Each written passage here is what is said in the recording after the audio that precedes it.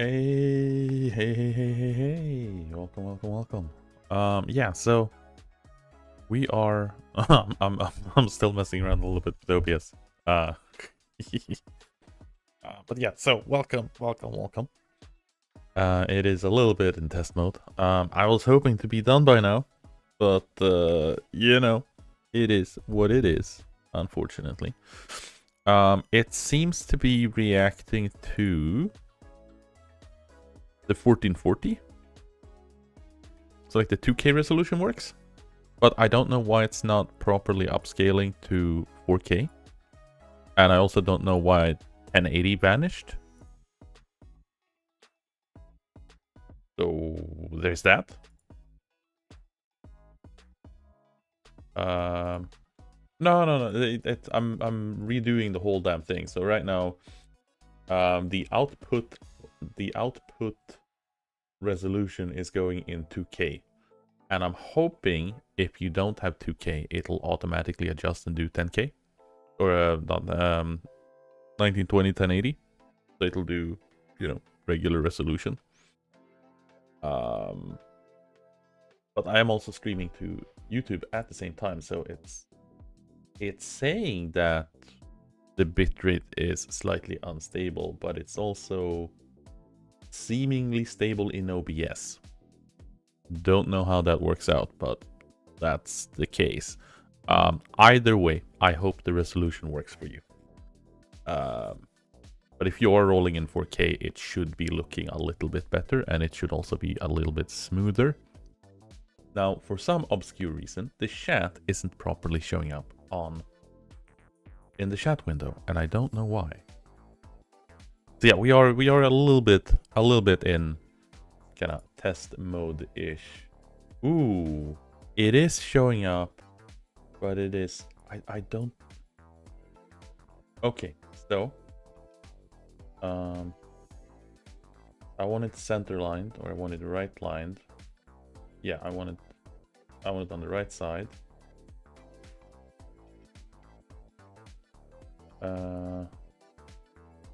Don't want secondary text shadow. Is that what I want?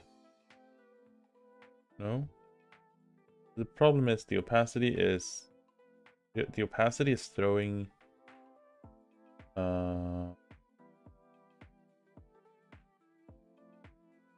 basically the opacity setting on the chat window itself. So if I hit save now, it's gonna update and it's gonna go super black. And I don't know why the chat setting is weird.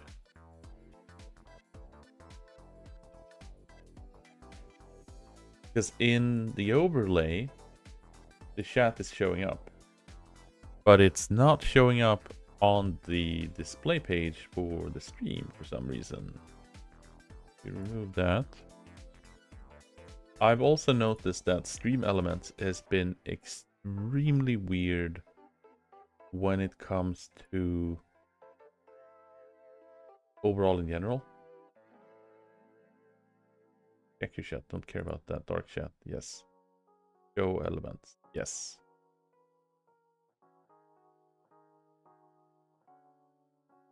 Like in this case, I want the chat to properly show, but I don't want a giant ass black box.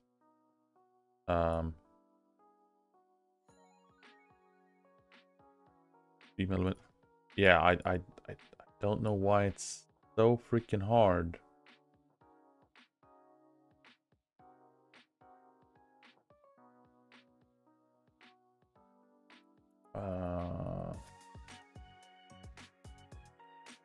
See, down it shows up, but it's supposed to have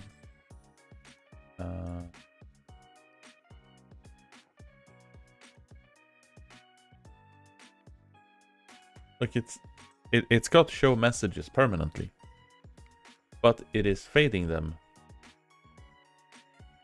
for some unknown reason, and it's being weird. I don't know. It's being funky. If I switch out the opacity and I go, super freaking black mode thing there. And we do this. Now it's got, you know, 2-second delay on the chat and whatever. But it should be showing all the previous messages in this window. And I don't know why it's not doing that. And I also don't know why it's doing that. And let's put it on the left side. Don't need that. Huh. Okay, we can put the icons on the left or right side. That's terrifying. Secondary text. Don't need that. What on earth is text? Oh. Well, that's also terrifying. There's so many settings in here that's just weird. So anytime I update it, it'll actually purge the chat history, which is also good to know. Yeah, we're doing a little bit of experimentation. I've been trying to, so I'm gonna have to redo the image into an actual proper overlay and then paste it on top of the chat to make it look the way I want to, which is really annoying. But it is what it is.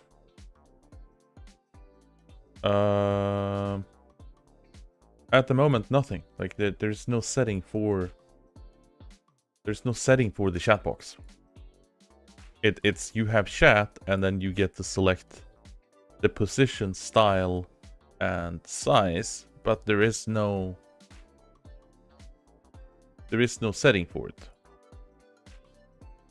Unless you do... Ooh, can we do custom theme? Can that work? Yes, that'll allow us to actually remove the freaking background. Thank you. Okay. There we go. Yeah, custom theme changes background. Now... now it should be working. Now we do need the chat text to actually be white, because that's gonna go properly against the background. I believe, but I also don't like the fact that it's changing out I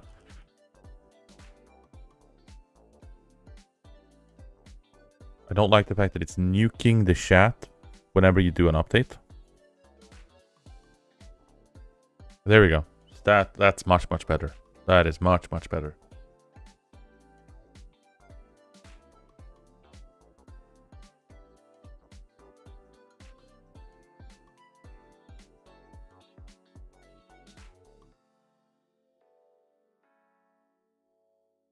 Oh yeah, once it's saved, it'll start wiping.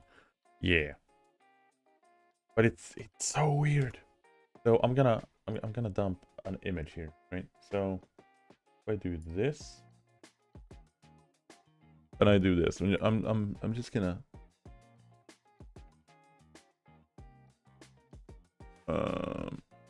let me do that, and let me open up that image. So my problem with editing this is that it doesn't, like, reference points is very bad. Trying to figure out pixels and where to place things is also very bad. It's also very inexperienced on my part, so a lot of user error in this regard as well. But we're getting there.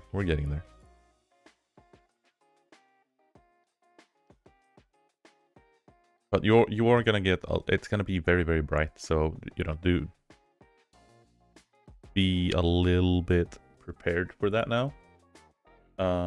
Let's flip open studio mode and let's do this. Let's pop my left monitor, and then we are just gonna do this, and we are going to edit transform set to 3840, 2160. There we go.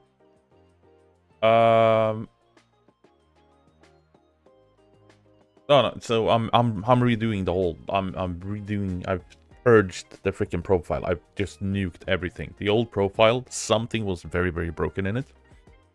So I'm just basically redoing the whole damn thing from scratch.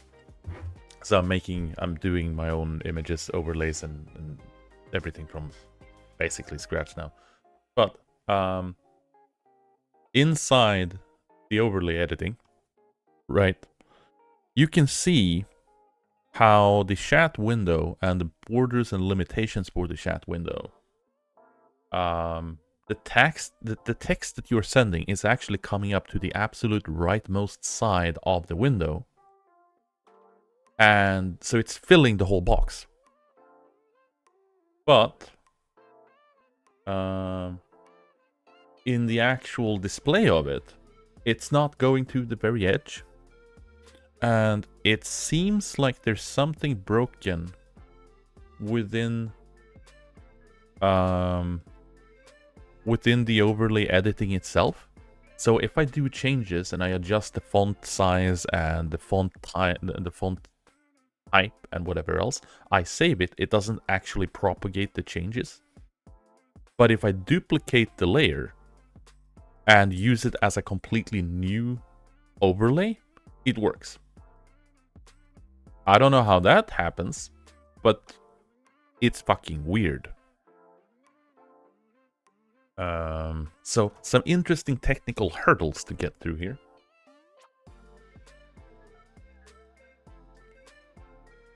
But on that subject, with like overlays and everything else, the notion is gonna be towards this kind of polished brushed metal brass / bronze style.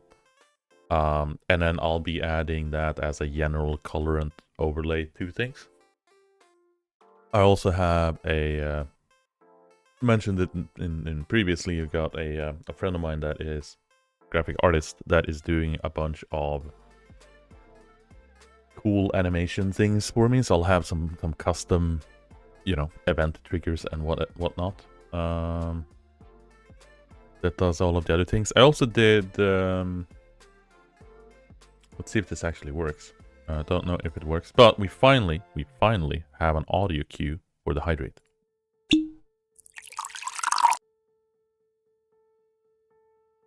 It's very sad and it's very short, but there is an audio cue for it now, so I can actually differentiate it from the other things. So we're doing some small improvements here and there. And that sound was a little bit too loud, I think, but that's fine. It'll scare the crap out of me. Grab that hydrate, and let's lower down the volume a little bit.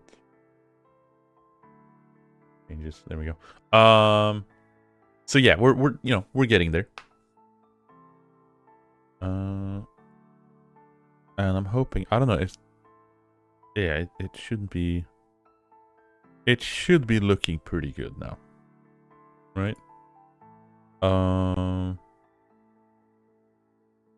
And then the idea for the start page, the idea is just to kind of slap in the cat camera on the right, opposing the chat, and have that sitting there. And then I'm gonna change out, instead of having the general just display text counter, it'll also be a it'll be a straight out animated, a separate animated Nixie tube counter.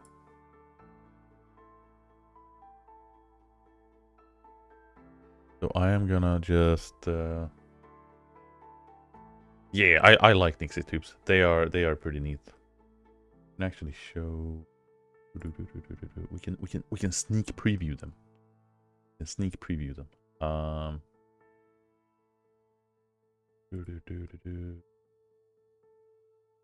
open them up. Don't like that.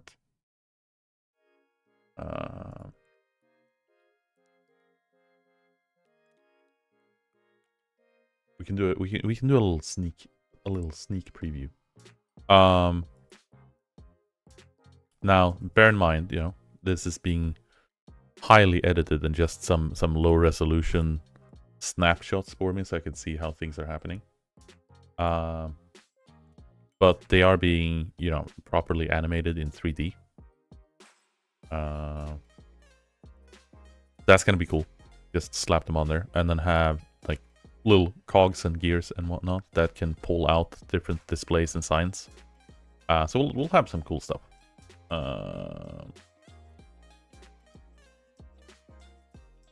There's definitely gonna be some fancy stuff happening here. Getting some improvements. Unfortunately, my artist friend is living right in living down under, and they just got hit by a storm, so he's been pretty busy for the past like preparation week in front, and then post aftermath storm and work, etc. So he's been absolutely swamped.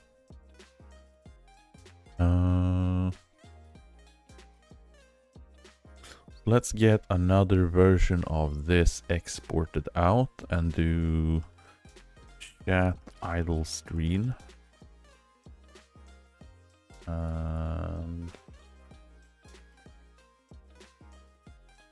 So I am doing this in... I've got a couple of things that I'm rolling here.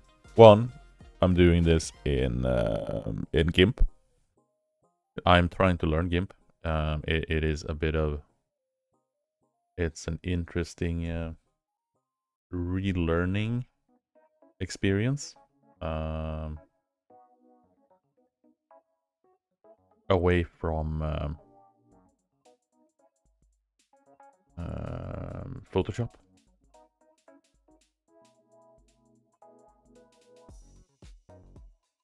I got the different indents and highlights. I can just kind of tweak, tune, move things around a little bit and adjust and whatnot, and then have them rolling in. And then for the audio stuff, I am using Mixcraft. If you poked at it or seen it, or it's your general standard run of the mill. You can edit sound clips, you can filter and apply things, equalizer, the whole 9 yard. So if we do this and we do this, so a raid composition, for example, it's looking like this. So I've got and if you've seen and heard the raid thing before, it's pulling in that wave effect, and then that's slowly decreasing the volume over time, while the general bells and alarm systems are increasing, decreasing, and then increasing again over the curve, making sure that they kind of match up with it, and then the bell alarm matching in with fading off in the distance as well as the things happening.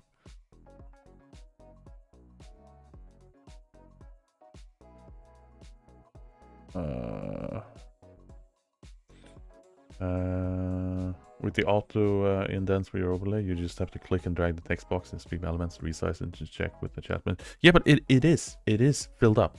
Like, so it is completely filled to the edge, as you can see from that long message. It just doesn't properly stretch sometimes. I don't know.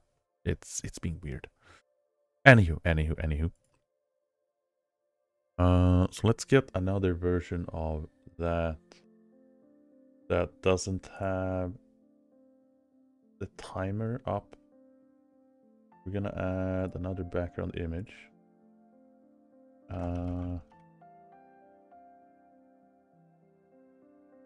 Let's do a chat only. And then we're gonna upload that chat idle screen. Pop that in, pop that above the rest of them. And then we're gonna set the transform to 3840 by 2160. And then we can do the chat overlay, and then we do stream timer, chat only.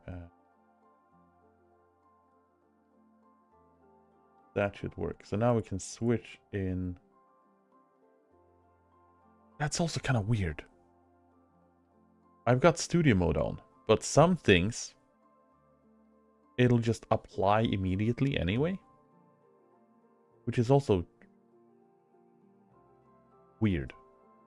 Like, it shouldn't, when you're in studio mode, right? It shouldn't be changing out, when you're changing out images like this, it shouldn't be removing and changing the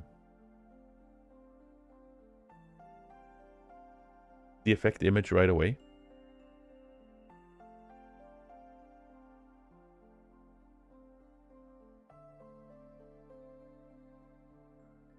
And I don't know why it's doing it that way.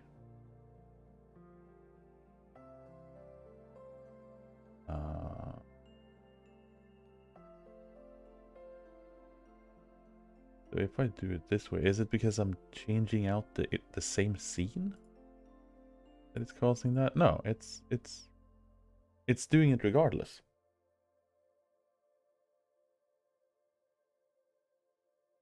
That's being funky. Like, if I change out this, the whole studio mode is intended for you to be able to edit, adjust a preview before it's being pushed and transitioned into.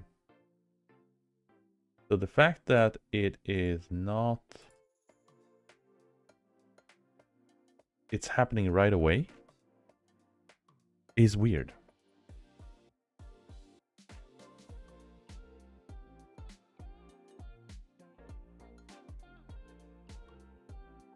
If I pop this over here, let's just, let me show you what I mean. So if I do in the studio mode, right? You have a way to adjust the chat, right? But when I'm doing this, like, this should only be a preview thing, and then it should be enacting and fixing that out as I hit transition and it goes over onto it, because the whole point of the preview versus the live is to be able to do changes without, you know, showing them beforehand, so you are making sure that the changes are looking nice before you push them. And it's, I don't know, there's so many things that I don't know if it's just user error or, you know, me setting things up incorrectly or assuming things incorrectly. But you know, it's I don't know. It's something's definitely weird. So a few things that are still missing is the gold post up top. The camera, my web camera, is also missing. But I did tune and fix the microphone settings, so it should have a lot better noise filtration and gating. So hopefully there will be a little bit less weird staticky low noise stuff. And it should just be me picking up when me talking, with the exception of like really loud stuff in the background, like the cats shouting.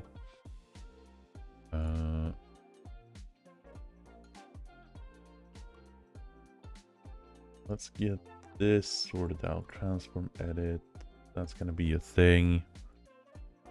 I need to pop open Stationeers, and then I need to fix the camera, and then we should be good to Rocketworks, Rocket Station. There we go. Capture that. Display, transform, edit, transform, and then we just 3840, 2160.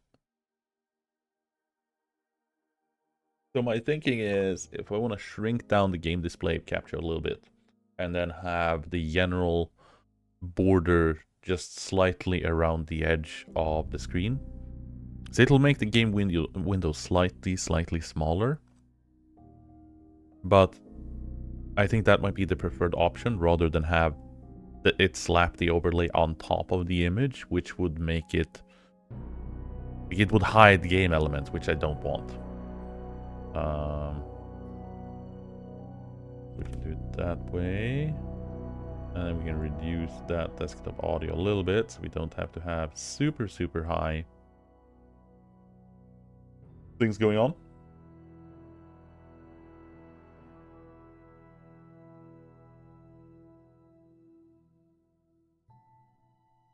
The hell? Why is it?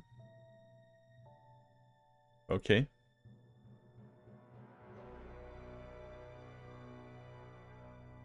So it finished rendering, or it finished loading, but it's still stuck on loading on the splash screen on... Hell?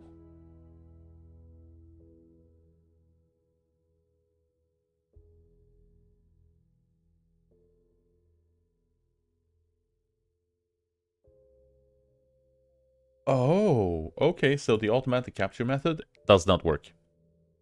That's also nice to know.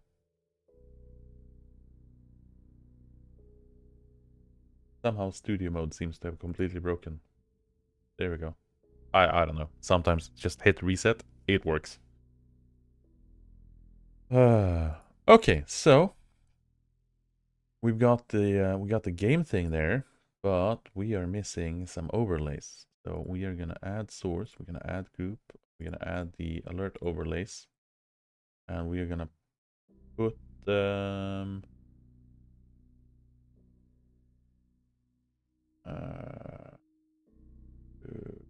let's add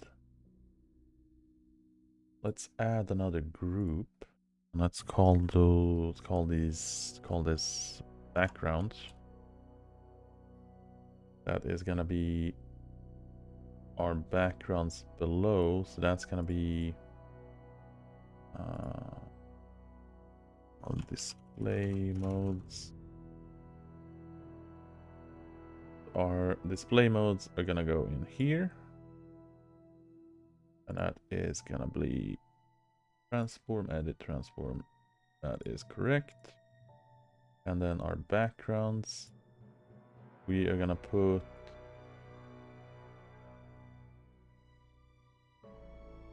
all of these guys inside the background.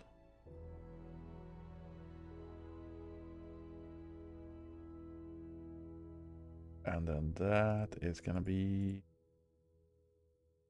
yeah, I think this is gonna work nicely.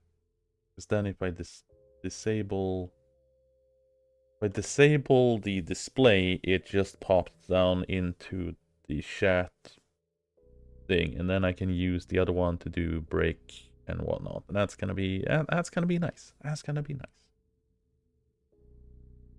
So if I pop back up the Stationeers.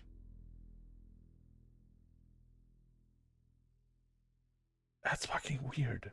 It worked on the transition for the background image addition, but it didn't do it. It's immediately toggling on whichever else, and we do have a nice little selection border there. Okay, so that's fine. And then we want to have the display alerts on top of it. Don't want to have the start chat overlay, which is that one. We want to have our stream chat overlay, which is the one to the right. That's looking pretty neat. We're recognizing things, right? It's coming back now. And then we are gonna add and transition over to that. There you have the game chat. And then we do video capture device. And then that's gonna be our face camera.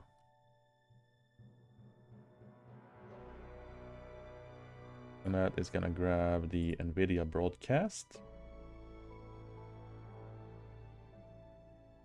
Apparently the NVIDIA broadcast is that me? That is me. There we go. Don't know why it's that pixely, but that's fine. Do an OK on that. We're gonna move this down to the bottom left somewhere. And we are gonna put, where the hell do we put my face? My face we put above the displays in between. So the alerts first, the face first. and then displays. And we are going to do transform. We are going to rotate 180 degrees. We're not going to rotate 180 degrees. Not rotate. We wanted to flip it. I am upside down. Just to give an example, I am now upside down. We are in Australia mode. That was not what I intended to do.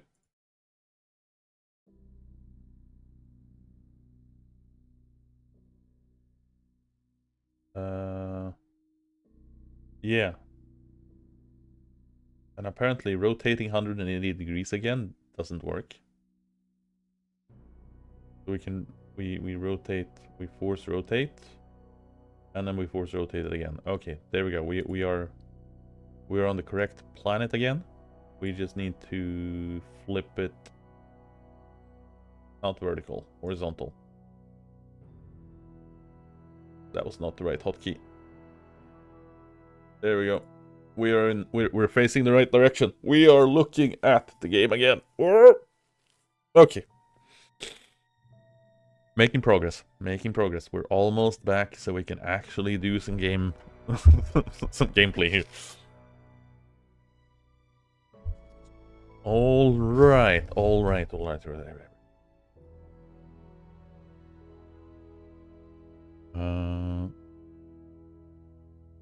That works. And now we just need the cat camera back. And then we need our goal back up top. And then we are golden. So, add another video capture device. Cat CCTV. That's going to be that one. And then we are going to put you up there, and we are going to put you... Ooh, actually, I need to preview this. Okay, so that's fine. I'm going to move you down below alerts. No, not into alerts. You are not on alert. There we go.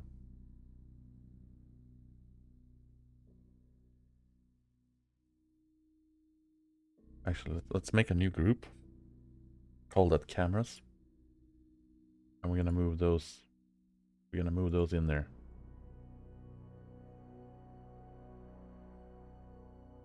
Okay, and then the cat CCTV needs to be. Just follow with me here. We just need to move that transform a little bit to the left. Just a. We want to move.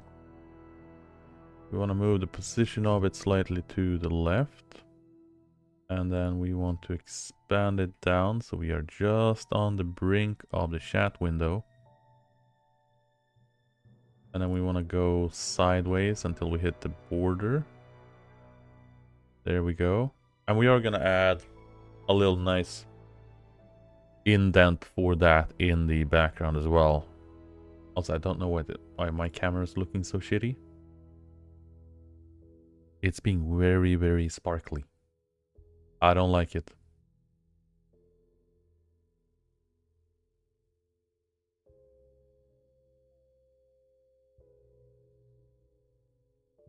Okay, so that seems to be working.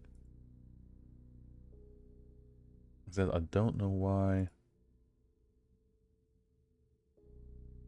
That's not what I wanted. I regret my decision. Cancel. Why did you change? Oh, right. Okay. I see what's going on here. We're gonna need to 3260. It is 3840 2160. It didn't set the screen resolution properly for the group. That's why. That is what threw the transform size out of whack for that guy. So move you, go back into the corner, back to the shadows from when you came, and then we compress that up. There we go. Okay, now I just need to move my camera that is compressed off to the side, and that's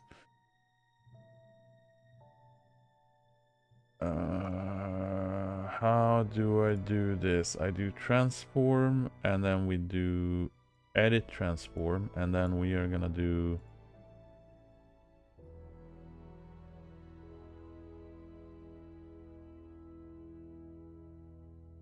is we want to crop. We want to do not maximum size. This is what I kept having troubles with. It don't know why it's thinking I should be. Oh right, yeah, because it's minus 6. Because it flipped me. I'm on the negative. We should have no bounds. But the problem is that it is... I see what OBS was doing last time I was fixing this. 160. No bounds. Stretch to bounds. The bounding box is going to be 3840. 2860. There we go. That should be our bounding box for the camera. And then it's trying to stretch both devices out here, but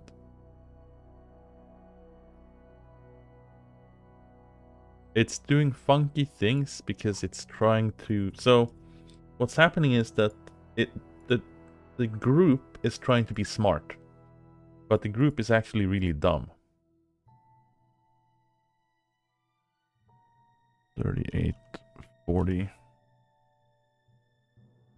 So it's trying to adjust and self-regulate based on where I'm trying to drag the image for the camera.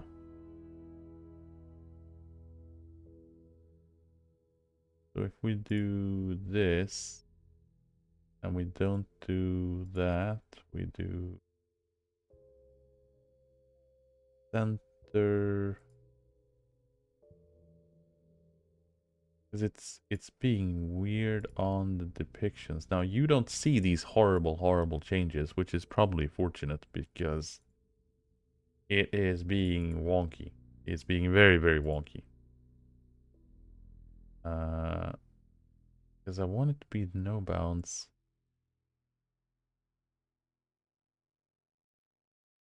Are you actually seeing it? Because it's not. Yeah, it's just. You know what? Let's just ungroup that.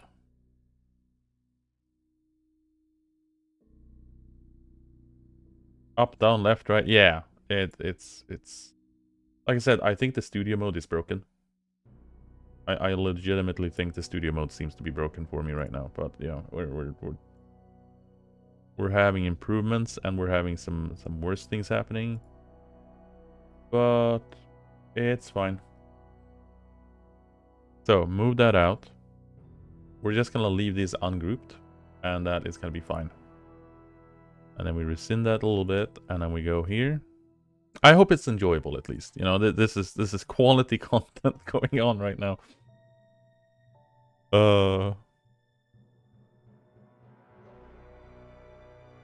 Get this here, and then we do move me around a little bit. Don't need to stretch that. Don't need to compress that. What was it? Minus 554? I don't know. Okay, so the pixelation is gone. The weird ass... I don't know how... I guess that was a weird upscaling resolution thing, maybe? I don't know. And then we want to just move me down. We want to move me over a little bit, and then we want to move me down to the border of the screen so it doesn't look like I'm floating in the sky like, woo! Ghost mode! Woo! Put me down at the very edge. There we go. Okay, that seems to be more reasonable. We'll see position-wise when I'm in game. Maybe. But there we go. So the camera's back. Camera's back in right position. The quality on the camera is back. Now we just need to make sure Alexa streaming. There we go. Lighting even works. Nice. Awesome. We're making progress. We're doing this. It's almost like we know what we're doing.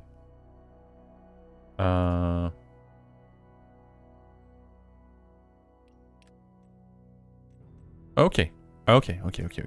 So. Yeah.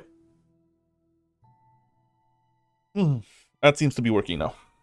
Everything is back in order. Now, the only thing that isn't back in order is the fact that all of my shortcuts, like every single shortcut on my Stream Deck, is now pooped. So, there is that. But yeah, the Stream Deck can do so much. Yeah. My Stream Deck, or I don't have a full stack Stream Deck. I got a Neon one, or the Neo Stream Deck, the one with 2 rows of 4/8. But yes, I'll have to re-add all of the scene overlays and all of the shortcuts for like the multifunctional ones, like the ones that was switching in between ending the stream, moving over to like the end screen, muting things, popping up VLC, starting, playlists or whatever else. Like all of those fancy things are gonna need to be re-added. So that's gonna be like half a day sitting just tuning and poking at that. But you don't have to be for that, or you don't have to be here for that. I'll be doing that off screen and whatever.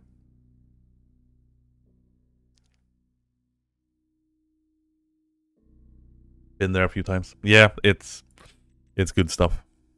But we are back at it. It is working, and it is selection, and did the game capture? Why is it having play mode doing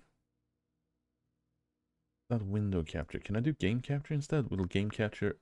Is game capture actually going to work? Because right now I'm doing application capturing. Yeah. Capture specific window, and we want to capture Stationeers. And that should be... Yeah, it's more of... There we go.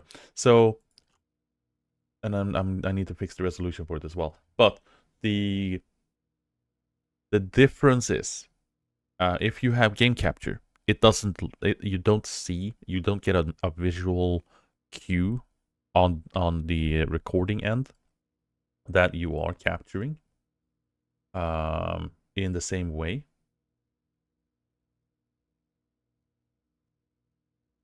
There we go. But if you use application capture, you have this like yellow highlight on the window it's currently capturing. Which can be a little bit annoying, but also, really useful. We're just gonna remove that, and then we're just gonna have that Stationeers game there, and that is gonna be that's gonna be nice. Okay, so that works, and that works.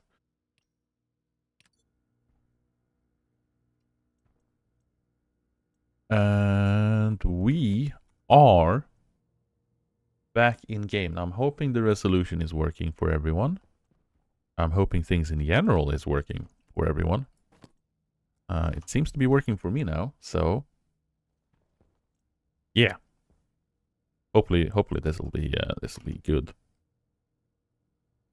Yeah, it's looking pretty neat. Now I kind of want to move. So because of the way I drop down my jetpack and my other stuff, I kind of want to move the face camera slightly further to the left.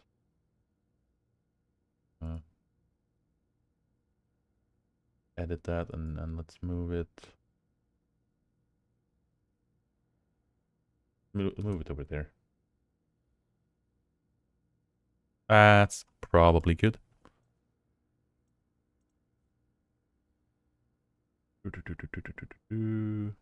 Now, arguably, I could move myself over, like flip it to the left and move it over to over the character display instead, and just have myself like, tucked away in a little corner there. But it feels kind of weird doing that. But yeah. Okay, now we're back. Now you can actually, you know, enjoy what you came for. So we are gonna switch over category because we are not sitting and chatting anymore. We are doing Stationeers.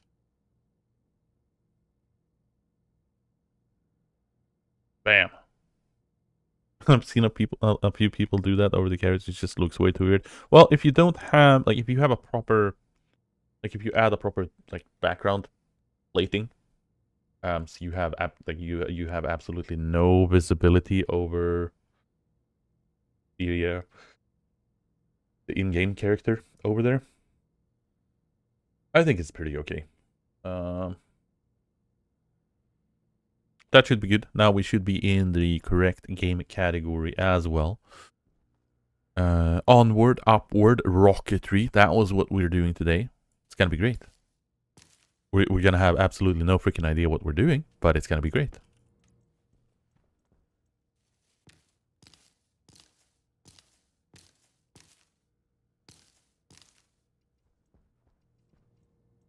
Do, do, do, do, do.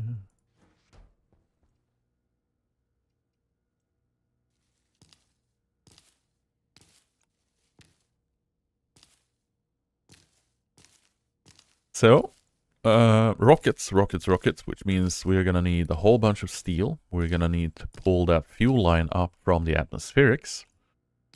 And a bunch of other things. So that is gonna be very, very excitable. And eventually I'm gonna get tired of harvesting these manually, so moving over to some sort of automatic solution is probably gonna be what we want to be doing. Now, I could set up a Harvey, but that's gonna be like an equal amount of freaking iron as if I would just build a Lorry instead. In terms of like steel usage, I think it might even be a hell of a lot more. What? Oh yeah, because I planted one extra there. Okay, yeah, it was like I just harvested all of it. I got seeds from all of the plants. Why am I one short? There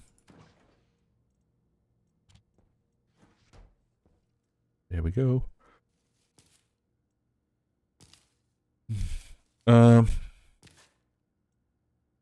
Only got 1 or 2 out of that one. That's fine. I'm not being super too picky with the soybean planting at the moment. And then we're just gonna collect the fern seeds. Get this hooked up here. Gotta harvest more ferns. Each cycle harvest of the ferns has a chance of them mutating and doing fancy things. So we're just gonna keep replanting, keep seeding. Have them grow a few generations.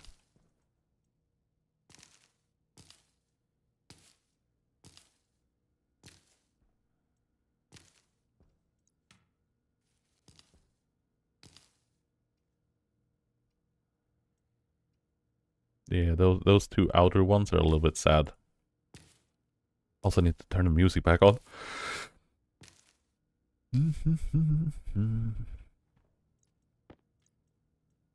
We're gonna start with that. Pop that back in the background. And then just keep harvesting these ferns.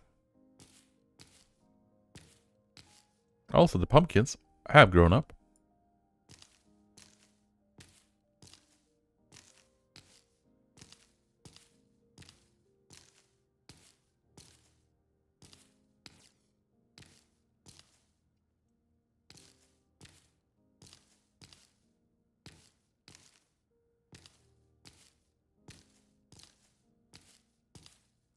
There we go.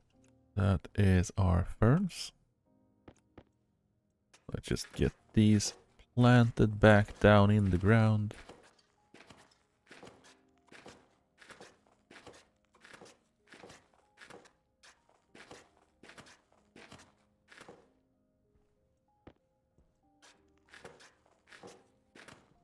There we go. Look at that. Beautiful. And then we just pop you back in there and then eat a little bit more. Ooh. So, I hope everyone is doing well this weekend. Like I said, I got a little bit of stuff to deal with tomorrow and take care of, so I won't be doing a ridiculously long stream, which is also why we started a little bit earlier today. Now we were slightly distracted with actually fixing the stream. Ooh, pumpkins. We wanna harvest them. Ooh, we got 3 adorable little pumpkins. Oh, and they're perennial as well. That's amazing. Okay.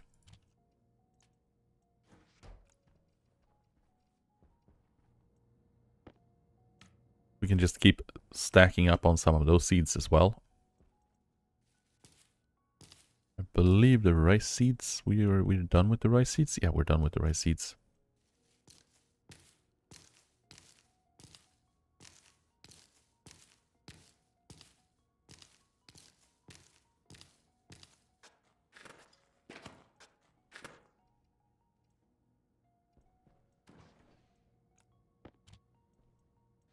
So my plan with just these other general crops is just kind of have a bit of lush gardening thing. You know, we just kind of want to have a greenhouse with a bit of everything. So we are just getting more seeds for it. I also want to do like a little bit of a pantry setup thing with in the crew quarters as well. So I want to have different cans of multiple things.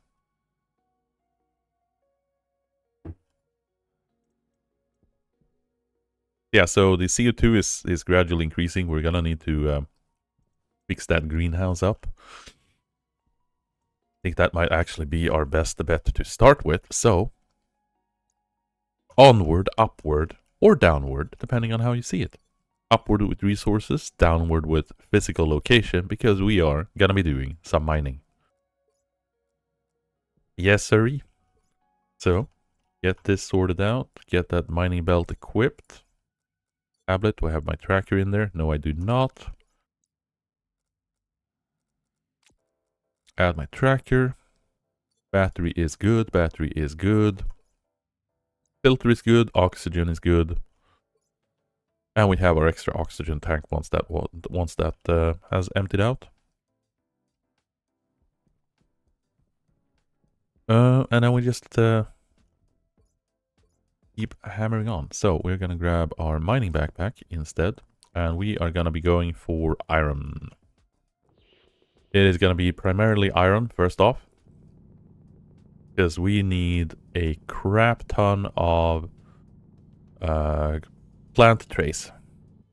And we know that they are 10 iron each. So if we want to really scale up our oxygen production, which we want, because that means less oxygen we have to continuously mine, we're gonna need to do something about it.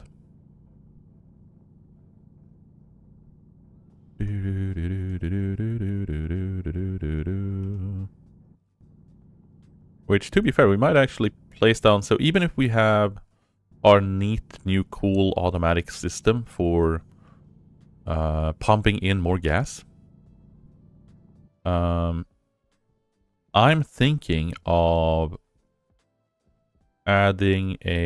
still adding a filtration unit that dedicatedly extracts oxygen anyway from the greenhouse, just because we know that the greenhouse is always going to be O2 positive. And then the pump that's adding O2 is just there for security reasons in case we ever mess up. Or, you know, something else breaks and happens. So we're really going to be digging digging the game to start. Yeah, we're completely out of iron, unfortunately. And yes, the copper vein here is ridiculous, and I think we chewed up a good chunk of the copper as it was. And that could also have ended badly. But yeah, so the initial goal here is gonna be getting iron to get some planter trays because we are massively overproducing CO2 right now. So we need to be able to quickly get rid of the CO2, and we are down on bedrock. God damn it. Ooh, actually, yeah, that iron deposit is a chunk of that iron deposit is out above bedrock.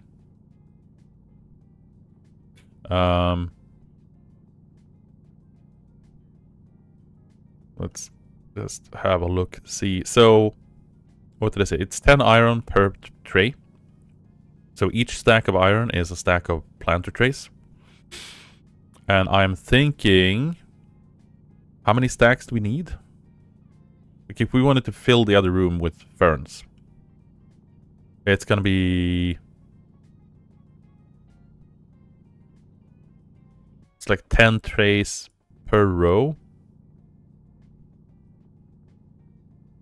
That's gonna be a ridiculous amount. And yeah, this copper deposit is freaking massive. Wish the iron deposit could be as massive and above freaking bedrock. That'd be splendid. So we're gonna need what, like 50 stacks of freaking iron? I don't know, something ridiculous. Well, I think we're gonna just go for a full mining backpack. But I mean, it's targeted mining. It's not that bad. It's not as entertaining to watch as me blowing up a rocket, but it puts us in a good track towards blowing up a rocket. We could use some silicon as well. Holy crap, the amount of nitrites here. Hey, look at that, some more iron. Magnificent.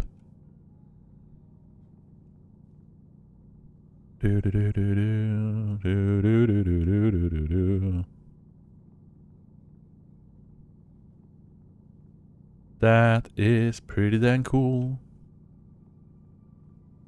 That's what... That's... Might need some N2O fuel work to clean it up. Yeah, it's atmospheric stuff that we still need to upgrade and account for is... I want to store nitrogen or nitrous oxide as a liquid.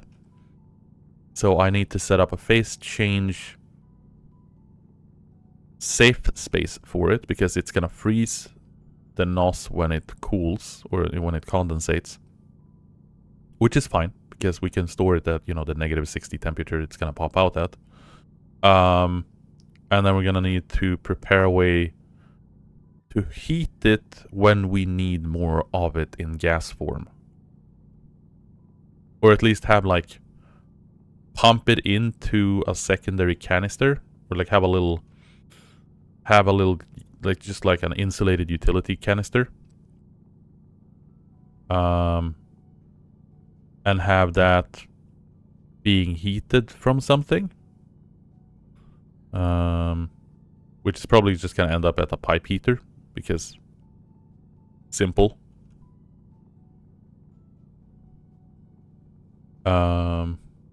I actually stuck a small heat exchanger between my gas and liquid N2.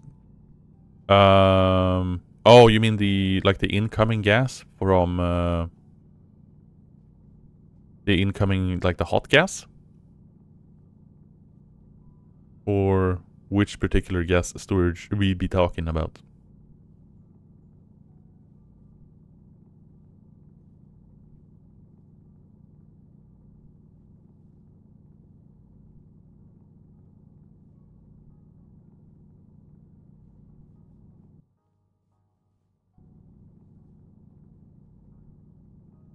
Because I was thinking if I wanted to, mine's coming off off of ice. I have a gas liquid tank next to each other per 12 condensation valve. Yeah.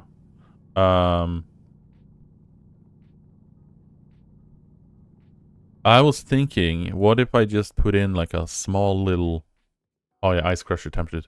Oh, that's not too bad. Yeah, it does plummet.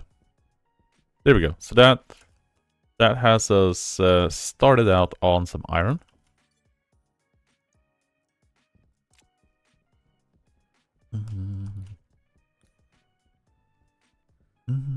We're gonna try to be super productive today, which obviously is gonna lead to me not being productive at all, because, you know, saying being super productive means quite the opposite. So let's get rid of this. We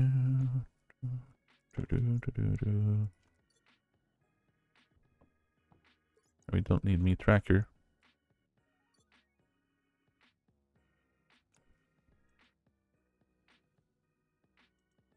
That is fine. And then we just need pop that in there, and then we do that.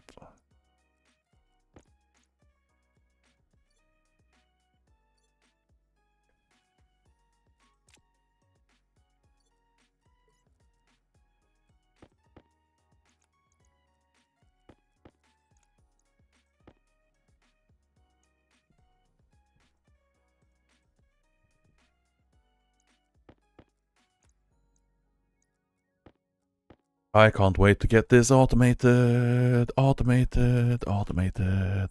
mining, automated mining, automated mining, automated smelting, automated smelting, automated smelting. Yeah. You can be a caution about the waste tank. Let's just slam that ingot out.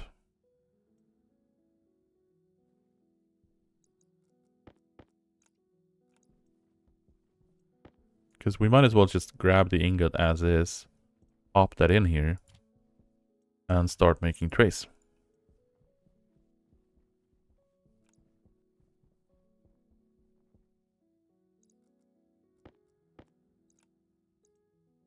Yeah, gasiness and N2O is 22C, liquid tank is gasiness is -82, and snow icon.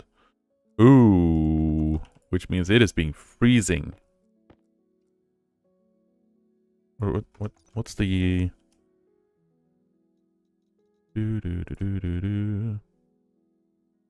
Yeah, because you're down to 256, 250. So that negative thing is a little bit spicy.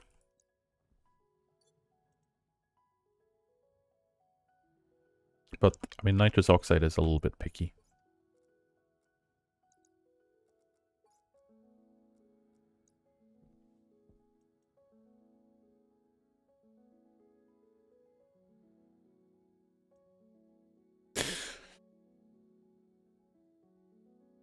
Yeah. Not too bad. Probably used to heat that touch. Probably. I mean, the trick comes in when you start to have larger volumes, so heating / like changing it out takes forever. Did it not pop in the oxide, or did the oxide smelt in my hand? Yeah, it melted.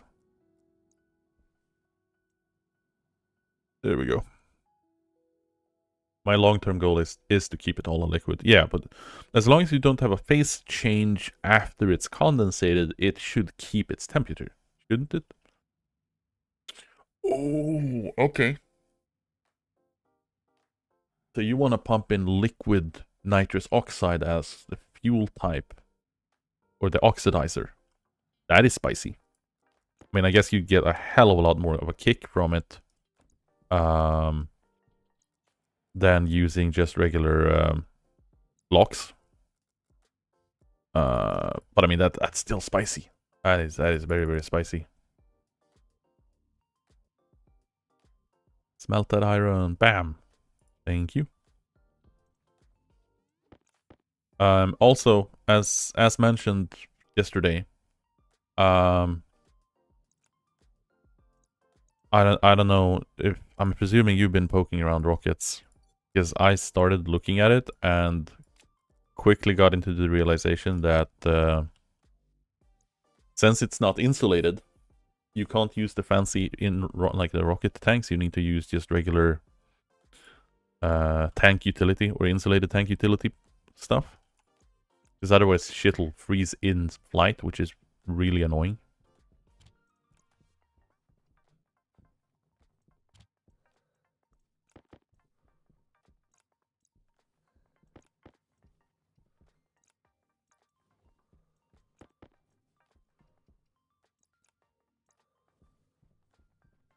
Then we do a bunch of other trays, and then we're gonna do... We are gonna pull up an oxygen pipe up here, I think. Yeah, we can put a passive vent and then a filtration unit. We could even go so far as put the filtration unit down here.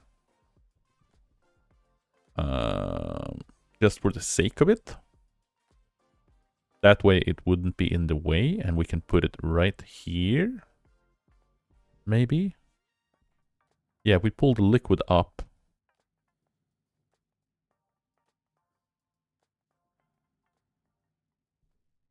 Yeah, if we pull the liquid pipe up there and then go there, we can put the Atmos unit here. Especially fun when dealing with temperamental liquid fuels already. Yeah.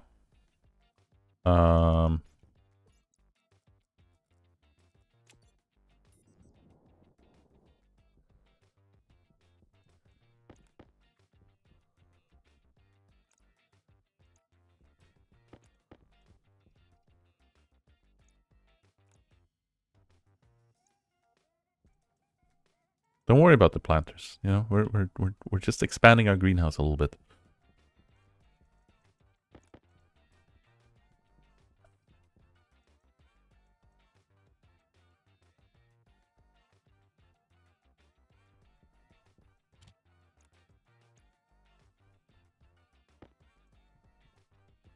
Just a smidgen. Don't worry about it. Not a whole lot of gold.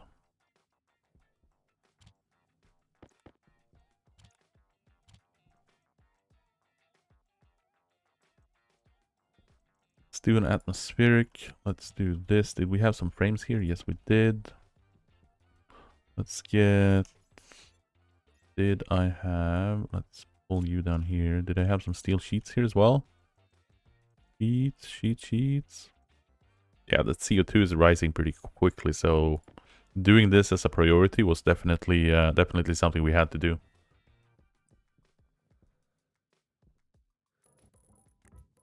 Now, I was planning on doing this anyway, because I wanted to have, like, our pathway down here is going to be framed.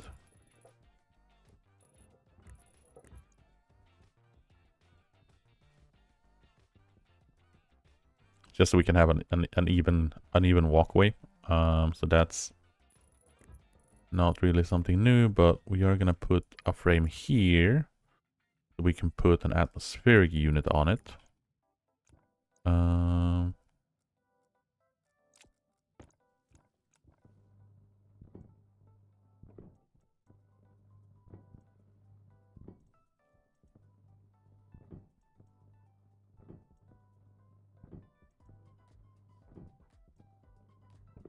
There we go.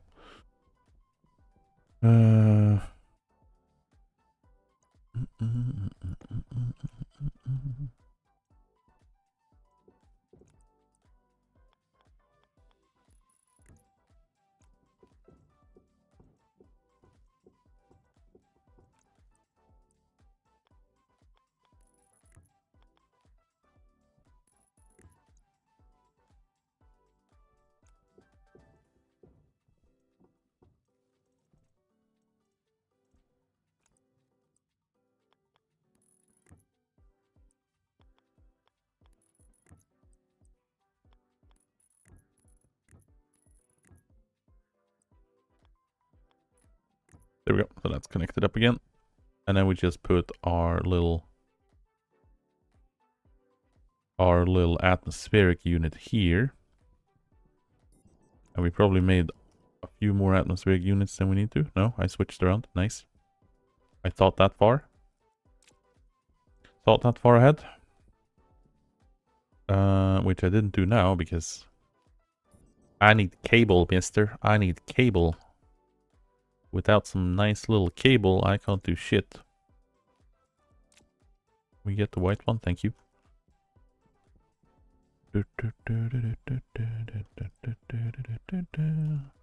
We want to have a filtration unit here.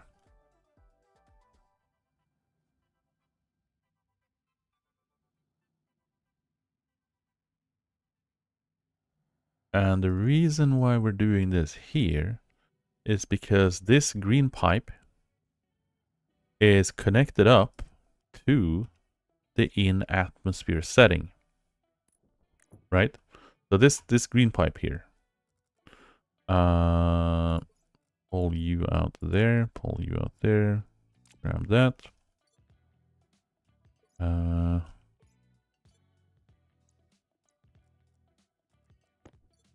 this guy here is our in-room pipe.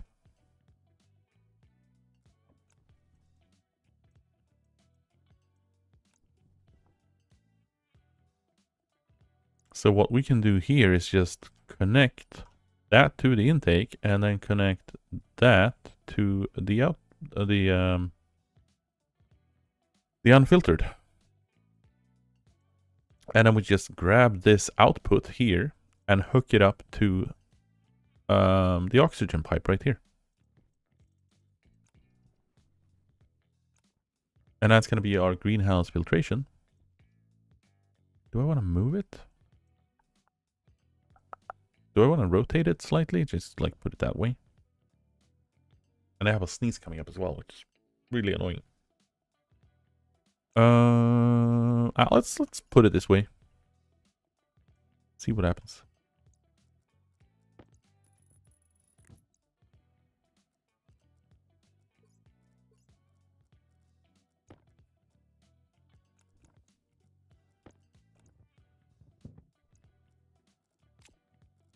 So that's going to be an oxygen filtration unit, and then we're just going to grab some gas pipes to hook that up, and then we just need an IC-10 ship, which, do we have some more of those?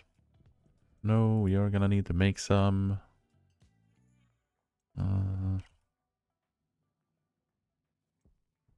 Because that's going to be a local ship sitting in the filtration unit itself and just regulate down towards, what did I need? Gold and solder. Well, we just bumped in all the gold there, but solder we can chuck in.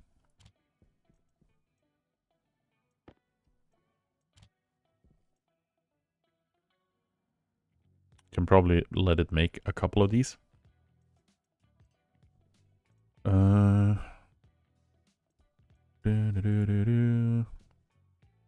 Gas pipes. I think 20 pipes is going to be enough. But just in case, we'll pick up another 19. And then we just need that little chip. And we're good to go to fix this up. Thank you. And we'll make one extra.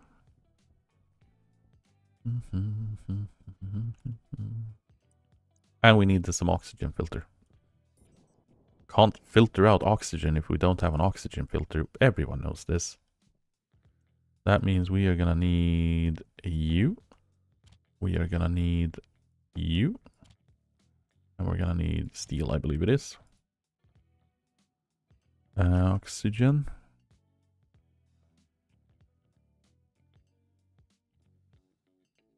Heavy filter oxygen, thank you.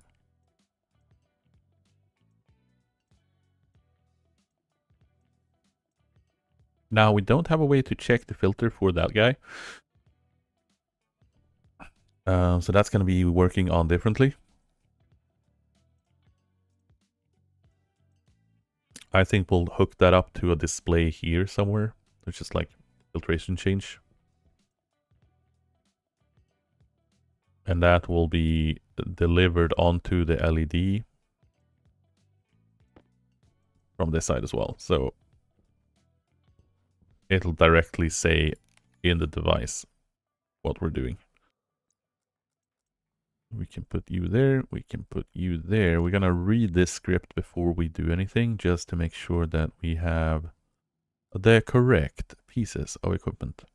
Did I dump the pipes?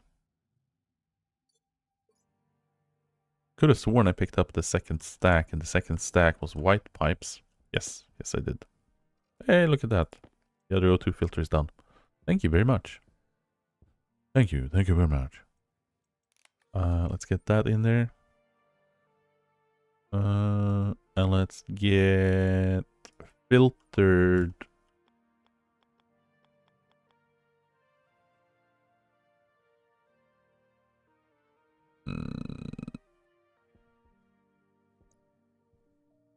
Do we go? Yeah, we can do this.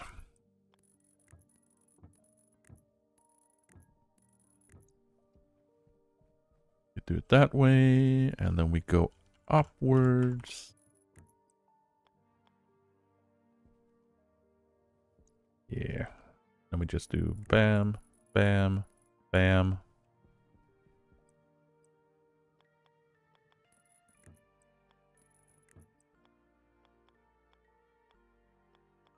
Maybe it was a good idea that I picked up the second stack, because quickly got into the realm of we just needed, that was like the 20 stack was exactly what we needed to connect the oxygen pipe.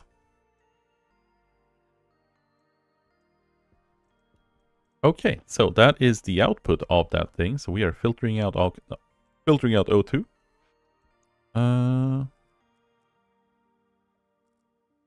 And let's just put you down there. We're gonna steal some color.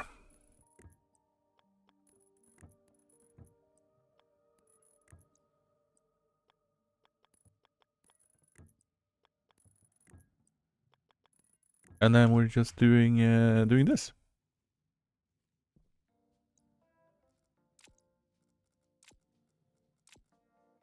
Right, because this is connected to the room and it's being shared with the room. So anything that goes in here is going to be the average room values overall shared. So we are just going to read what the safety value for the O2 is. And I know we're running out of oxygen in the tank, but is this not... No, this is just a warning for the other one. Oh.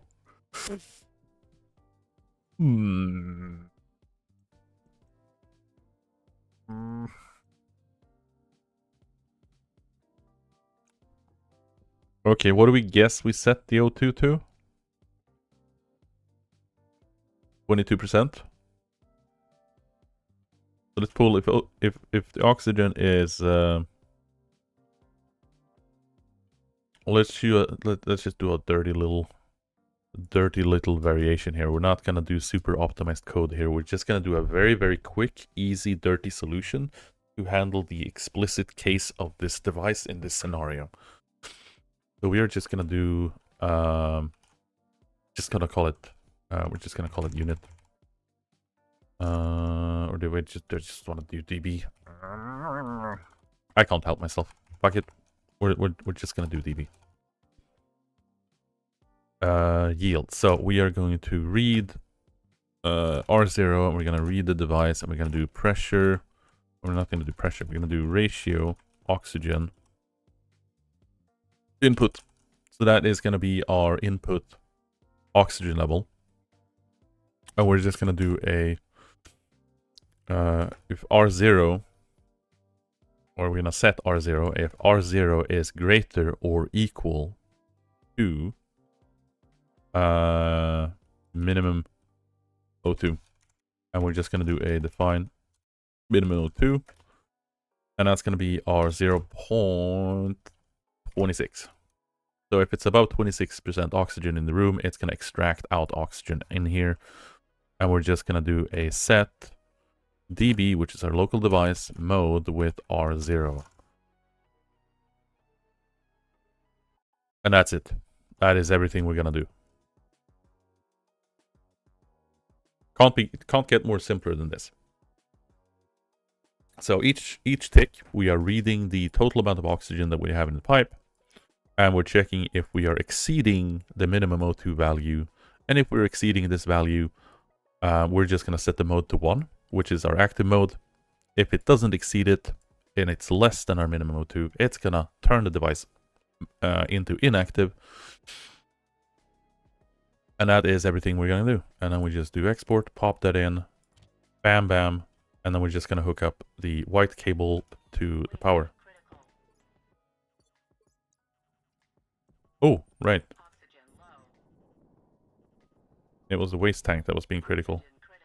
Yeah.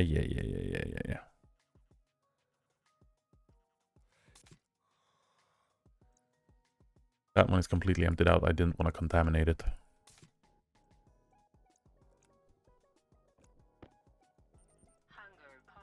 There we go.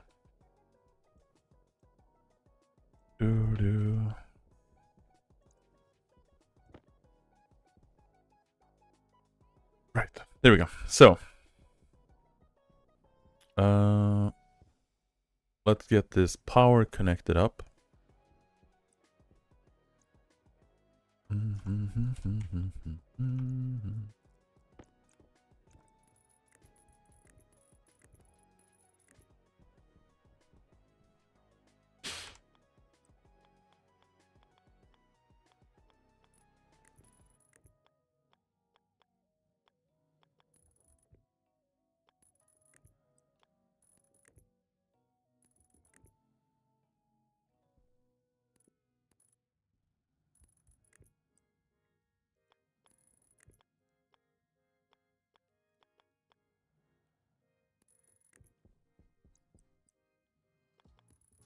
There we go.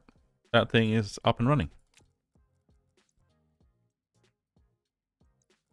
So if we exceed the oxygen value, it's just going to chug out the oxygen. And it's not going to add oxygen unless we go below it, which we should never really do. But it does mean that we are going to be kind of adding one of these gases, which is probably going to be CO2 continuously, which is fine. That's pretty neat.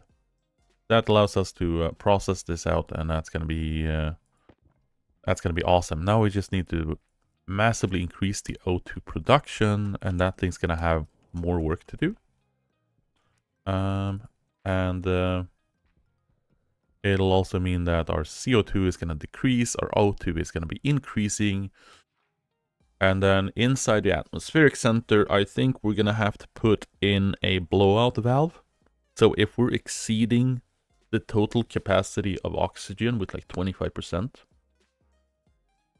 if this is, this sitting on like 125%, it's just going to ventilate the oxygen to make sure a tank doesn't explode.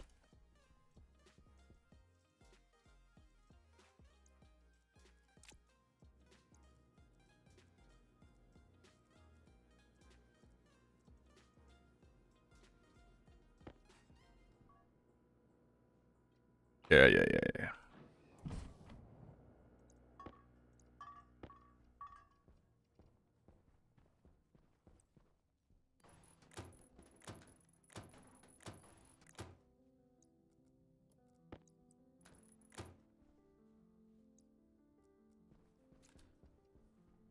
Let's just put you to the side there. And we're gonna need a few liquid pipes here as well.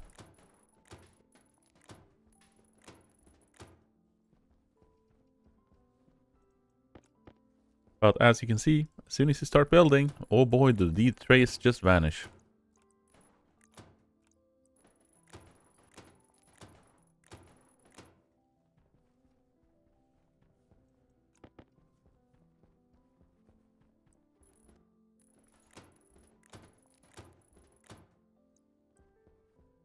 Now the question is, do we just build the whole damn room and fill it up?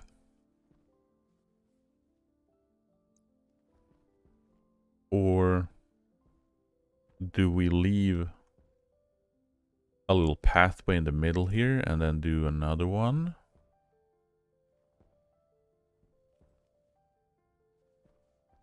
Because I'm thinking one more greenhouse.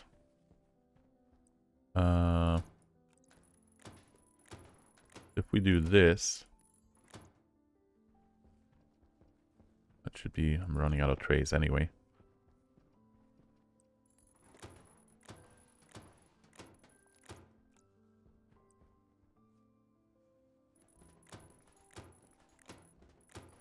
And then we just connect this line with more pipes.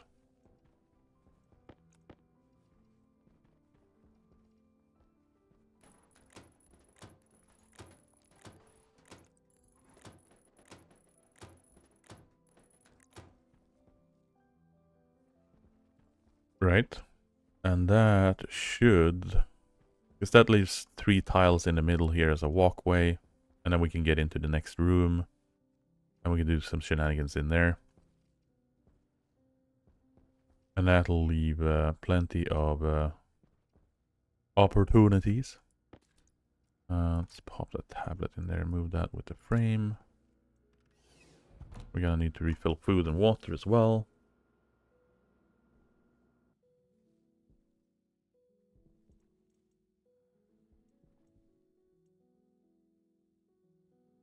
Insulated liquid pipe. Get that silicone. We need... what is it? It's 2...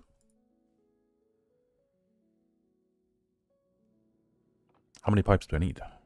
It is... from here, it's what? 3 pipes. And then it's 2, 4, 6, 8, 10, 12, 14, 16, 18, 20, 22. So we'll say 2 stacks of pipes. And we should be good. And that'll allow us to start planting.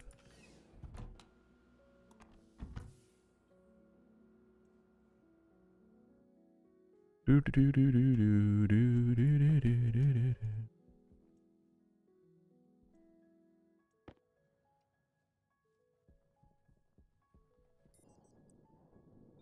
Hydration critical.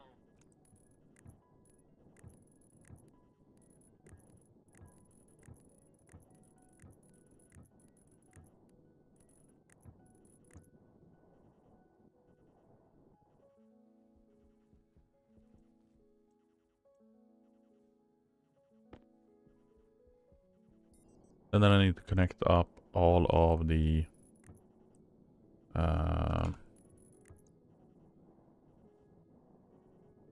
look at that.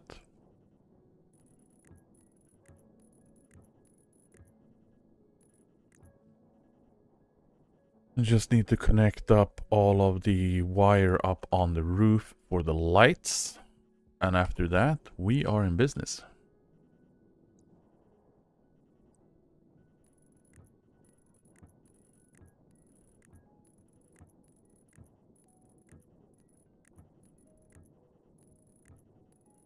There we go. That is all of those connected. Now we just need a couple more for pulling it over the tile in the middle. So one more should be fine. There we go. Ooh. And that should allow us to get planting.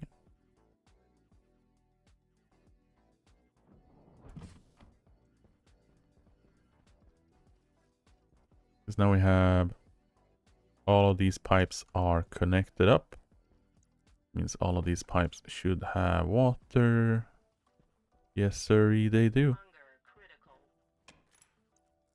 We just need to have that pushed over like this.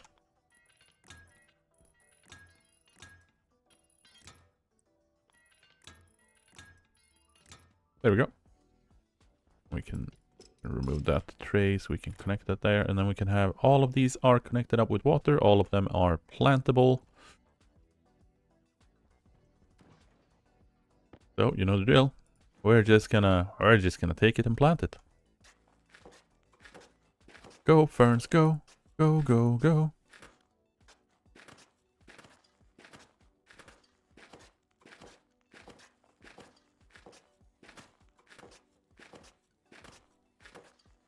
Hope I have enough ferns, but I don't think I do.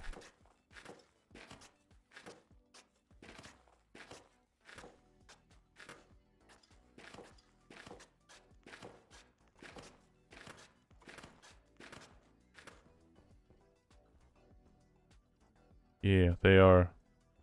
Next harvest, I'll have enough to get all of them.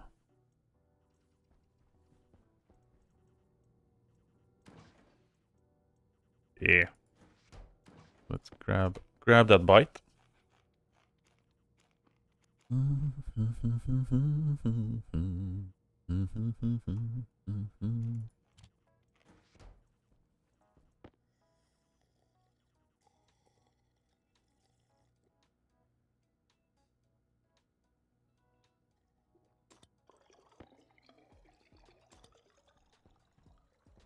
That's nice. That's nice. That's nice. So we've got, what was that? 44. That's 44 multiplied by, what is it? 18, 17, something, something, something. Fern, 17.3. That's almost 800 moles of oxygen produced per hour.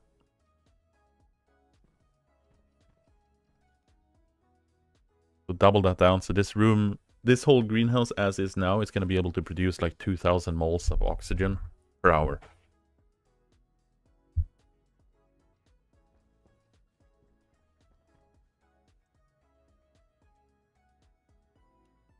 Which is not bad.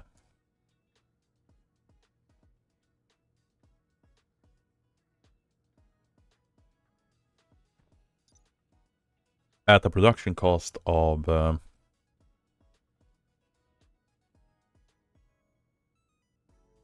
what does that turn into? 0.44 multiplied by 40 multiplied by 2.5 roughly. That's 44 moles of water. That's nothing. That's nothing at all. That's gonna be great. Okay, so that is our oxygen production sorted out. So that should help alleviate the carbon dioxide production a bit. Oh, look at that. Delicious. Now,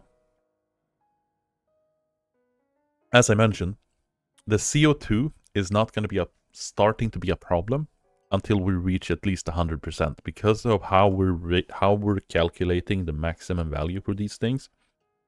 Once it reaches 100%, that's just 50% of our actual capacity. So we're not actually reading the true max capacity in the tanks. We're just setting it to 30,000 instead of the 60,000 it is. But, right, next step. Hook up the power for these guys. And then we're done in the greenhouse.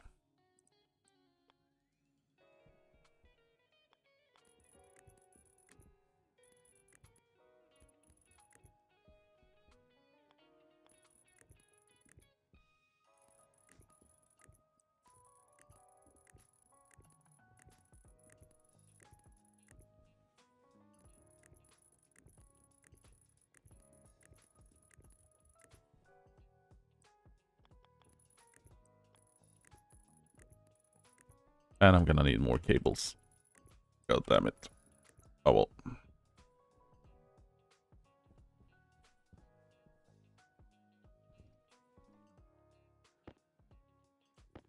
Hadn't done that in a bit. I only have about 60,000 moles of O2.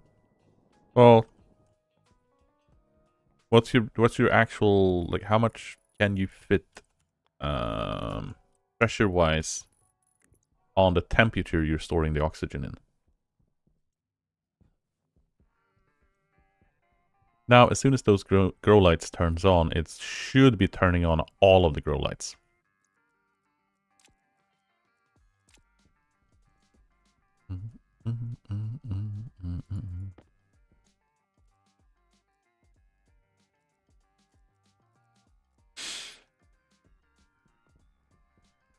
Since I mean, at the temperature we are storing things in, I'm pretty sure we can store, what, like 100,000 or something? 200,000 moles? Can't remember what it was. Pretty high if I remember correctly. Yeah, so we're up on 6.6 MPa. Because we're storing it at roughly 20 degrees.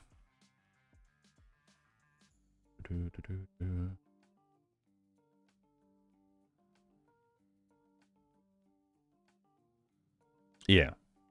So we're looking at 16,300 divided on 6.61 multiplied by, say, 58 for safe measure. We're looking at 143,000 moles.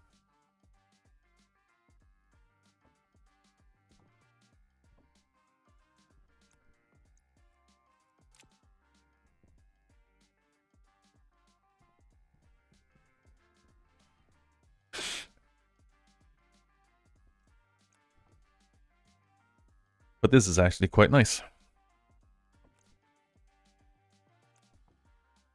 Now, our limit in water production is going to be just how much power we're using. More than anything right now. Like, if our power spendage becomes more efficient. Yeah.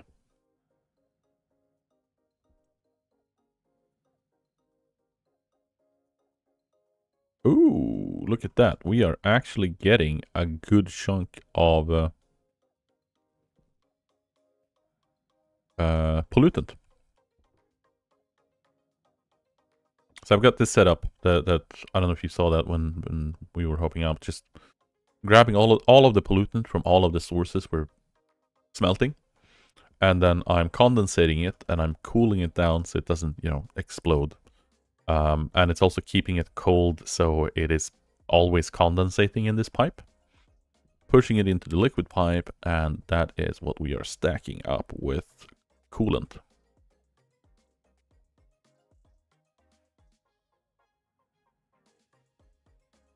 So this has a pretty high capacity. I should pop up on a pipe analyzer to deal with that, but it is what it is right now.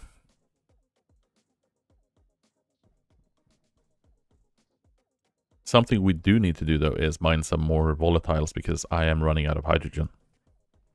I need to get an automatic system set up to deal with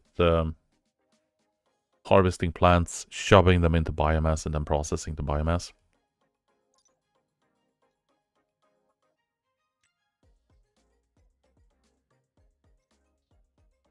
Because we get...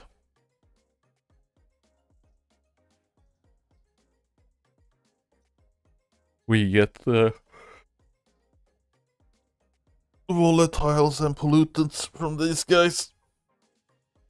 Now,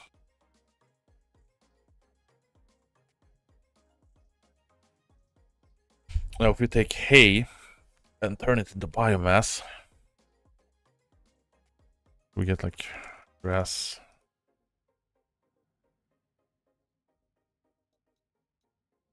Couldn't find a way to get the volatiles out of the biomass before fertilizing. Can't you just burn it? Which was my initial kind of confusion.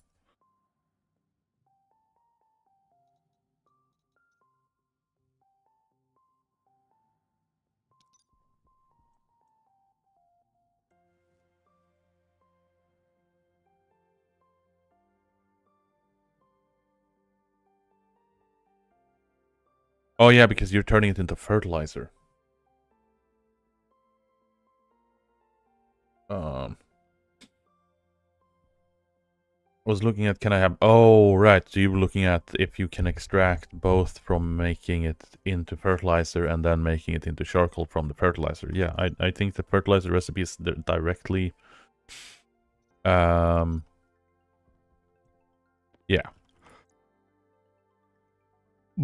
Yeah, you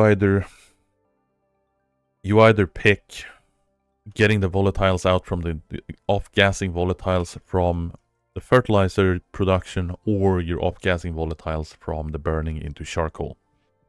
It's one or the other. You can't have both. I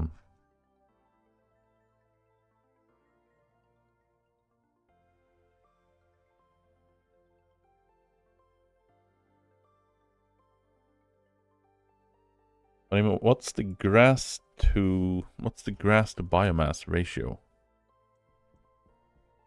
We could grab.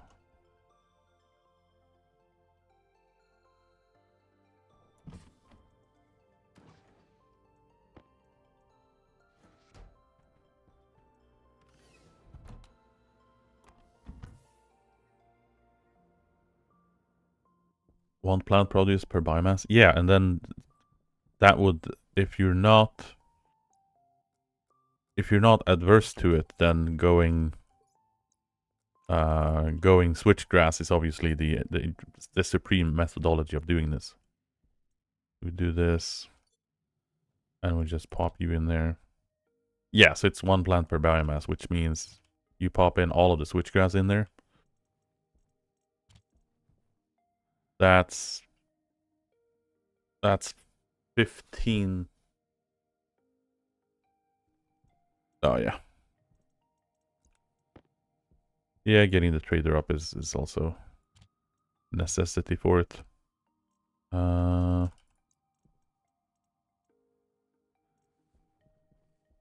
have some iron here. We get steel. Sheets. Let's start making some steel sheets. Yeah. Getting the trader up for some plants is quite nice.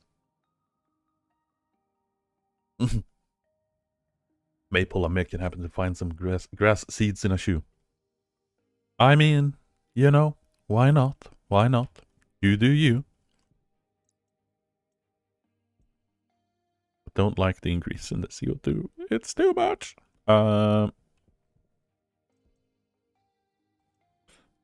let's do... Don't need that much.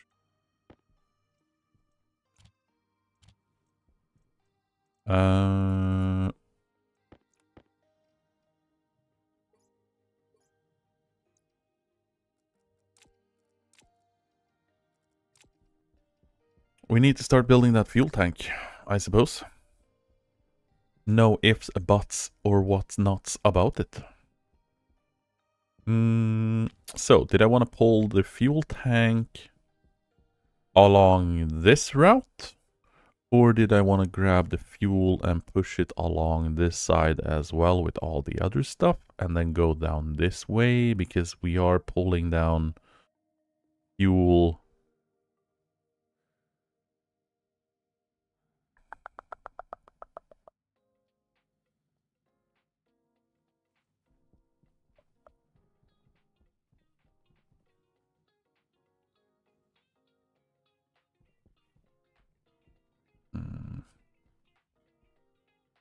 My lorry code is broken. The grab a fertilizer and deliver it works, but is there already a fertilizer there? It does not.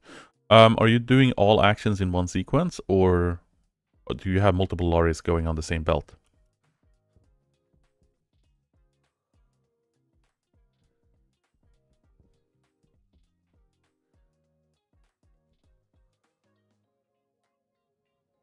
Because I was thinking of having it go in sequence and then do a lap around and then continue on from where it was.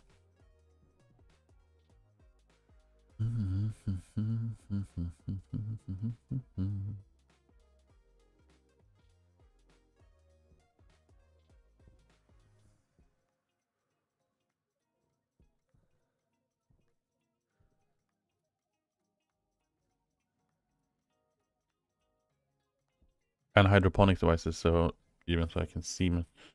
Oh. Well, I mean, you mean just so you can visually see, or you can extract the data from the pod itself when you're looking at it, so you can get the accurate reading, so you know what to adjust? Yeah, that'd be convenient. If not for all of them, just for, you know, one.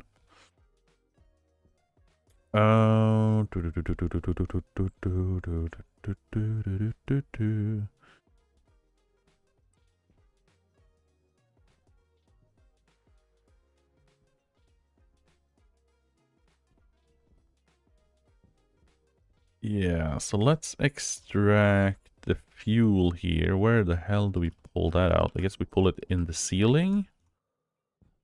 Yeah, so we pull it in the ceiling and it'll go here, and this will be our fuel line going down range. But do we pull it that way or do we pull it the rocket way? I think we need to pull it that way because otherwise it's gonna cause problems with the rocket silo building itself. But that means this code issue is entirely my own mistake somewhere. That is true. That is true. Like if you make the code yourself, you can't blame someone else. Arguably, you could blame someone else with they gave me the instructions on how to do it.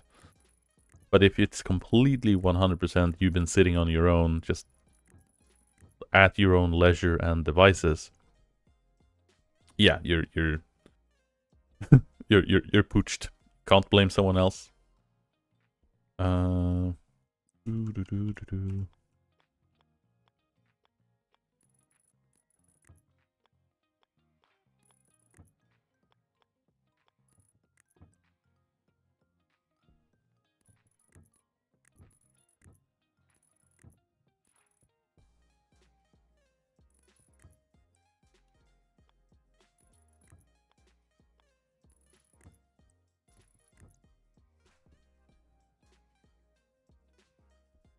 Let's see here. This was supposed to be an elevator, but we are thinking of moving it one step here. Did I want to do that, or do I want to keep it as the elevator? Because if I keep it as the elevator, then the utility shaft is going to come down next to it.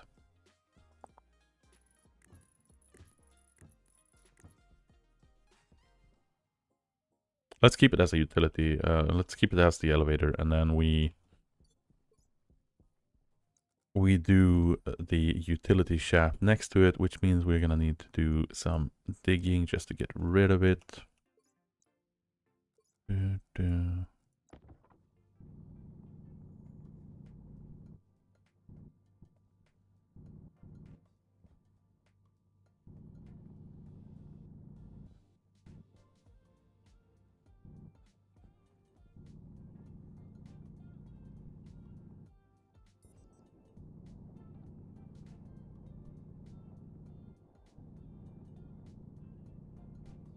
There we go.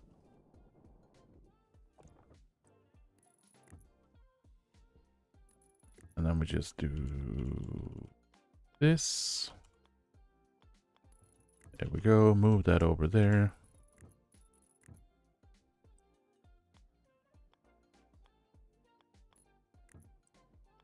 And that is where we pull down our fuel line downwards.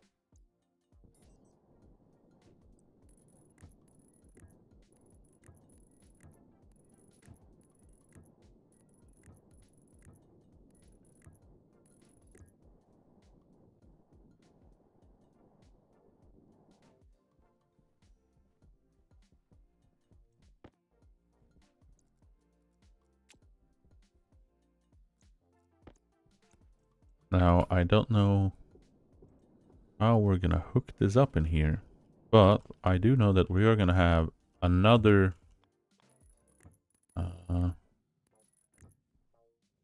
yeah, I think we're just gonna pull it out right there, hook that up here, because we are gonna have another pipe, which I don't really know how we're gonna fit in here, but we do have a little bit of a space next to this guy.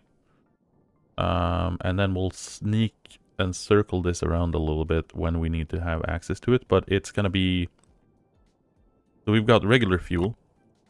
And then we are going to have nitrous oxide as a fuel as well. So we are going to have a second fuel line. And it's essentially going to be hydrazine. Or, you know, super cranked up nitrous oxide hydrogen mix.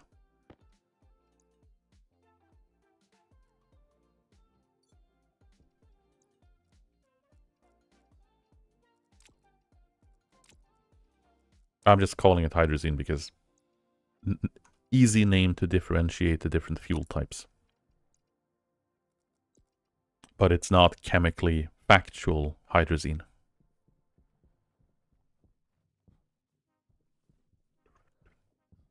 And that's mainly because the ratio isn't entirely correct.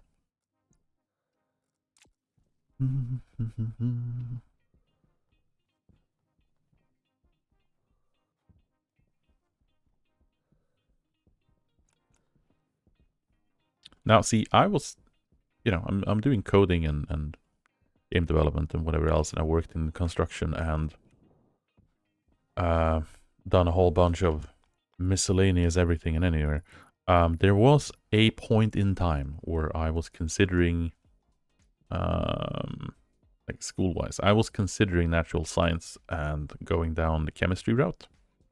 But my head was just not in it for the more complicated math, and then all I do here is just sit and do math, which feels like a missed opportunity. I should have kept going to the freaking school thing and done other things than just programming. Where do we want to go here? Do we want to go upwards, downwards, full downwards? Probably. Yeah, that's gonna be where we're gonna be going.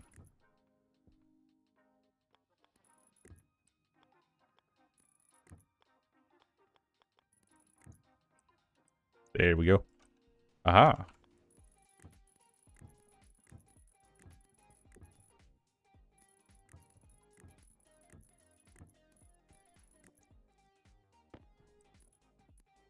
We're gonna need a lot of insulated pipes.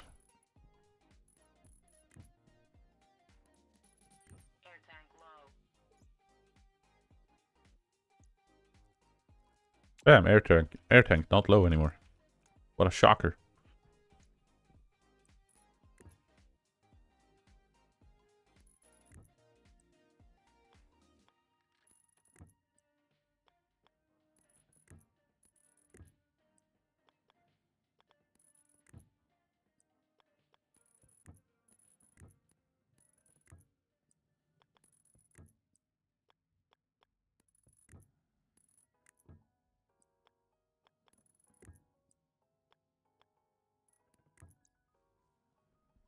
So this is our fuel line going towards the rocket. So as you can see, it's a long way.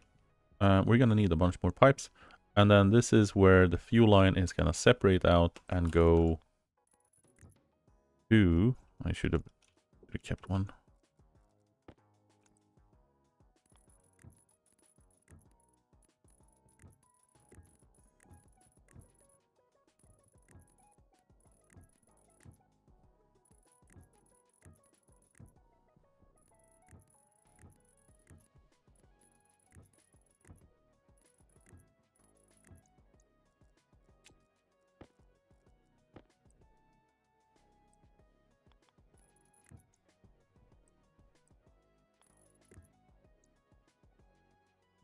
Centrifuging, ore sorting, centrifuging in the ore sorting, yeah.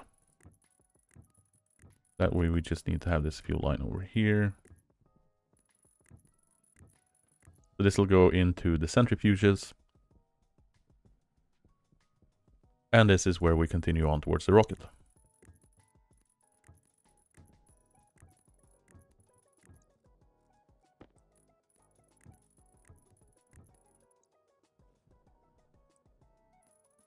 And clearly, it's gonna take a little bit.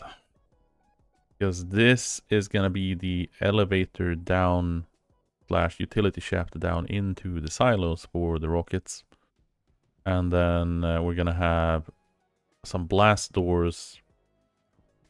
And then we're gonna have the actual rocket silos. And we're gonna need to figure out how we want to deal with that.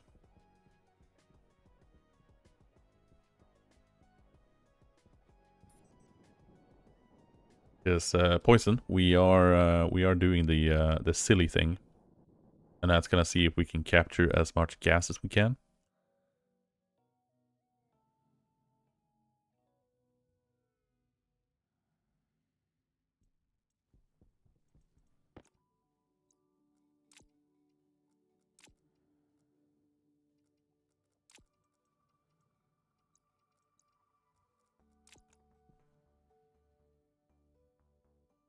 Huh, did we equalize on the CO2 generation?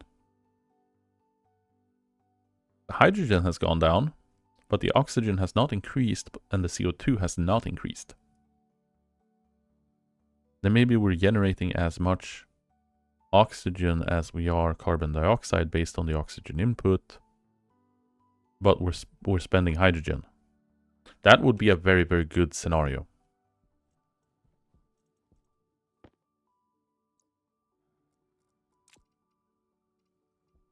That would be a very good scenario.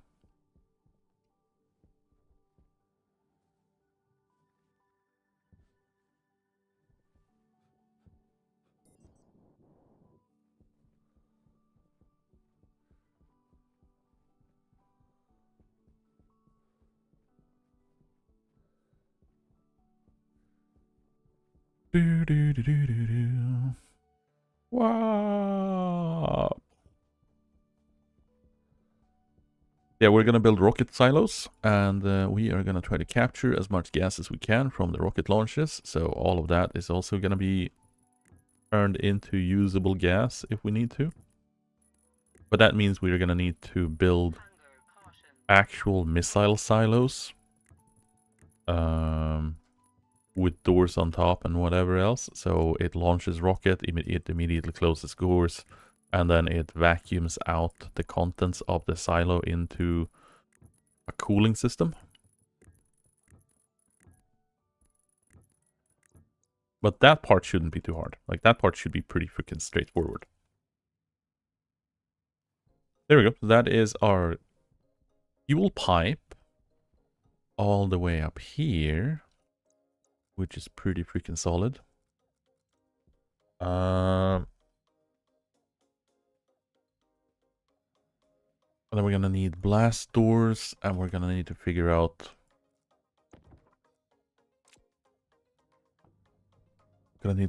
how we want to be building these.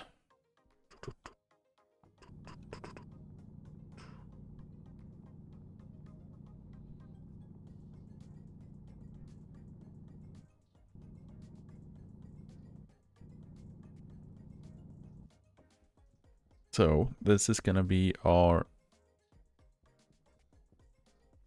So here's the elevator. So this is gonna be... everything down here is gonna be missile command, aka rocket launch control center. I'm leaning towards not having one down here and doing that all in the comm center because it feels like it makes more sense, and then just pulling a wire with the controls over there. But it would be good to have some intermediary, like a middle management section here, so you can do it from here as well, where you're close to it. And then just have like a duplicate entry system up top. And this just listens to what's coming from the control center.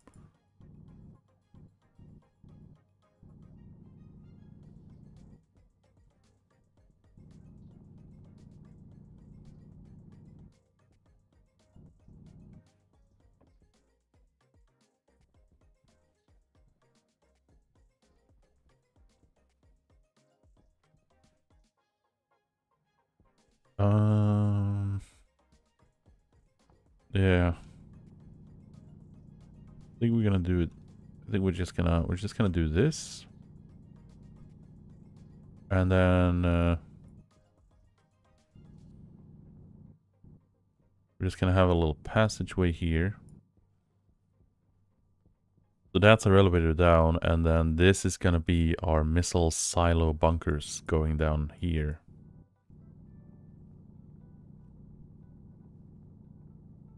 We do, I don't know, something like that. So this will be our blast door. We did I not have some frames? I dumped the frames. God damn it.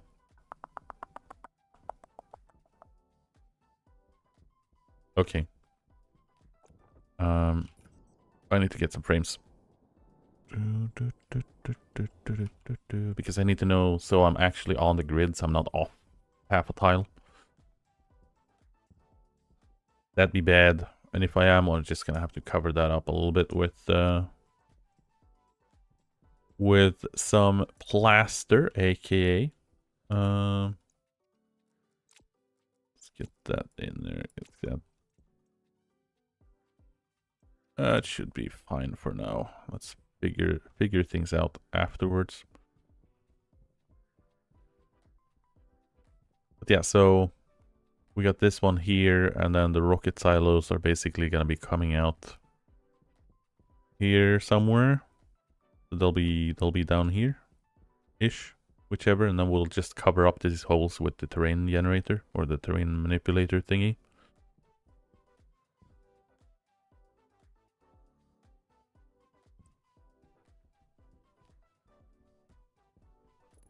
Okay, so 6 tiles, and we are right on the freaking money.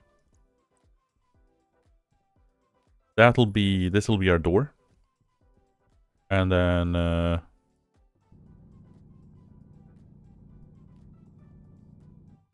everything that's gonna be in here is gonna need to be basically, this'll be the gantry from here. And then we'll have the gantry will be at the very top of the rocket. I guess we should have multiple floors here. We'll have a gantry every other floor down to the bottom, I suppose. That's gonna be, how long is the damn thing? What is that thing called? It's called something else. It's called I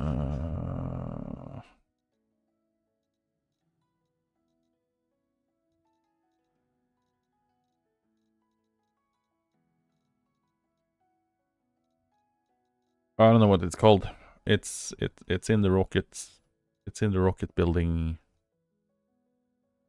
The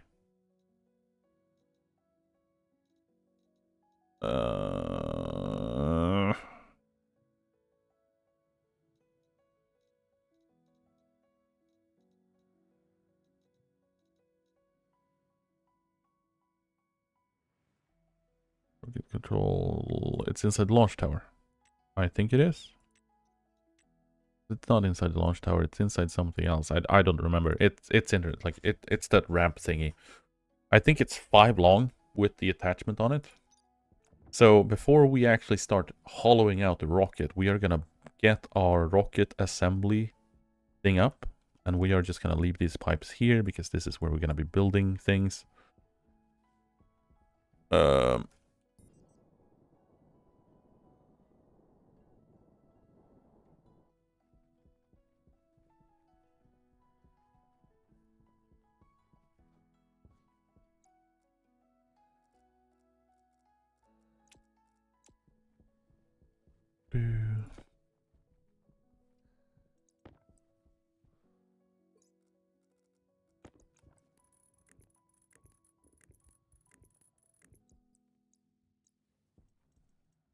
Right, so time has finally come to plonk this guy down.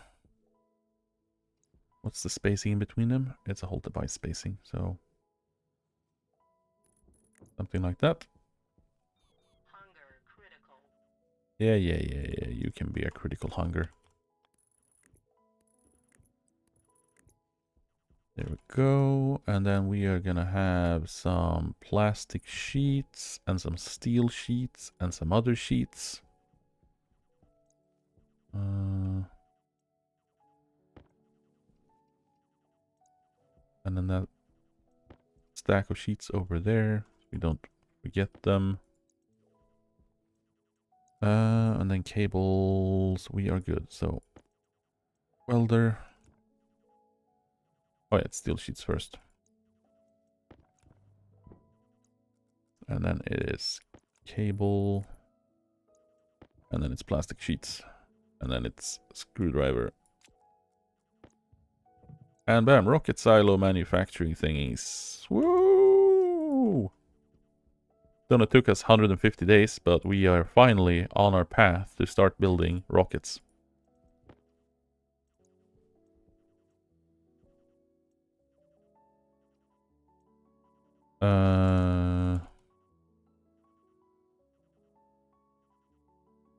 Access bridge. That's what the damn thing's called.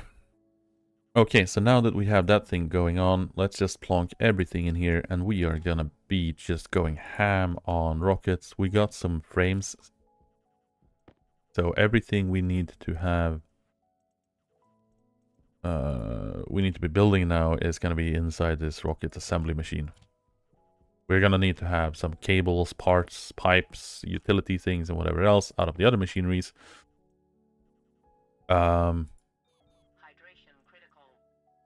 But that's not where I wanted to put that.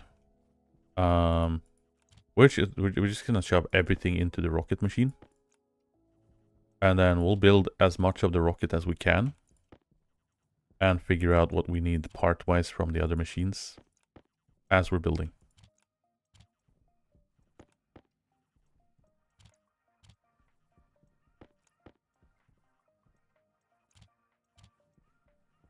And I smell we're gonna be significantly lacking in some parts and some resources. But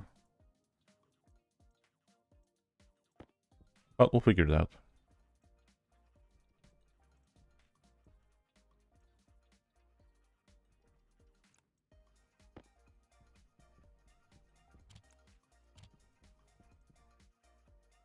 I think Electrum immediately is non-existent. If that's emptied out, that's emptied out. We didn't have any Electrum that rolled down the hill somewhere here.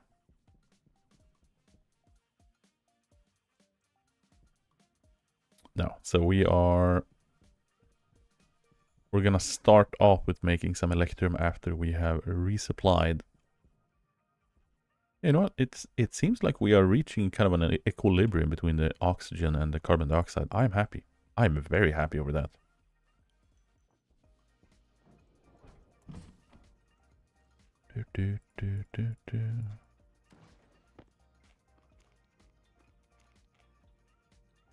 Looking pretty good.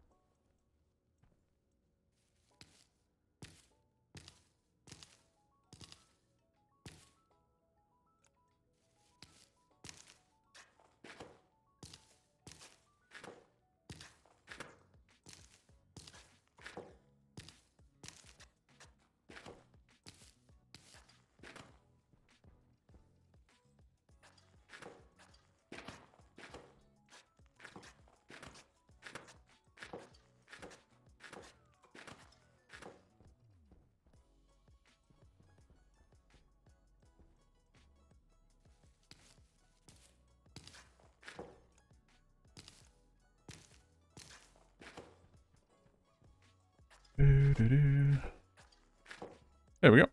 That is all ferns planted up and good to go, so that should increase it a little bit.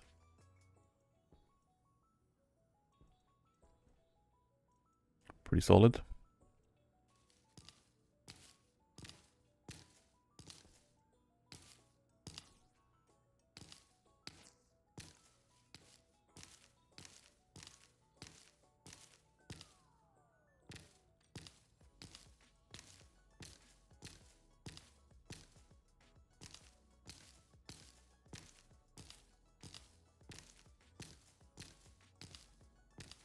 Also be able to harvest 50 wheat in one go is pretty nice.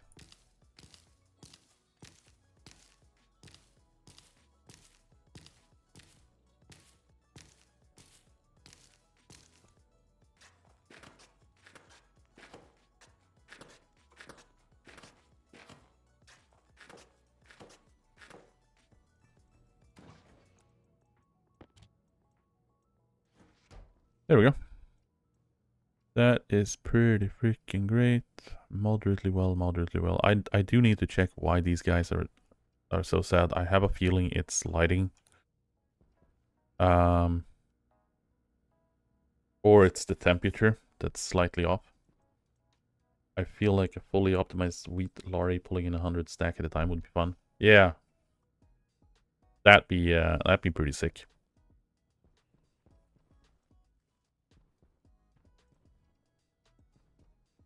If you've got stack size modifications, you can do it.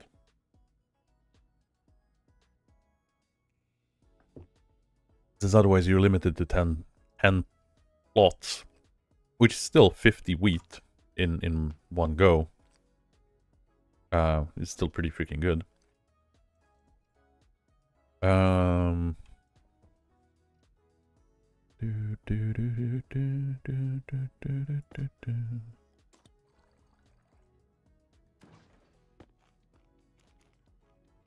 Yeah, it stacks up to 100 in the vending machine. Well, if it stacks up, if it stacks in the vending machine to that quantity, it should be stacking in the lorry inventory as well, because it's stacking 100 in your own inventory. Ah, look at that.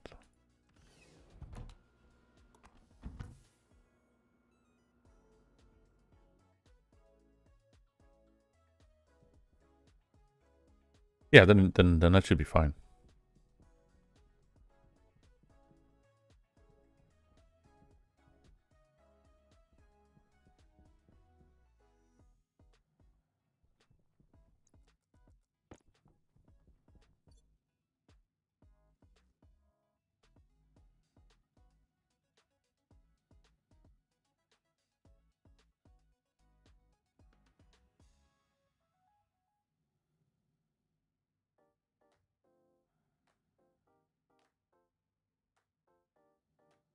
That's not bad. And as we can see, it is exchanging 37 kilojoules. Now, I don't know if this is a problem with them being too close to each other, or if it's just a matter of it's not, the liquid isn't high enough in it to why it's not radiating more. Like, these guys should be radiating, you know, like, what, 20 kilojoules each? But I'm presuming that's because they're just not full. So if we let these guys get completely filled up, it should be radiating a hell of a lot more.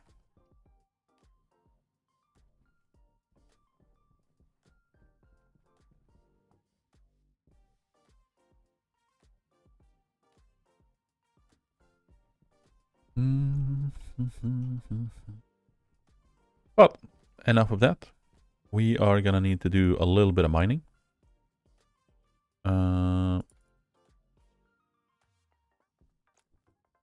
Because we need to get some electrum.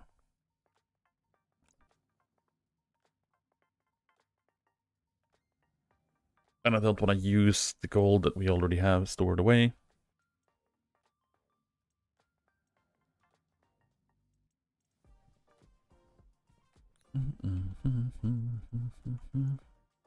We can have the silver that we got stored away, but I don't want to, since we already have a bunch of silver kind of earmarked for electrum.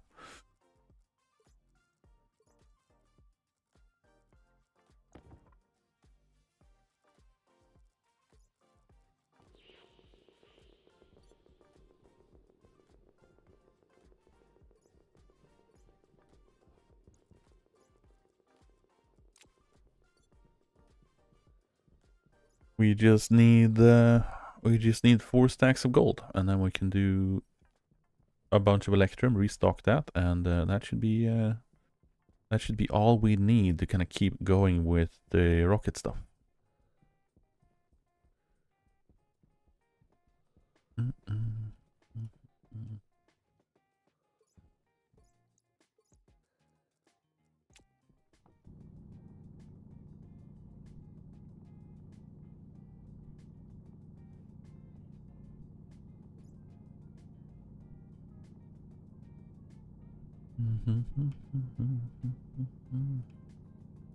At least for some parts.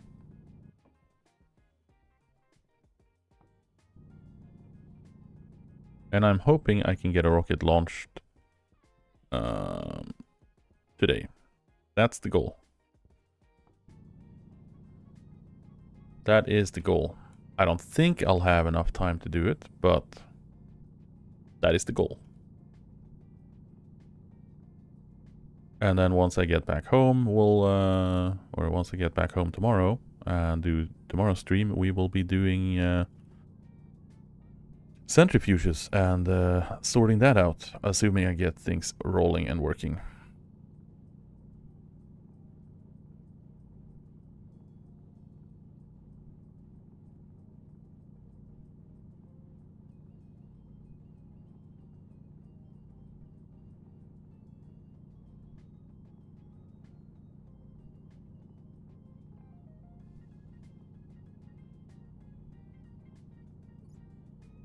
And depending on how it's looking,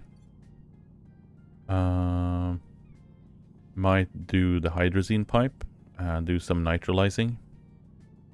But that is power hungry, and that would require us to do a significant upgrade to our power network. So we'll see. We'll see. We got a lot of cool technical things that we need to get done.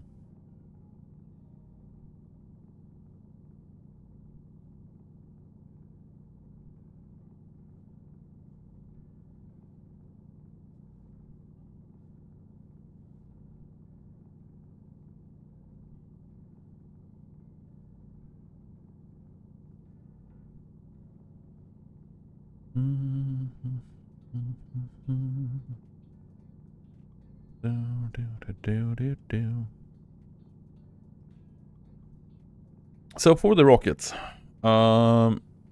any general suggestions on what to not do versus what to do when starting out? Like, we poked at it a little bit on Fodoma's save, but we never actually got to a point of testing the rocket. Like, yeah, I'll hook it up and then we'll test fire it and make sure that it's actually, you know, combusting and burning and the fuel's being provided and the power is generated and whatever else.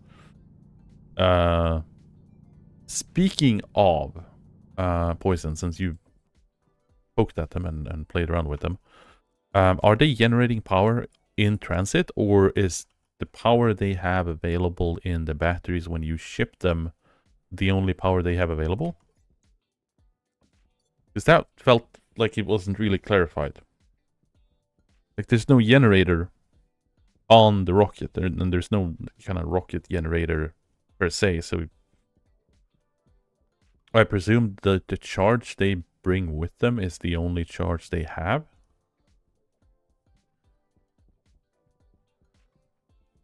Yeah, they're pure batteries.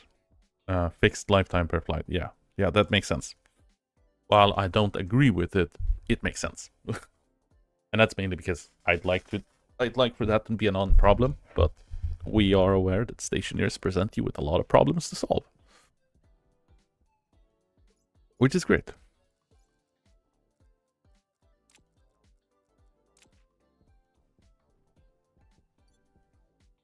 Oh, so you haven't gotten to flight yet? Lots of fuel work to do. So you're going.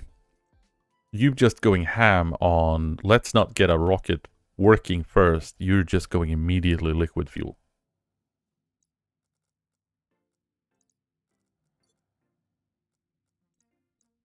Oh dear. Well, that is ballsy. I will say. That is a brave man. That is a very, very brave man.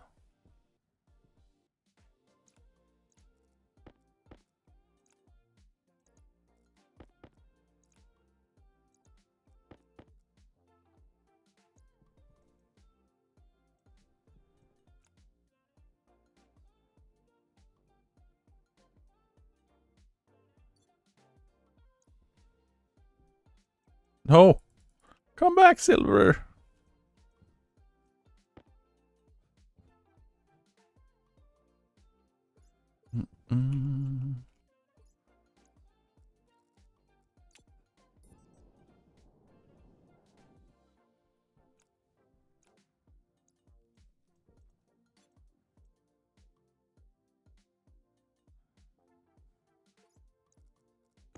Are we still combusting? Ooh. That's some spicy nitrous oxide. Which we do have some fuel in here, but it is steam, so it shouldn't combust. But, you know.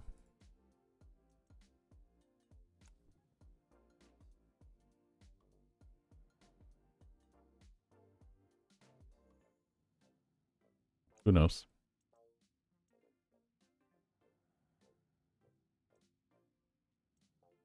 .4 MPa, 2.4 MPa.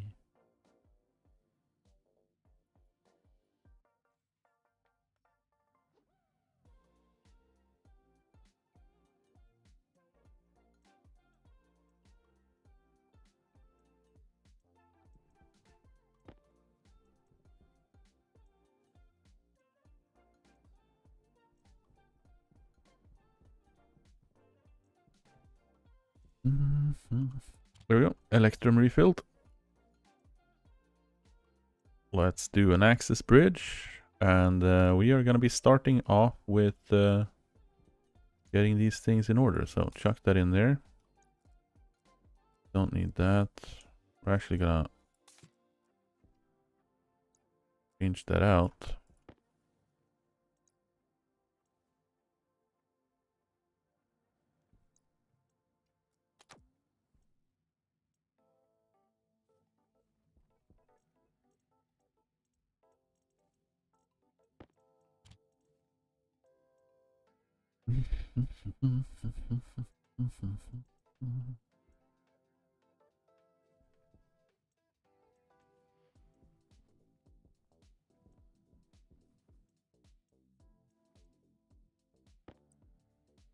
Aha, look at that.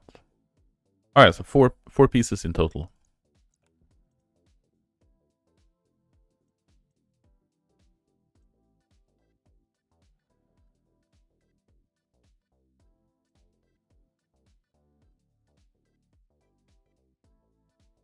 And we know we need 2 of these.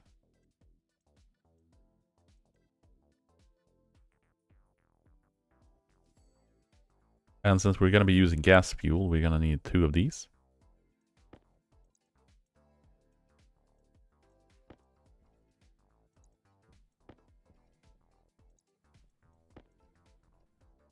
I have a feeling this is going to go very, very quickly once I actually start to assemble the damn rocket. We're going to do a large mount, but we can do that later. Liquid umbilical, don't need that. Power umbilical. Yes, sirree.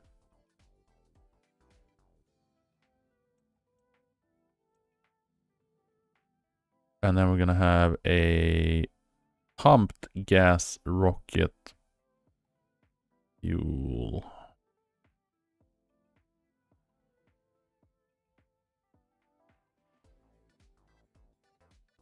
Granted, the pressure-fed gas engine programmatically set together with a volume pump. So it would scale to a percentage pressure output. Could work. And as far as I understood it, the pressure-fed gas engines are better. You just need to do the math to make them work, right?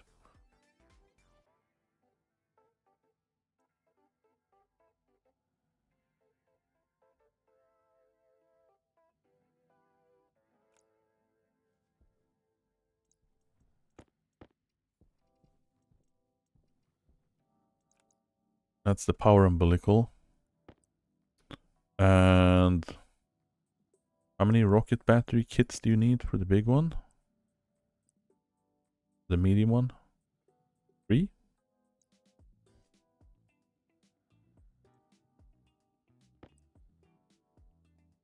Yeah, it's 3.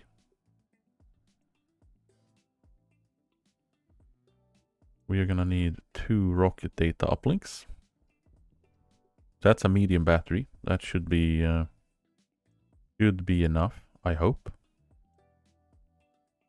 we're not going to use the rocket gas tanks because we know that these are not insulated, so they are absolutely pooped. We don't have Constantan in there. And we are running out of solder in the machine, so we're going to pop those two in there. Data link. That is the two data links we need.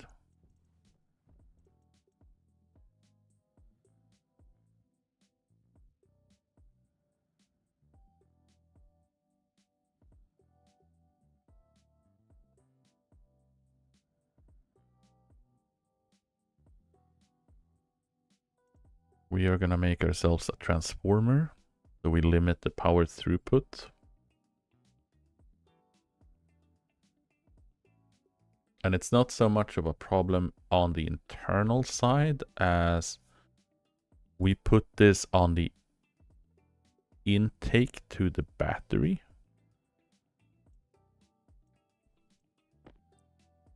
Look at that, our rocket tower. Woohoo!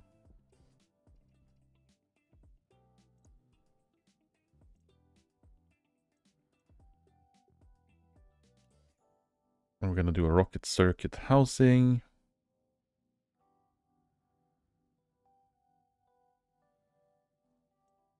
The good thing is we've got a whole bunch of materials to handle this. The only thing that we're going to need to walk out and get more of is going to be the steel. Because I don't think we have the steel to do the infrastructure for the actual frame of the rocket and the setup of the rocket. We only have... yeah, another 122 grams of steel. That's nothing.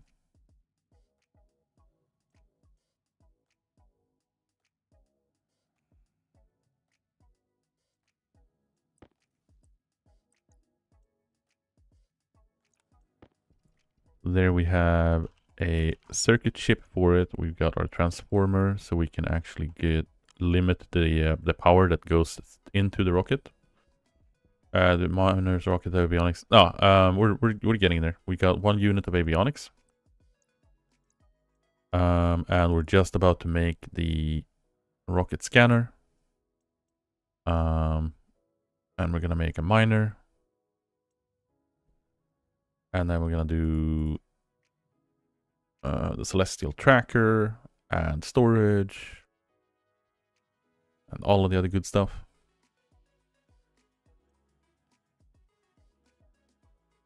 We're getting there. We're getting there.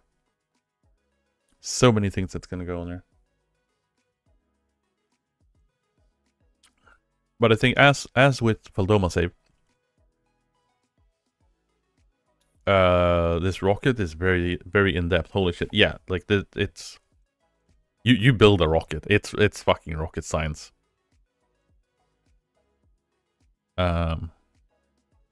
Now a lot of the calculations are obviously dumbed down, but it's still the fact that you need all the relative parts to do the tasks you need to do.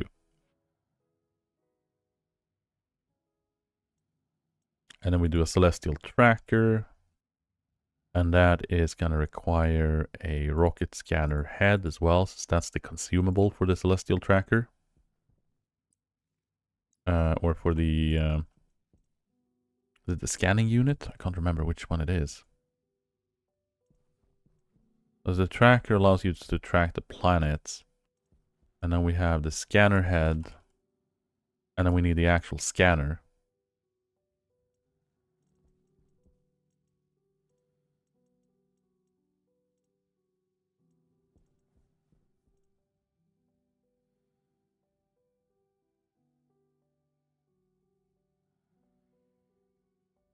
Numerically, pressure-fed gas lists off as one of the worst. Low ISP, but it's lower power draw and fairly high thrust. Yeah. And because... oh yeah, I thought we made a scanner, but we did. It just went into the freaking thingy. So we got the tracker, we got the scanner, and then we get the scanner head here. That goes into that device. And that is the consumable. And then we need fuselage.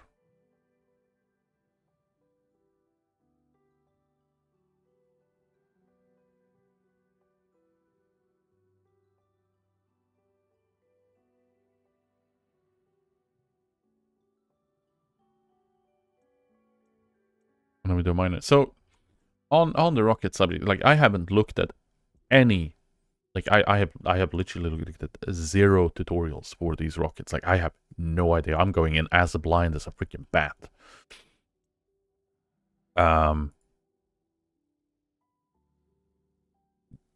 Do I want to slap on mining stuff on top of my first initial rocket, or do I just want to keep that completely like a scanning exploration one? And or, you know, getting lost in space, because that's likely what's going to happen.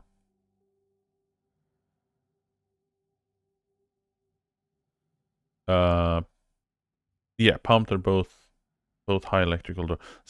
Like, is the pumped engine actually doing its own pumping?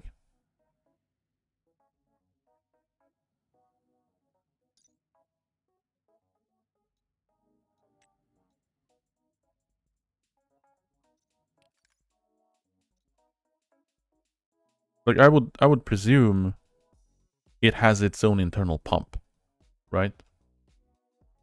So it grabs off the network. I don't need to pump into it. Versus the pressurized one, where I would need to have a volume pump to throttle.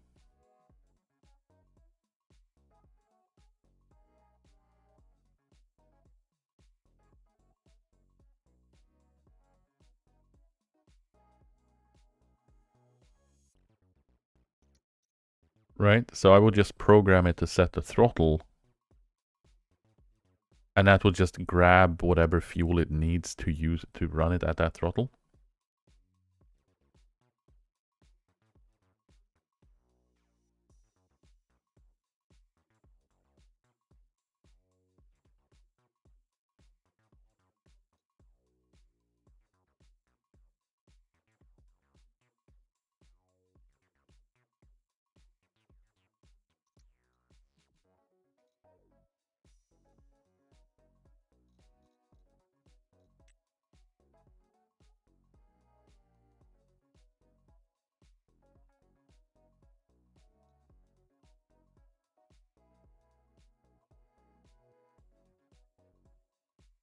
Or can I do that here as well?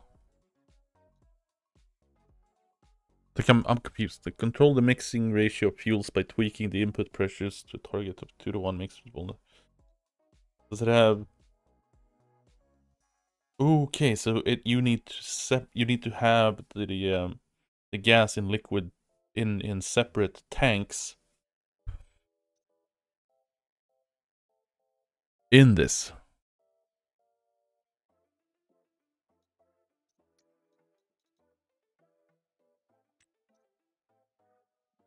Well, that means I need to rethink how I have the.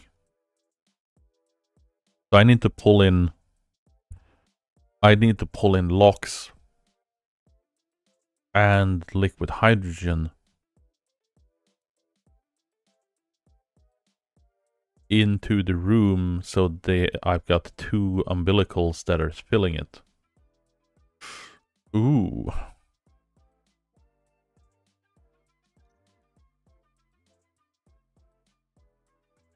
Yeah, so pumped gas takes the premix, the other 3 takes 2 feeds. Okay.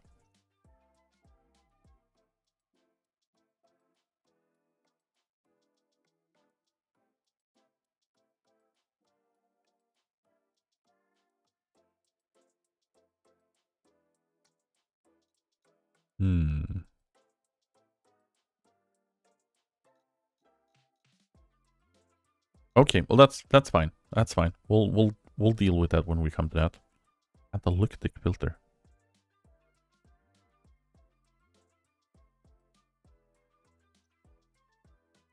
Is that the creative filters?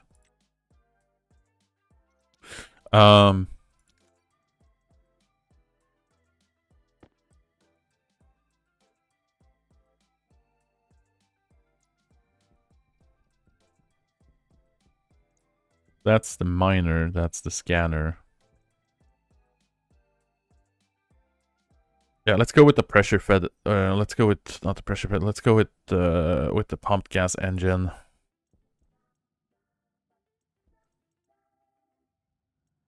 And then it's gonna be the launch mount, and that's gonna be our steel gun.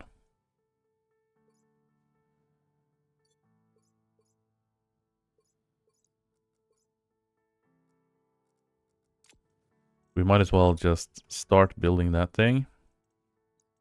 And we're gonna pop in this in here. And then we are just gonna run out and mine some steel. Yeah.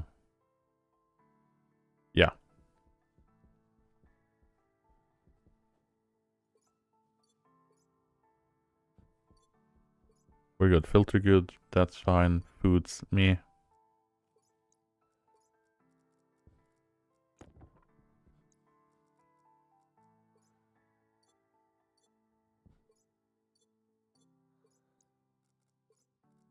Adds in here, right? Yeah.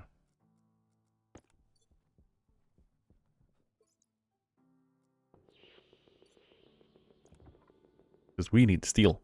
And I think the pressure-fed liquid is a really fun one. Has a preheat line that simulates a liquid-cooled nozzle a la RS-25. Using that heat source to pressurize the fuels. Okay.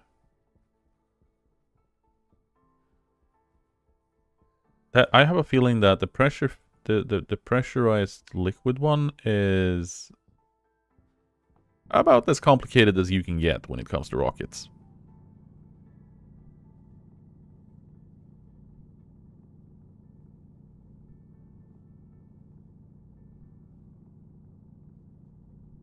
Like, not just in this game, but just in general. Like there is a reason why things explode.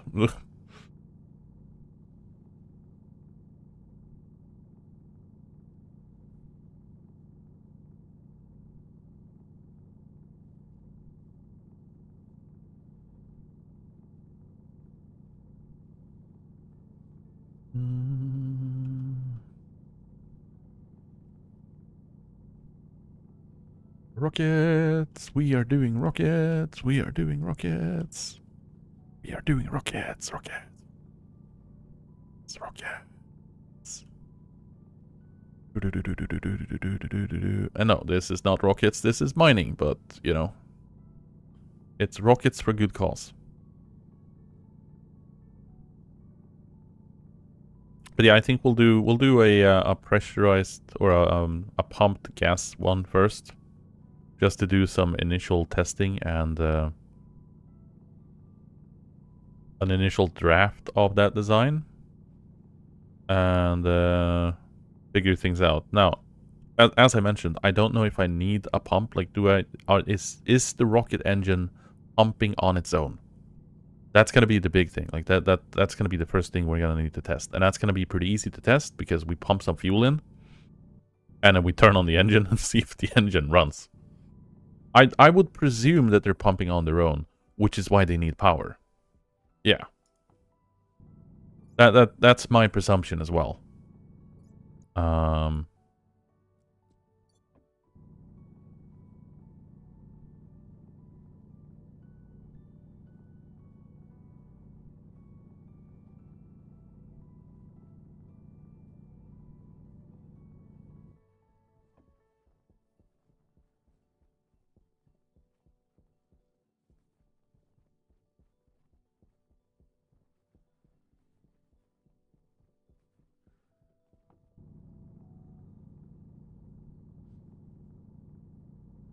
Speaking of frozen liquid stuff, does the nitrogen have the same freezing temperature or temperature freeze point slash liquefaction point as oxygen? Or is it lower?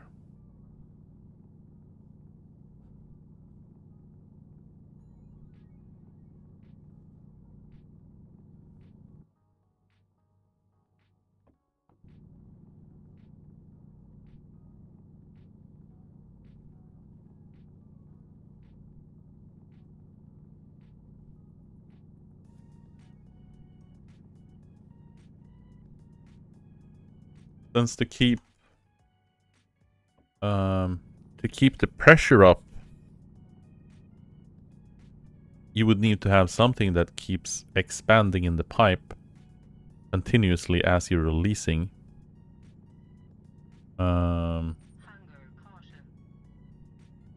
That's gonna be fun.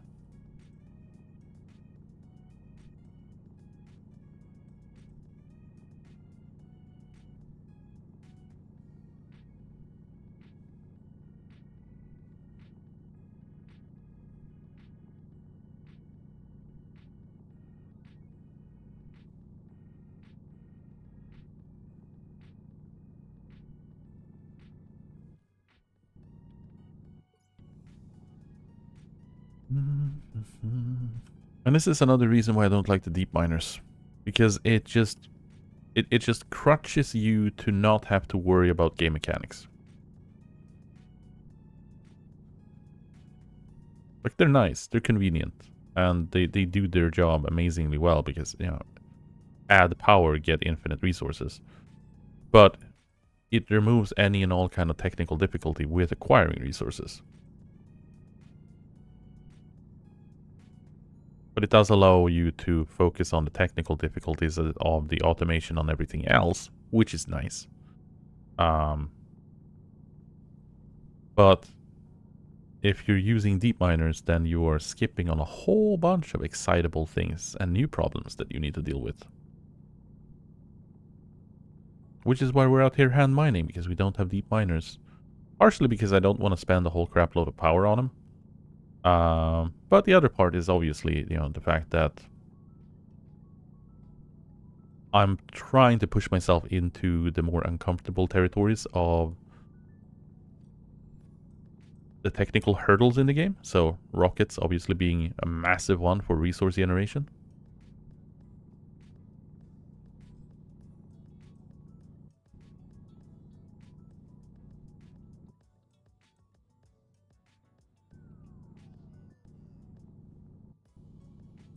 Ooh. Okay.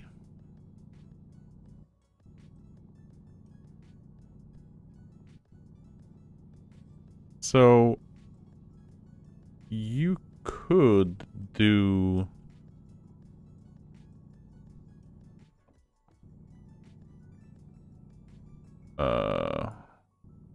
accident to paint. Yeah,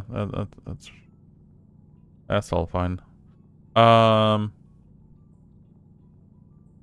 I think we have some coal in the base. I'm not sure. We'll just absorb up all of the iron to fill up the bag.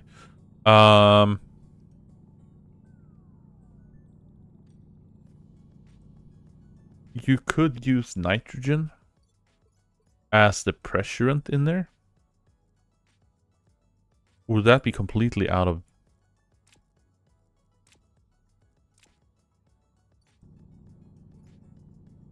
If the nitrogen stays in gas form.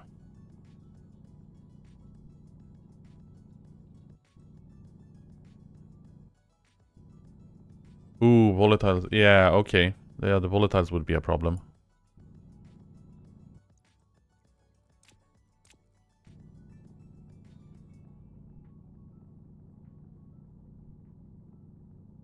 Oh, I thought it was lower. Okay, never mind. Never mind then.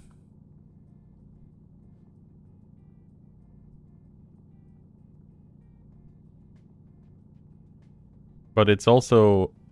It would work with the volatiles. Yeah, but you also have... how are you dealing with the heat shift? Yeah, for 5 Kelvin margin. Yeah, it's a little bit too much of a precision calculation for my taste. How are you dealing with the temperature shift based on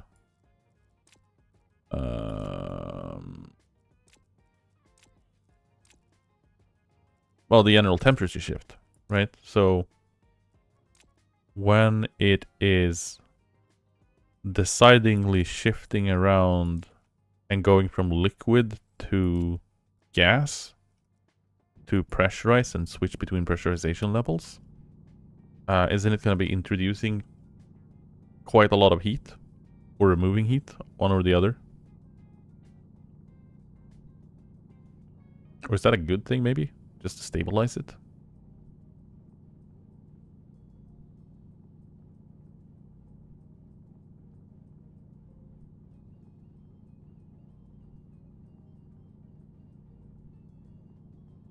Yeah, liquid to gas absorbs heat, which is gonna cool down whatever content is in the pipe.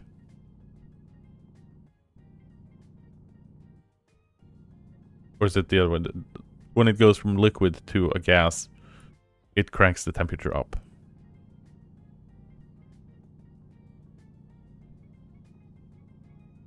Or is it the opposite? It's the opposite. Yeah, when it turns into a liquid, it cools down. When it goes back into a gas,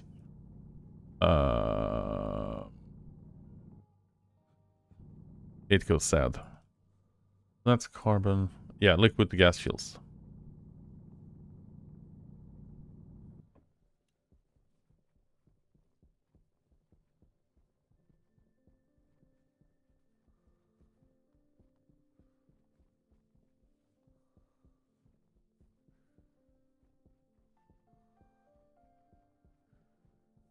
Hence my liquid into tank at low pressure is now very cold. Yeah. Yeah, that's the stuff that can throw, that can break pipes due to freezing. I need to refill my drink. And also need to get some food going.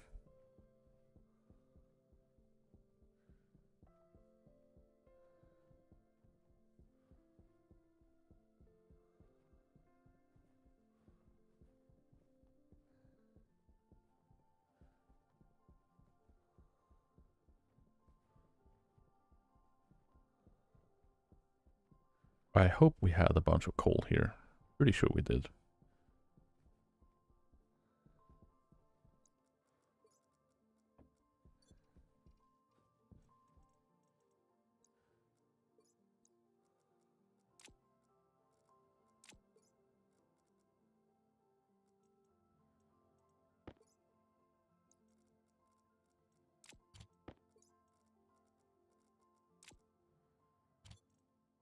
Did we not have a bunch of coal here? Apparently we did not.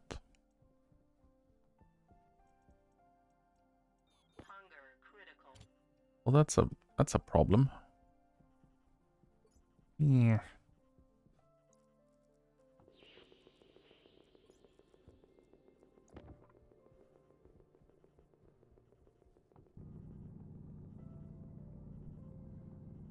Knew we had a patch nearby at least.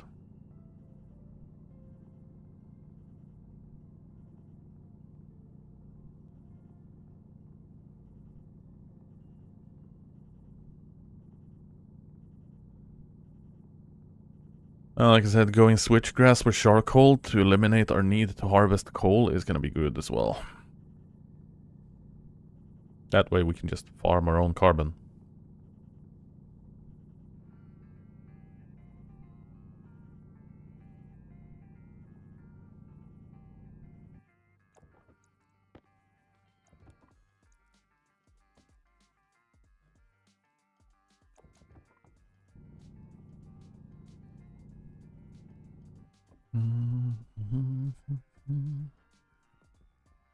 Oh, there we go. Now we have a full bag of steel.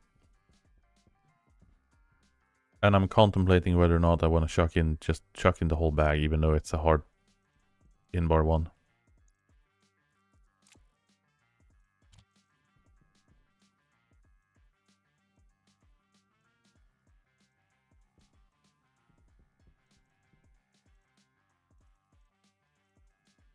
Yeah, we got a whole bunch of fucking nickel. Fuck it. Let's just toss in the bag. Hydration critical. Yeah.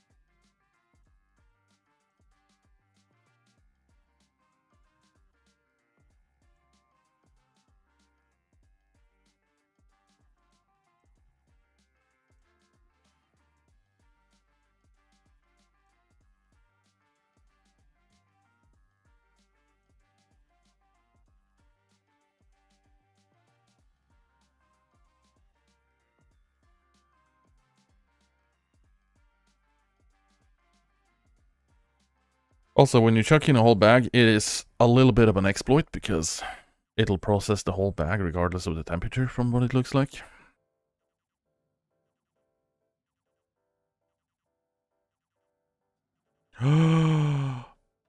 Ooh. Where is all this liquid coming from?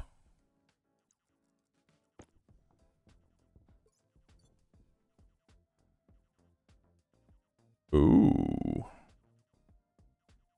Well, that's excitable.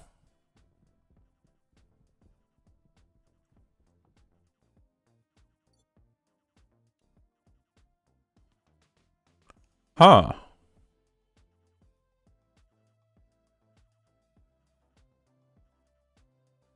Well, that's one way to turn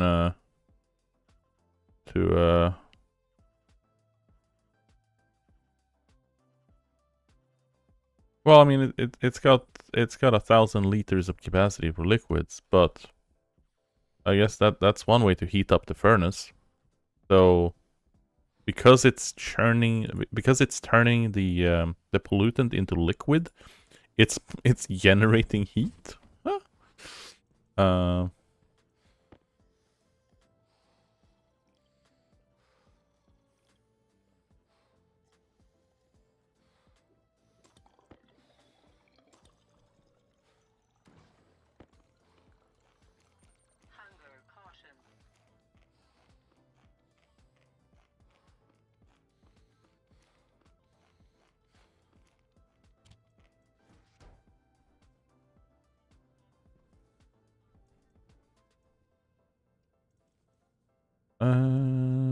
Okay, so that's refilled. Let's get out of here. Okay, so how the hell do I get... I guess using a pressurant valve.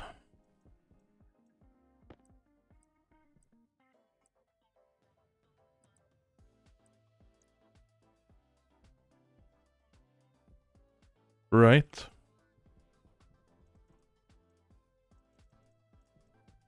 But the problem with it is that I need to get it out and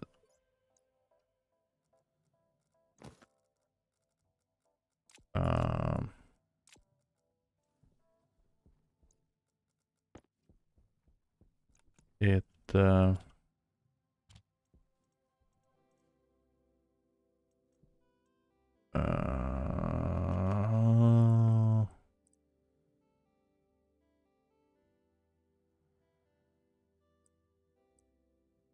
the purge valve? Yeah.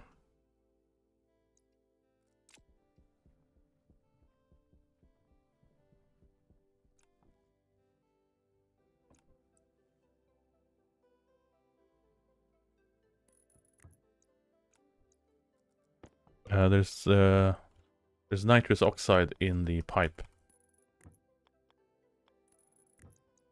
And I don't want to mix that up with the pollutant pipe.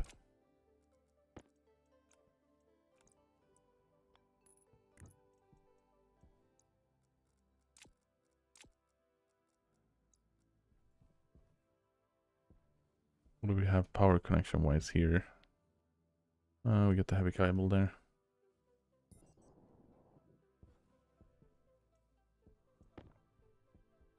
And the furnace just extracted the heat. Yeah, I don't know what happened there.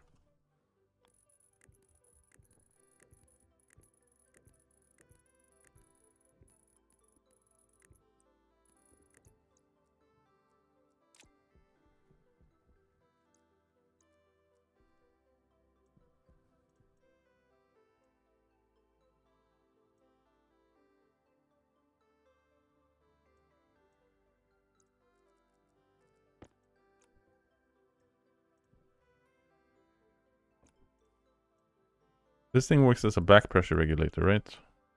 Yeah.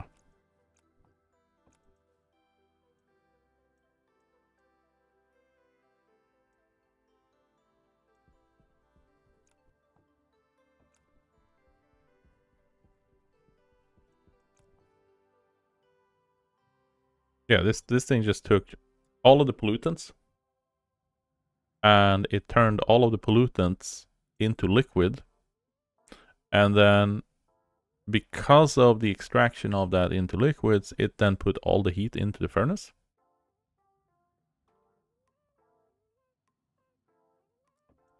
Either way, that's a ton of liquids that I want to get access to.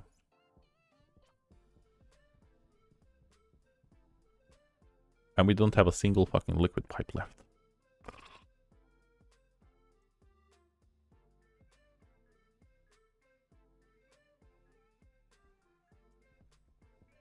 And I don't have any piece of steel or anything. Everything's...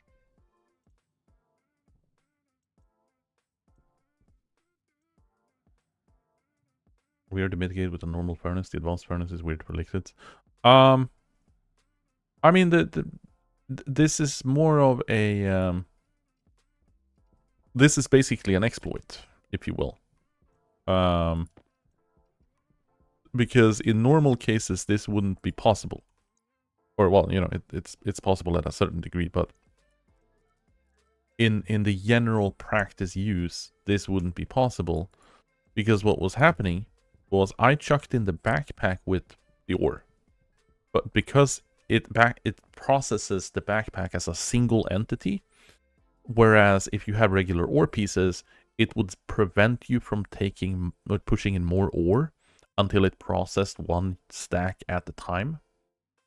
So you'd need to put in fuel to ignite to get the temperature up for it to process more of it. But because it took the whole backpack, it put the temperature down to like 200 Kelvin before it started to liquefy the pollutants that was off-gassed from the ore, which then absorbed the heat, pushed the temperature up.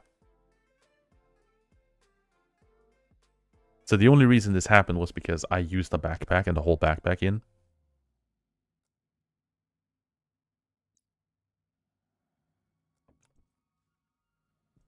That's an interesting way to turn up the heat for this.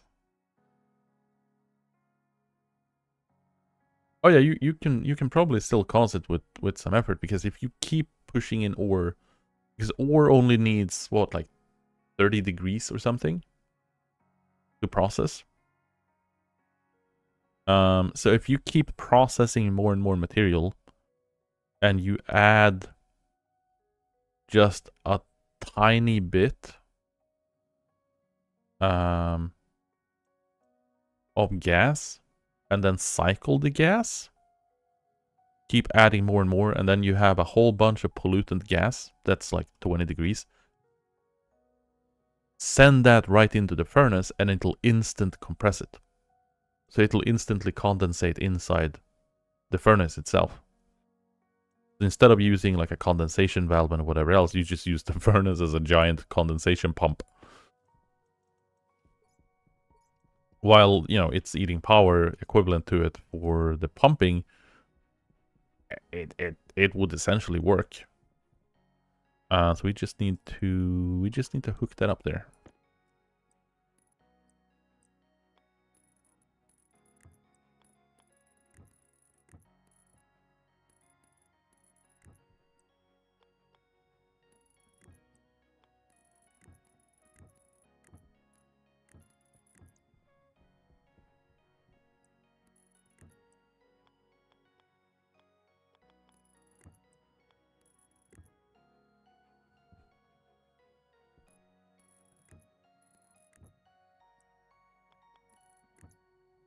I need one more pipe. Or two more pipes. One liquid valve and one more pipe.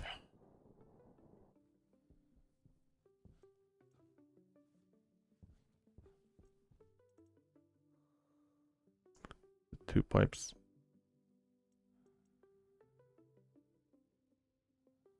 Oh, 3 iron.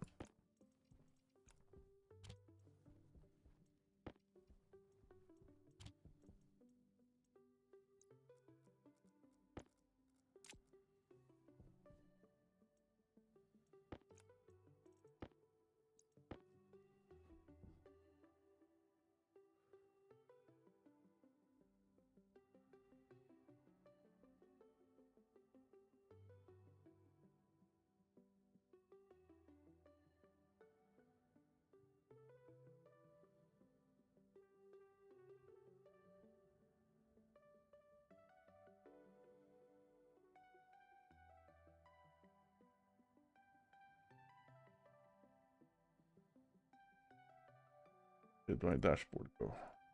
There.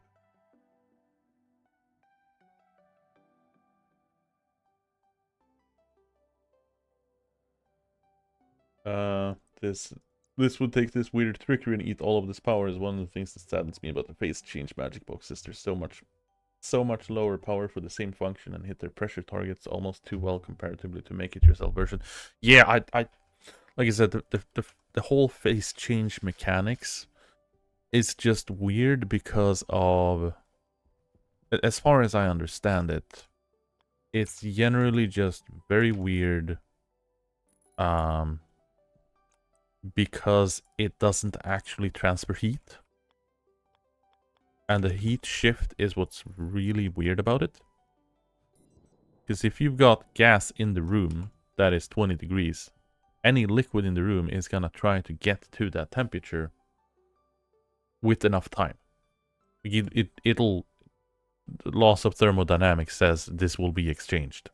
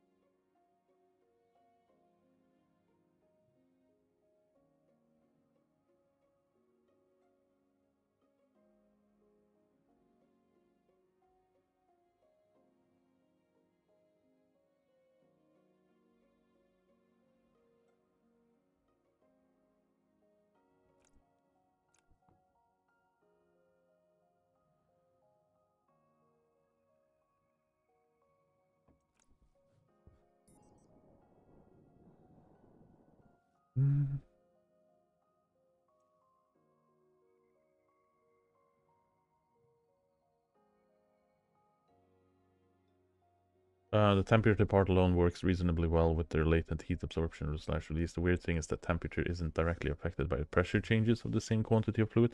Yeah. Yeah, if you start compressing things and you start to forcefully move it, it's gonna generate heat, which it doesn't, which then, you know, gets into this weird limbo of exploits.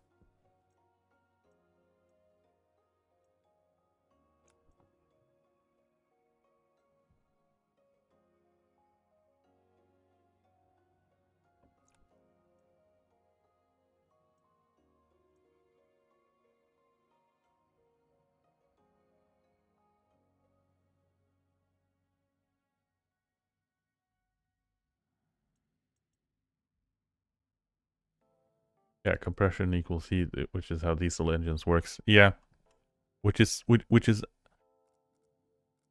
that is kind of funny because it's one of the few weirdly technical things that people just generally don't know. In the fact that a diesel engine doesn't have, you know, an ignition. It explodes by compression. Pressurizes it enough to self-ignite, and then it goes boom, and then gas expands, piston moves, engine goes vroom, vroom, vroom. Hey, Skirius, how are you doing? Hope you are doing well today. We are on a rocket thing. All gases in the game has an adiabatic index. One, yeah. Right, glow plugs just get it in range on a cold day.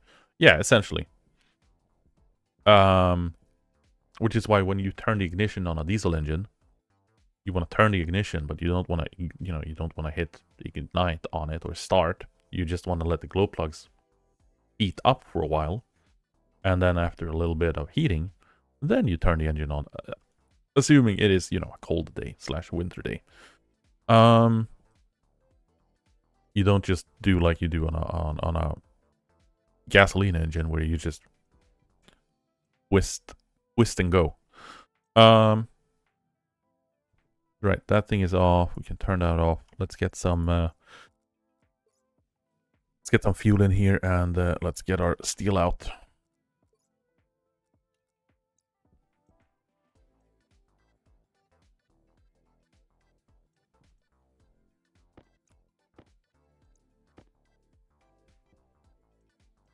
There we go. So that should be well worth it. That's 1400 grams of steel.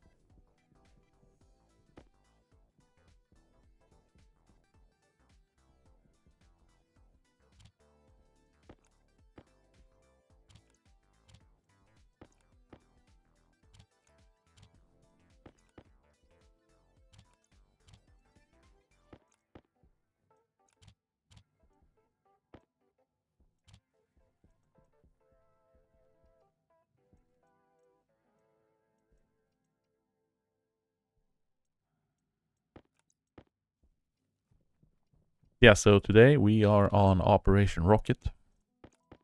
We were doing some streaming setup, poking around as I've been reworking my whole damn profile and all the OBS settings and everything. So please let me know if you run into any weird issues or sound problems or wherever it may be, because we're using a different scaled canvas. We're using different settings for all the audio. We're using different settings for basically the whole damn setup. Still the same hardware, just all changed on the software side.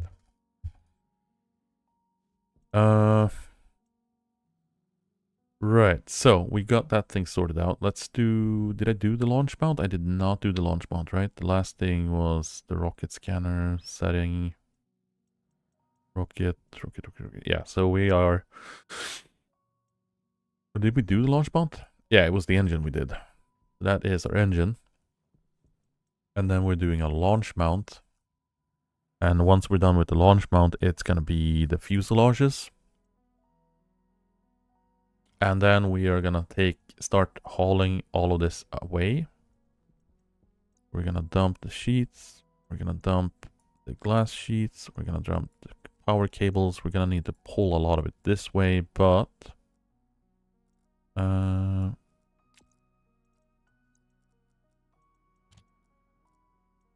we are not going to need this right this instant. And we're going to need the space to haul off all the damn parts over there. Figure out what we're doing.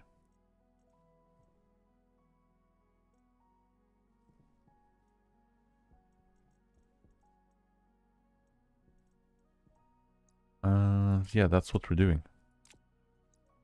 Gonna start equipping this while we're doing... And I'd love for these to stack, but unfortunately they don't.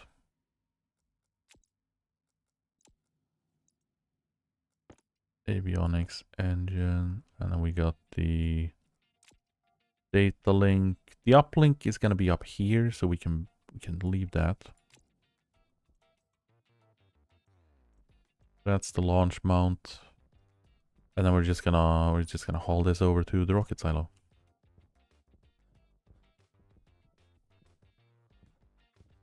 Which, you know, the rocket silo doesn't exist yet. We're gonna be digging it out.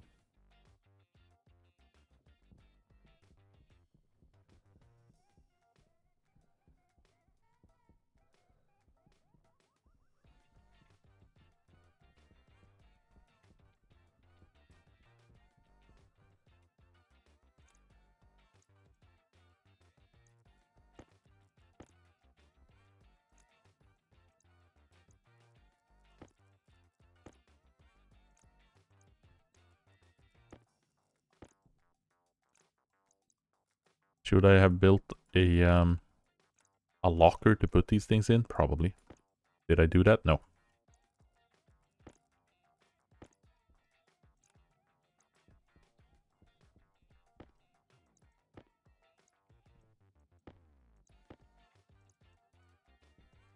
Because where's the fun in that?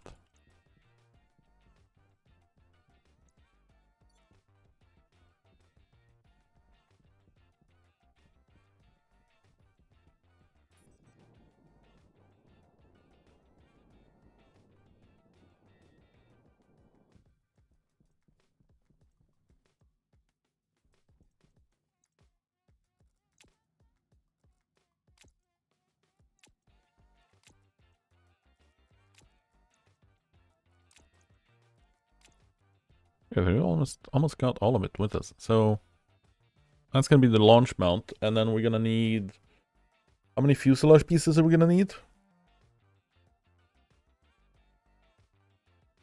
One for the engine, and then 2 for the middle sections, and then 1 for the tops of 4 units.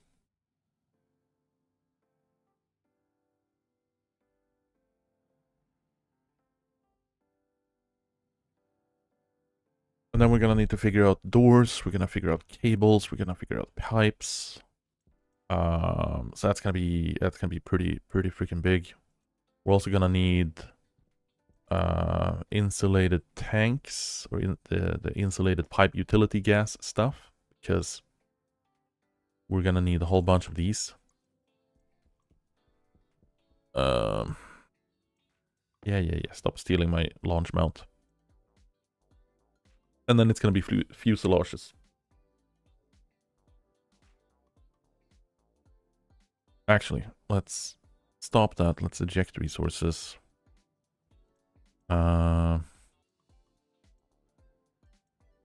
Let's do...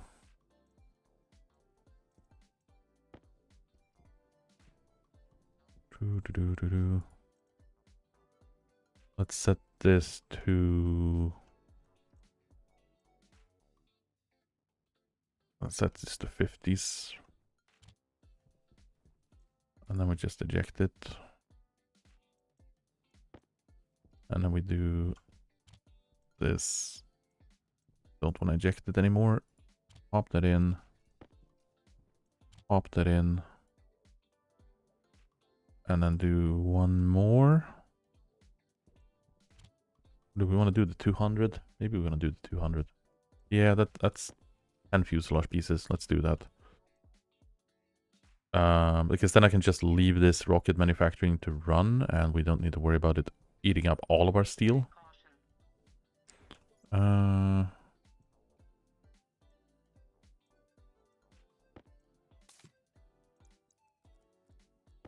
That one is completely empty.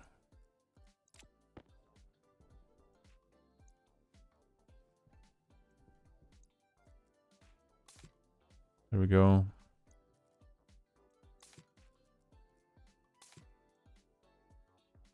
And then we just need to get this indoors, and this will be safe.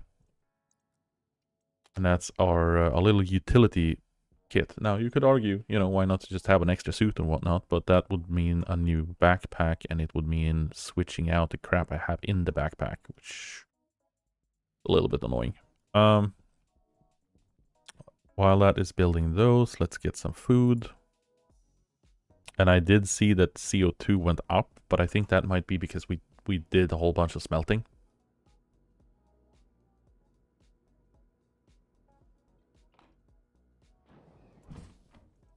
But yeah, so we got we are working on getting some more trays in here. We got our ferns back up, so we're cranking out some proper freaking production of oxygen now.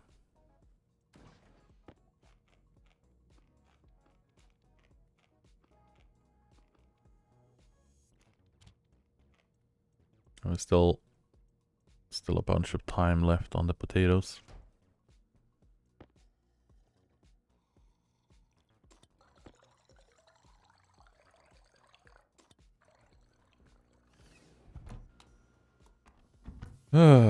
So, rocket building. And we're gonna need a whole bunch of cables, but since we are limiting the input...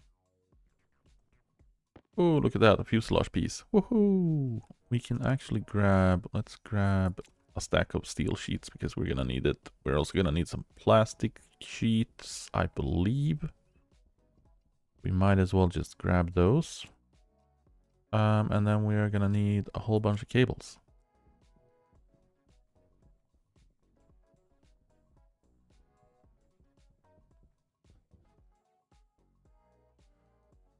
Oh no, we're falling. How are we ever gonna manage?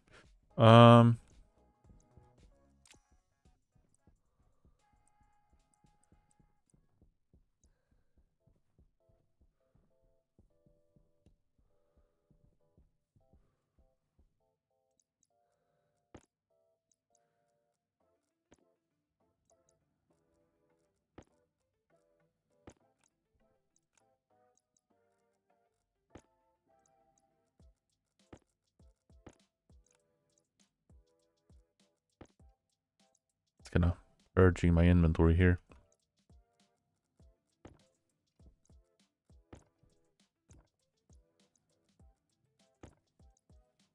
Welcome to the rocket construction site.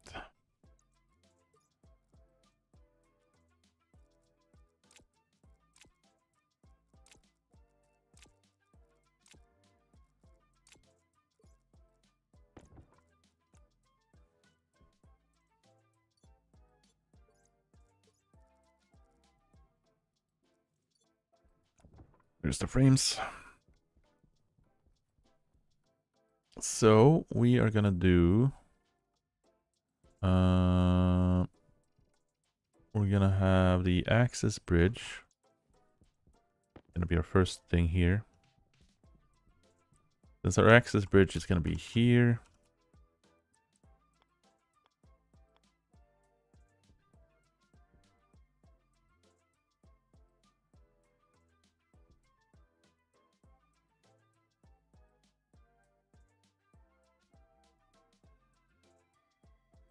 Yeah, because the blast door is gonna be here. And then we got the access bridge here.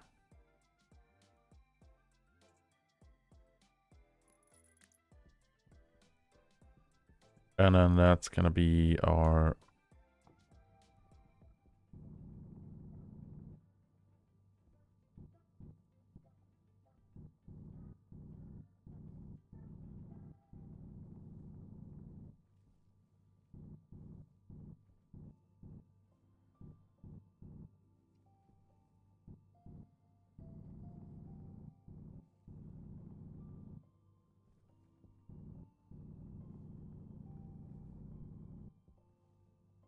there we go. There. So this will be the way out, and then this tile here is gonna be where the actual rocket is mounted. So this is gonna be the rocket mount.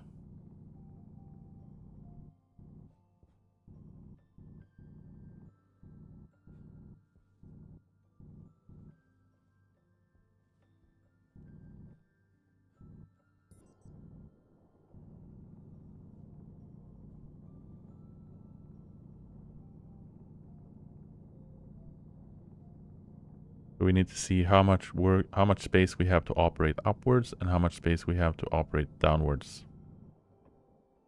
This will be where the rocket goes swoosh.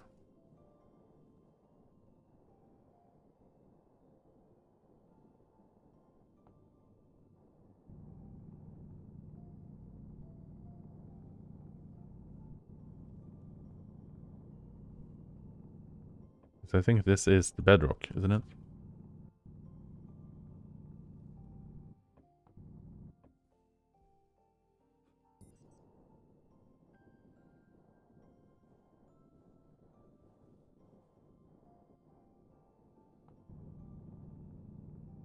Yeah, this be bedrock.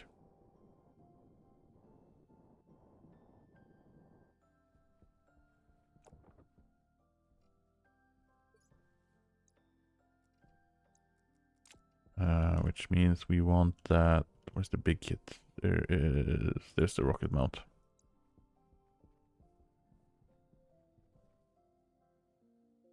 We're gonna want to have that 2 pieces upwards. We got this here. And then this is essentially where it's gonna be.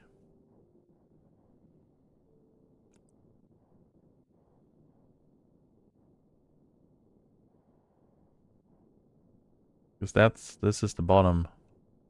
This be the bottom. So that's gonna be welded up as the bottom of the rocket. And then we have the sub basement and then the rocket mount.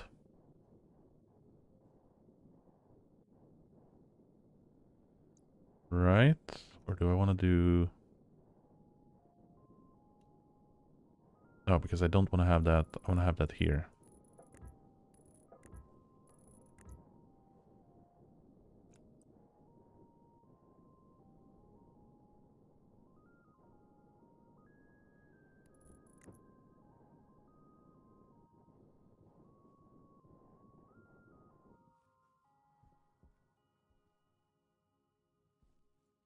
There we go. Because this is going to be an elevator. And then it's going to be a floor in between whichever gantry axis.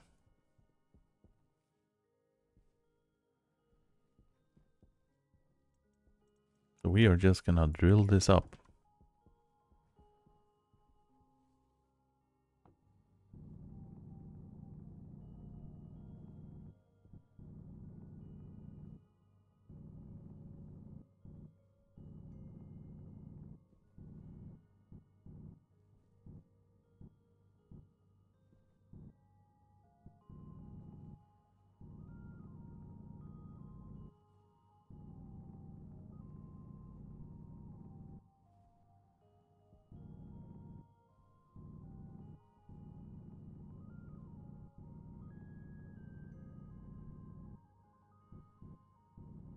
And then this whole chamber is where we're going to extract all the gas from.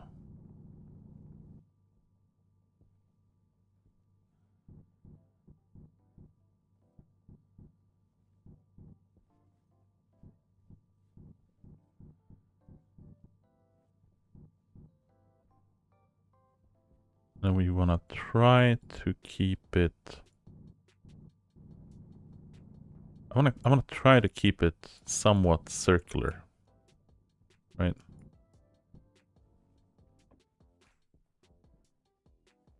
That would be optimal.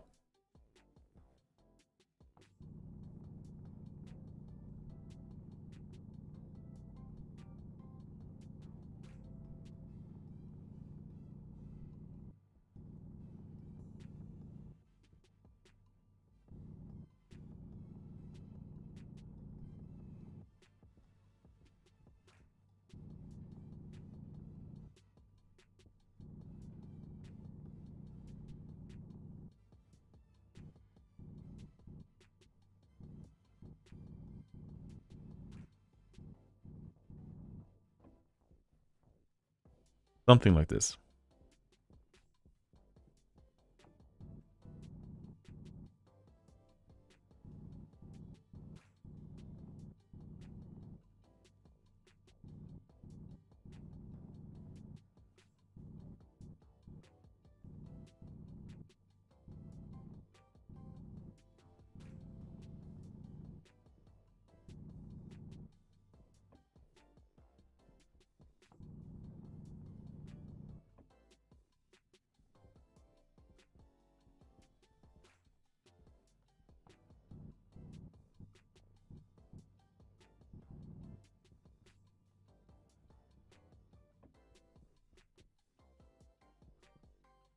There we go. And then in the chamber below here, we'll have another access point downwards, and that'll be a larger, like wider area that's hopefully gonna be where it's gonna push down all the gas. And by the time the gas have leaked up here, we'll have the hatch closed down, and that should keep it in orderly.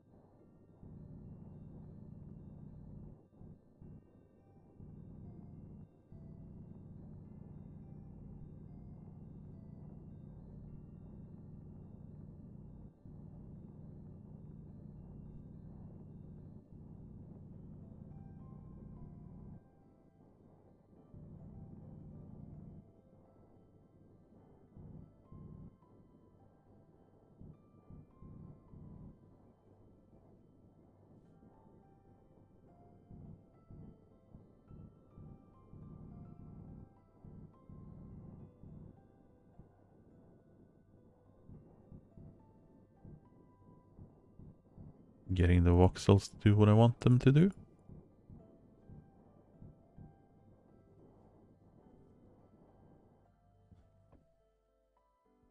I like it.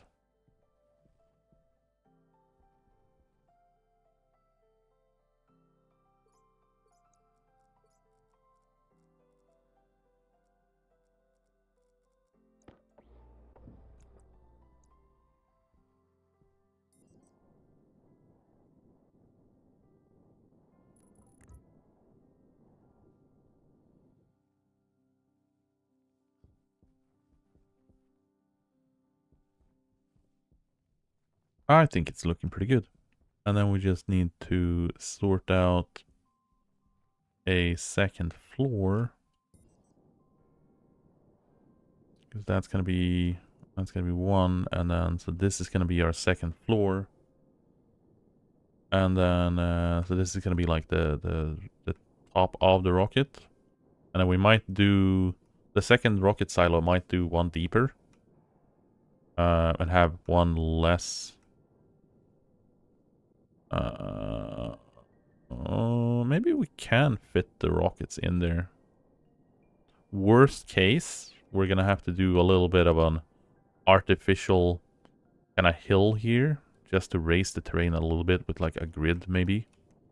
In case we need a higher rocket. I like it. We need to do, yeah, we need to do a little bit more excavation on that side because it is uneven. It needs one more freaking tile out.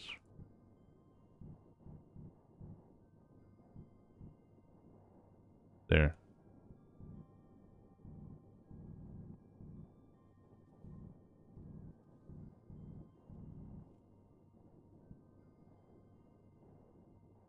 There we go. That was what was weird. And then we'll just patch this up. And then we'll just keep digging in the same style upwards. So when you get into this here... Now we might do this, we might just scale this out and do it the same circle all the way back here. So when you get it back, like when you immediately go into this position, you just see the whole damn silo.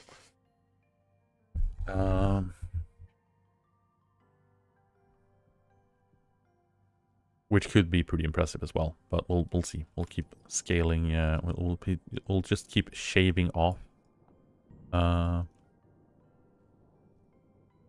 this wall. So because we need it to go upwards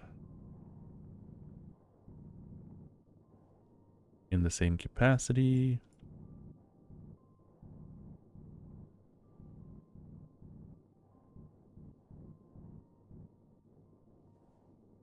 Yeah. I think something like that is going to be great. This one is one voxel 2 out, so we're going to have to fix that up a little bit later on.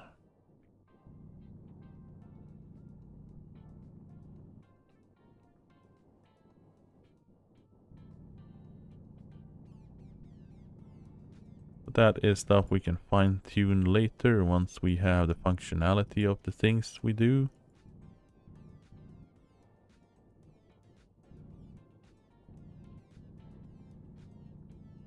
Same thing with things like that.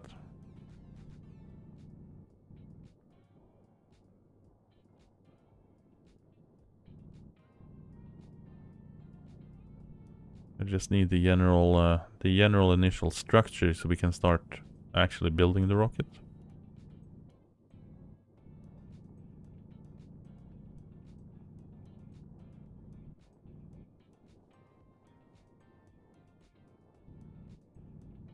Now the general reason why I was taking so long and just, you know, sculpting, adjusting and tuning this a little bit was because we don't really have a rush. Because we were making all of the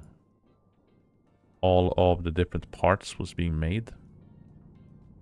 So the fuselage pieces should be done by now.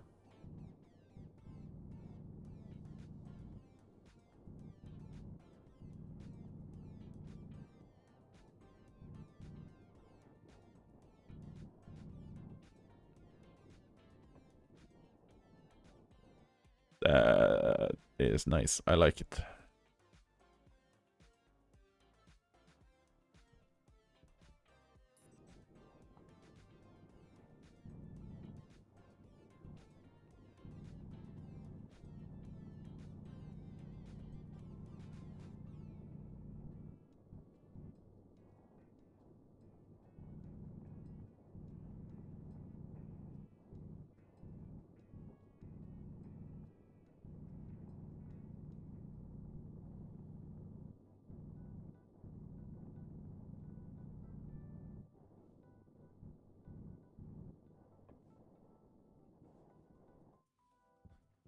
There we go. That is a circulatory thing upwards. Oh, got smacked by an ad break here, but the chamber below is non-existent right now.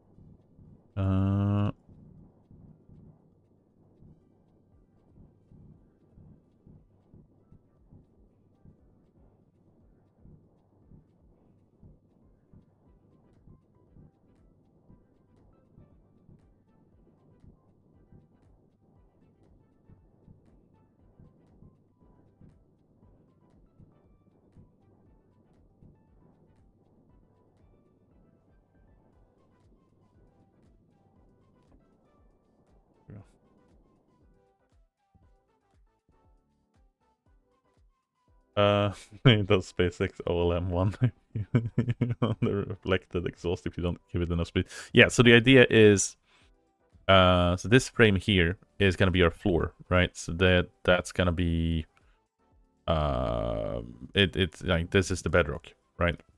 So the idea is to do this chamber here.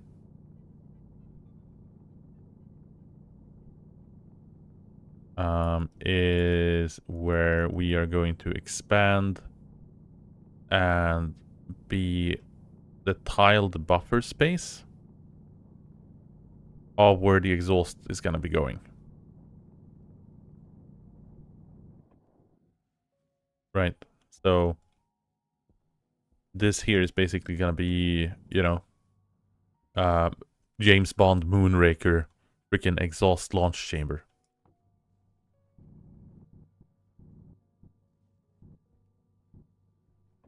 So this will have a passageway into / something something, and then we'll have like 2 or 4 really big vents. That just absorbs whatever gets shot into this chamber. And hopefully, so it'll basically, vents turns on, and then the rocket starts to ignite, takes off. Doors closes up. We'll have another vent up here that turns on once the doors are closed. And then that should hopefully do the thing.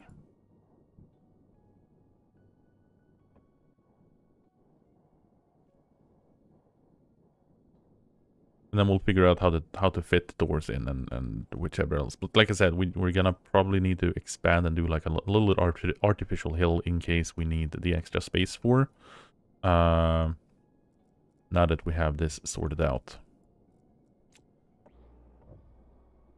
But outside of digging for the extra access points, we are good to start building the rocket now. Oh yeah, we need electronical parts. We need a crap ton of electronical parts.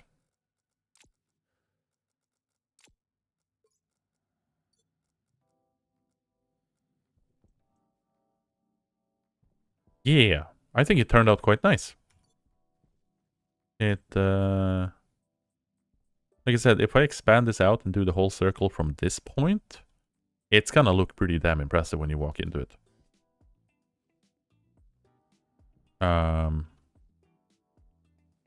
Because we'll have the umbilical cords upwards here as well. So this is gonna be like this is gonna be hollowed out a bit more as well. So we'll have the fuel power and whatnot above me. Or if we have like yeah, we'll probably have power at the very top, and then the power goes downwards in it, and then we'll put the batteries from the top down.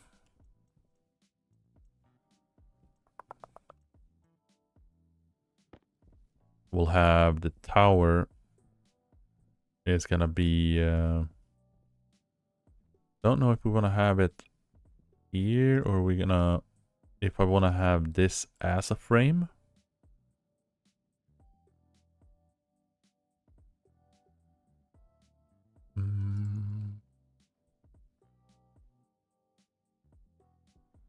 We'll see, we'll see. Like I could have, because we can't place a frame inside the access point. However, we can put a frame here. Like if I put a frame there, right? Will it be... Yeah, it'll be blocked by... It'll be blocked by that thing. So the question then becomes, do I want to have...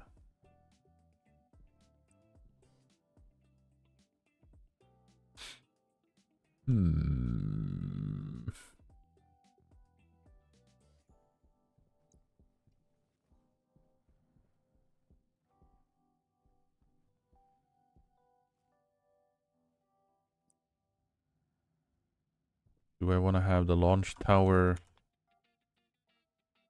here then and have the access points on the other side?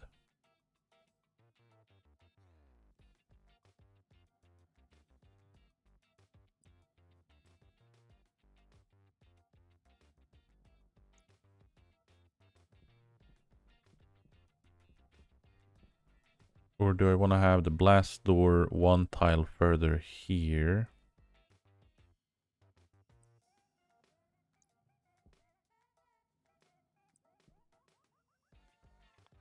And then you walk through the launch tower.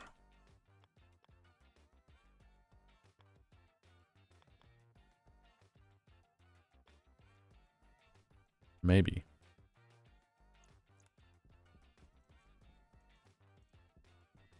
Because that's not going to be obstructed, right? If I do this. Outside of the fact that, you know, it's complaining about not having a frame, but...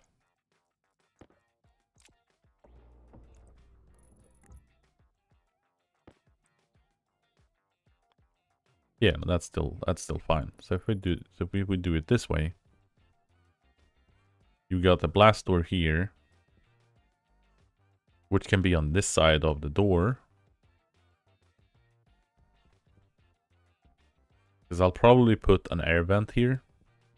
Or the... Not an air vent, but an airlock. And put it on this side. And then, so all of this is potentially exposed to atmosphere. And then just have a singular blast door for the launch sequence. The umbilicals reach... They reach up to 4 tiles. I have tested. They will reach the whole length of the gantry platform. I don't know if they reach further, but I do know that they do the 4 tiles. That was something that I spent some time on the Feldoma server to test out. Kind of placed it up, shot it out, and saw how far, and then kept pushing it back to where I had the original stairs. So they are having them just behind the platform. Works fine.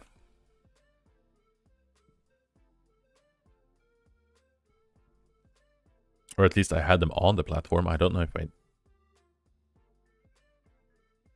Yeah, I think they should be fine. So that's what we'll do. And then we'll place the blast door here, and we'll have a singular floor tile out, or two floor tiles out to the platform, and then gantry up. So we can mine out the whole thing up to this angle. And then do the same thing for each floor that's gonna need it. But we can start placing down the rocket stuff to see where we are and what we need to do and how far we want to take it. So we want that. We want the rocket engine.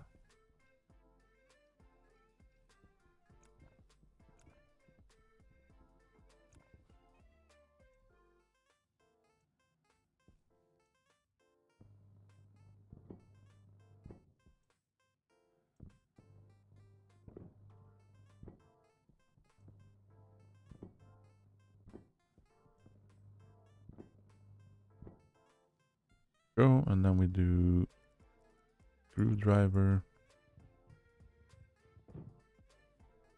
Bam.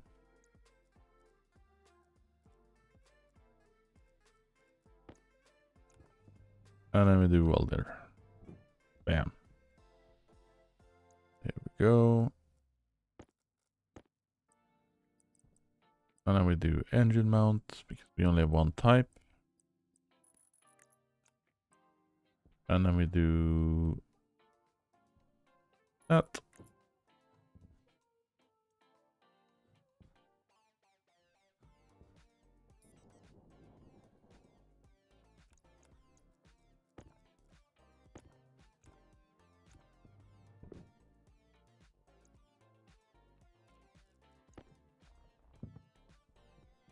There we go. And this is, as far as I've found out, the absolute only object in the game that you have a construct with the hand drill.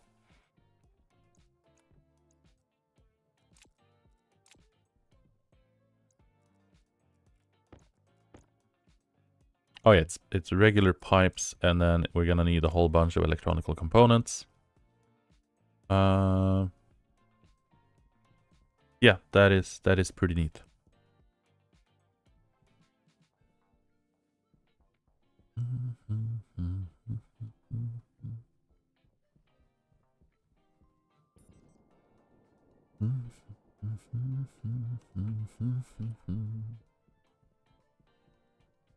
Let's get this rocket built.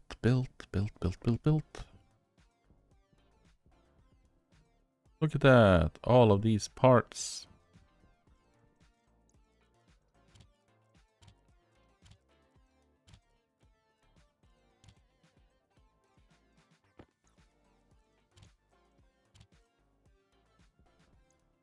Fuselage, fuselage, fuselage, and fuselage, and fuselage. Woohoo! Let's see here. We need a stack of pipes.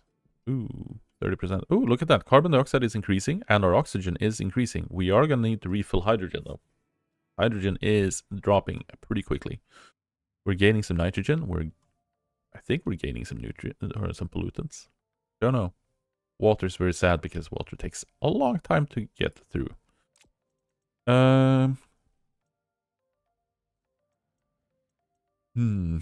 Well, we're gonna need chutes down there as well, but that utility gas, that's the insulated one. Insulated liquid sensor tank. Can I just shove in a tank in there? Just a big one. Hey,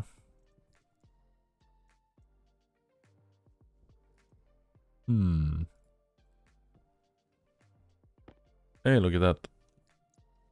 Another one of those. I wonder how much of those, how many of those have been flung here now. Yeah, look at that. There's another fuselage piece. Do we have any other fuselage pieces out here? I think my machine has been playing golf. Oh, just the one? Just the one? Yeah, because we put in...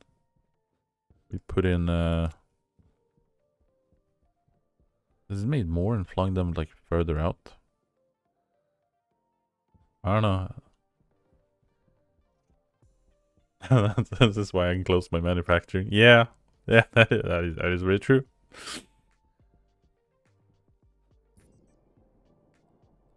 Hey, look at that.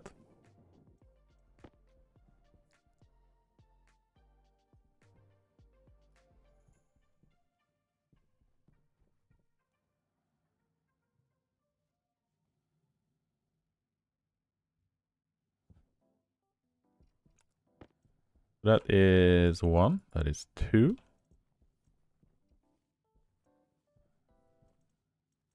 Because they were going on 20 a piece, and we put in 200 steel, right?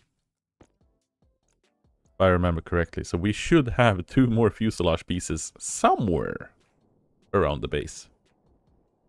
Hey, look at that. There's another one. We're missing 1 fuselage piece that's gonna be up here somewhere.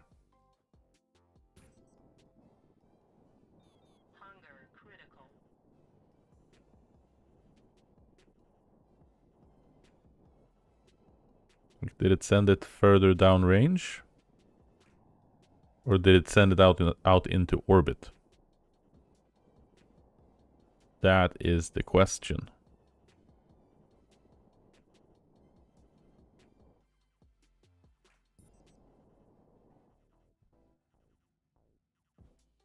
I mean, we'll find it if it's around the base somewhere.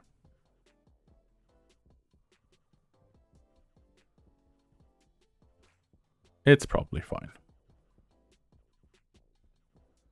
Oh, actually, no, we already have it. So that was the last piece because we made 10, but I've already placed one because I placed the one in for the engine. We got them all. The last one was up there. Like a little mini game of find the resources.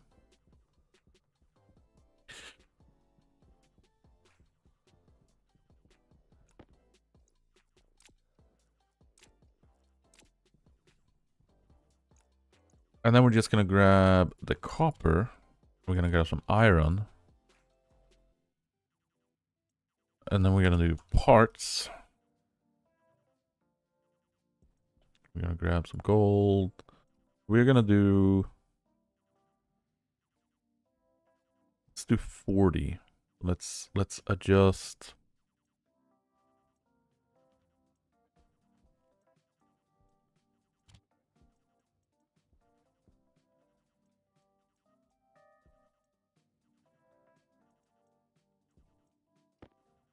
limit the part manufacturing with the gold quantity. So we'll do enough parts to do 40 parts. And that should keep us going for the rockets. And then we're gonna need more electronical parts later for other stuff. And while that is starting to assemble, we'll go in and get some more food and water.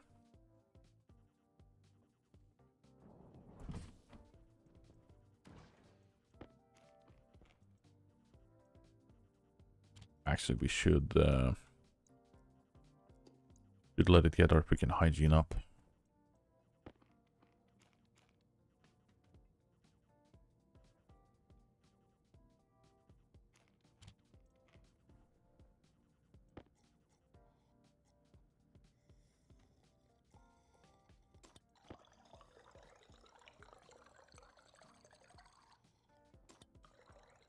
Once we get some automation going with the plants, we are building...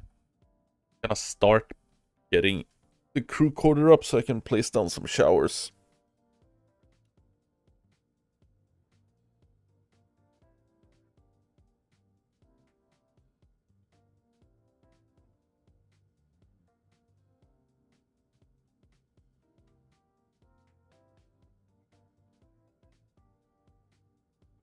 And then we'll do some universal code for water purification as well. So we'll do input clean water, and then we'll do a dirty water tank, and then we'll have the filtration unit process it when there's enough dirty water in it.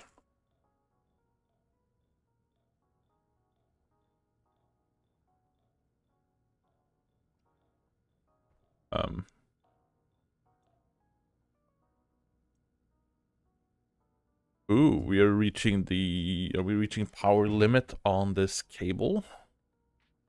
If everything's running?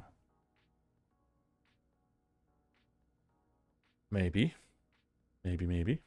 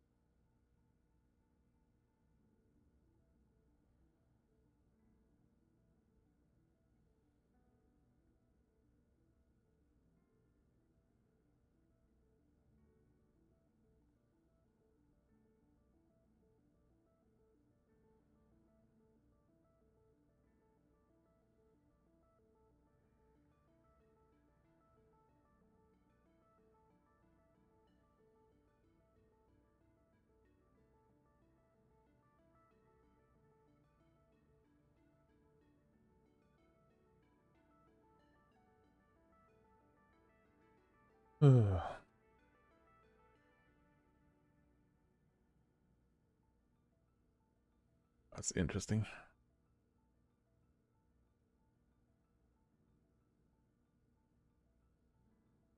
En sekund. There we go. They're not working.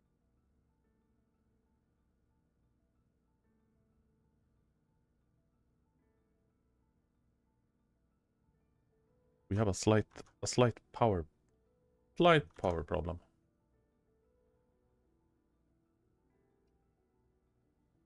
Hmm? Hmm?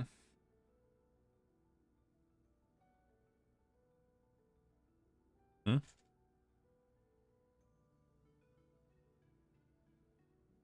Jag gräver fram kycklingen. Kyckling. Yeah, I'm just gonna go AFK for a minute. I'll be right back.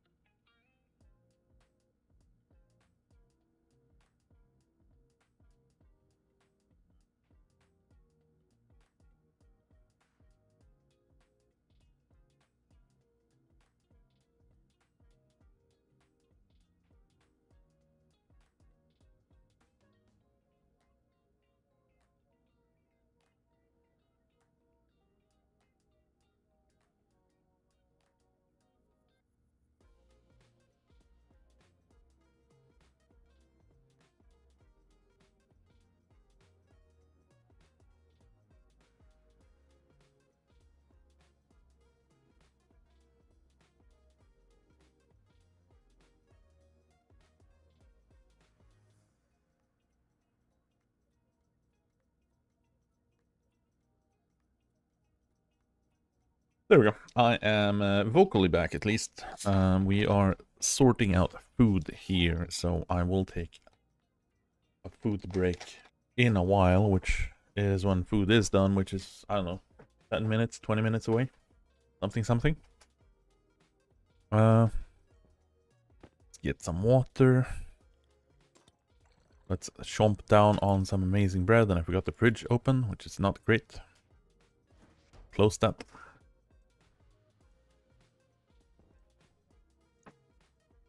We'll put the suit back on, get this sorted out, and out the hatch we go.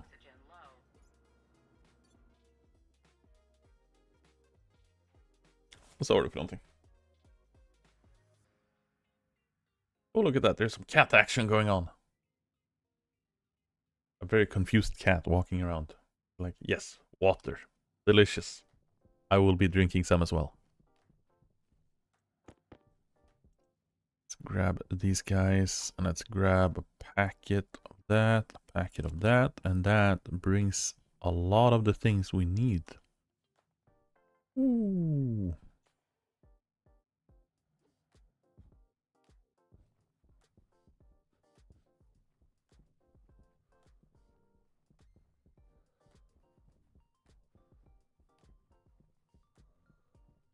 And it should be noted that we're not actually mixing fuel, which we probably should be to build a bit of a buffer while we're building this. But, you know. So, we want to have a fancy-looking rocket.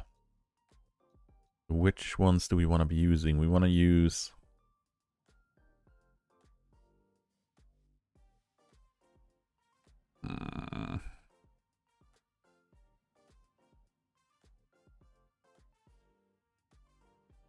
to A4. A4 and A2.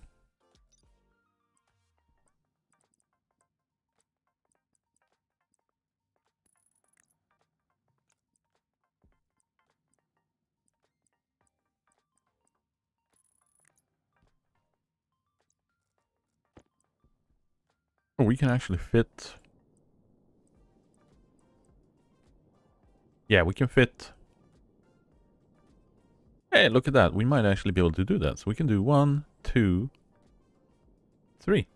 We can do a full-sized rocket in here in the way we have it. So we are just going to do...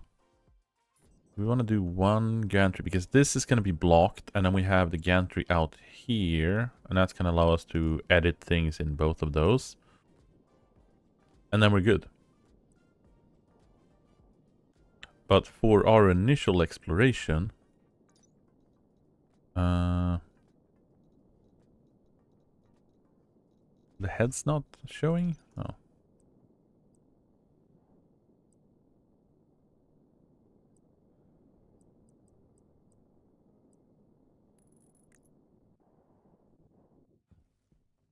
That's fine, right? That is fine.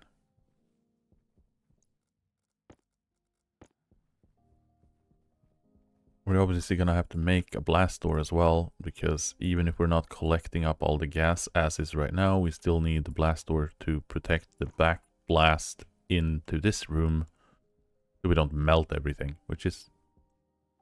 It'd be bad. But yeah, so my thinking is we put a transformer at the very top where it's pulling in. So we're going to do... Start to take a look at these umbilicals. We're going to need one of these, one of these, one of these, one of these. We're going to need the rocket scanner. And we're going to need the rocket data link.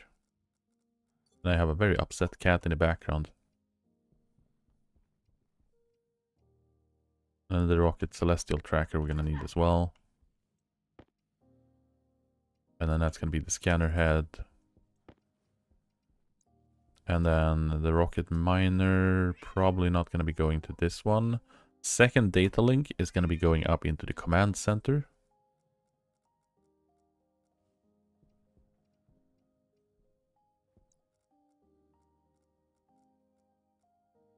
Did I make a second data link? I did, right? I put it, yeah, I put it there.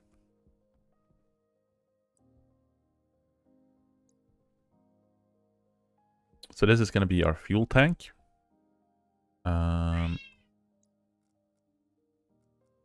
Which means our gas umbilical is going to be coming in here.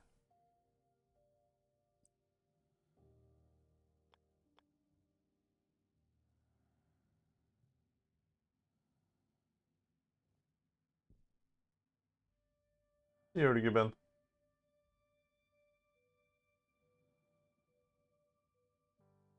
Hey. Huh? He is being a little bit excitable. So if we do it that way, we can shove it right down. We don't need to go outwards. Right, so we'll put pipe and then do an array of gas tanks. And then we got the power here, and we'll do a power. Do we want to go out one and then go straight up the back of the rocket all the way up?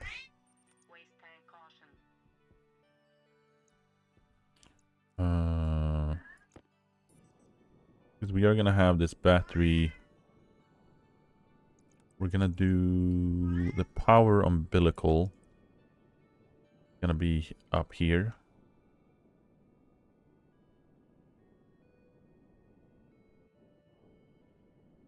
I mean, the funny part is you can build up here and have it kind of stick out of the rocket, which is kind of funky looking.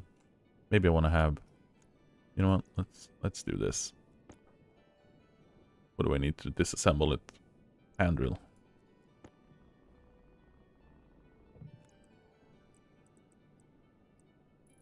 Do this one instead.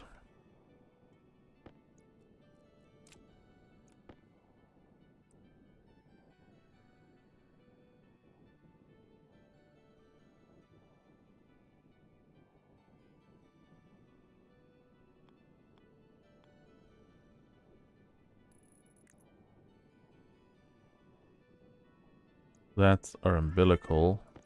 And as long as we do calculations to make sure that we don't exceed the power transfer limits.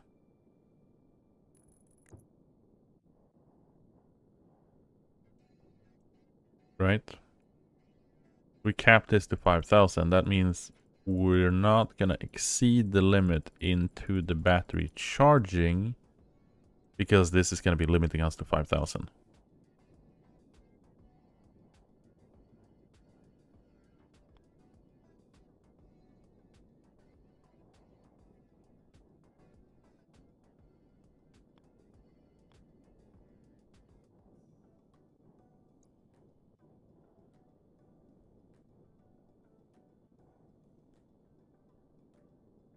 Can I put that in another way, maybe?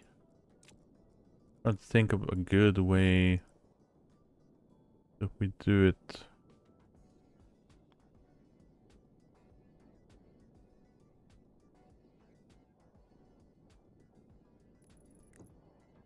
We do it this way, right?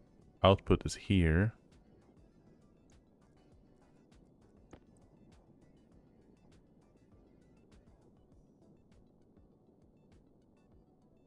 We could do more batteries if we wanted to.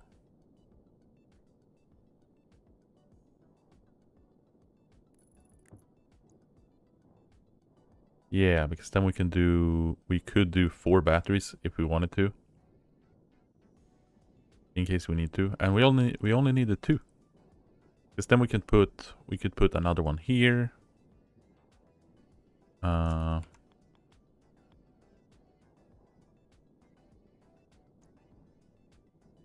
Because that's the connection to it. So we could have these hooked up like this. Right? So we could have 4 batteries because we'd have the input go around down there, and then we have the output going into the batteries. And then we have the data cable coming up the middle. And that would allow us to read everything internally. And that allows us to have 4 medium batteries slotted up here.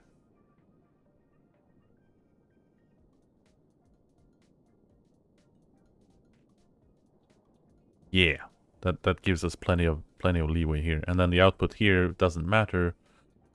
We'll put a little ring of cables down here, so anything below this point is going to be powered, and we're going to limit the throughput by, or limit the consumption, so we are never exceeding 5 kilowatts. That way we can use regular small cable internally, and we don't need to have a transformer behind the batteries, because everything in here is going to be limited to how much it can actually consume.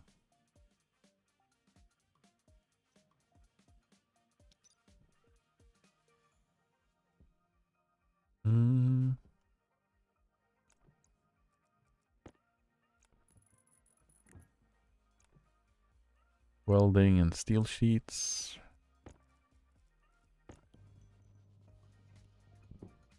There we go. That is our pumped gas engine.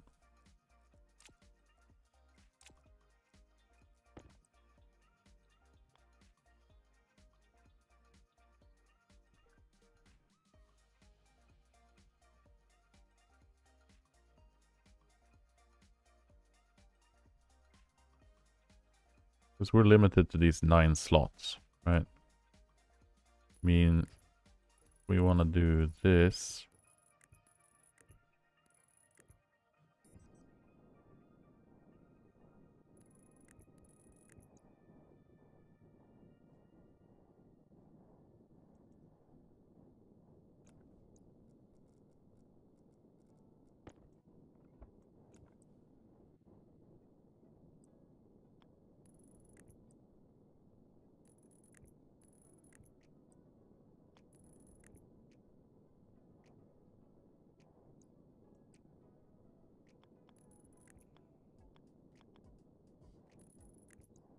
There we go. And then we have a heavy cable connecting this guy up there.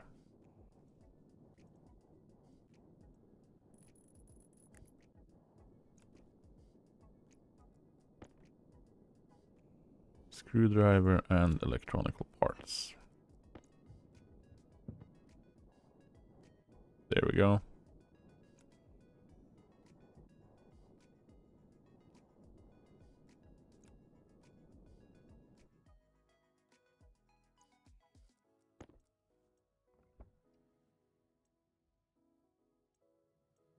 Okay, so the battery starts in on mode.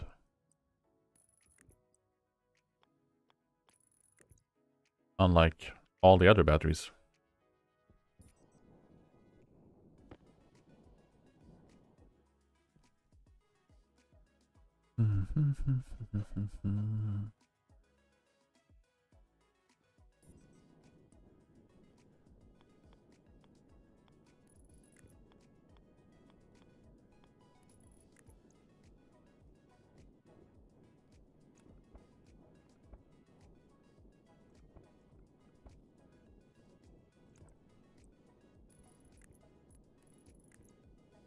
Pass that up there, that we have the cable way.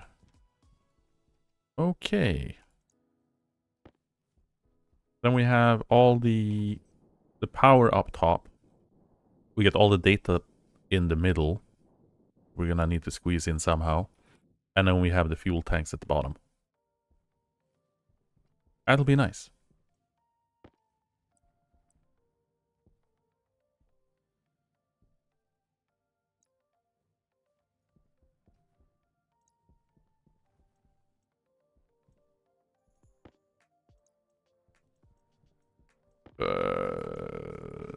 Det gick väl bra för dig förra gången?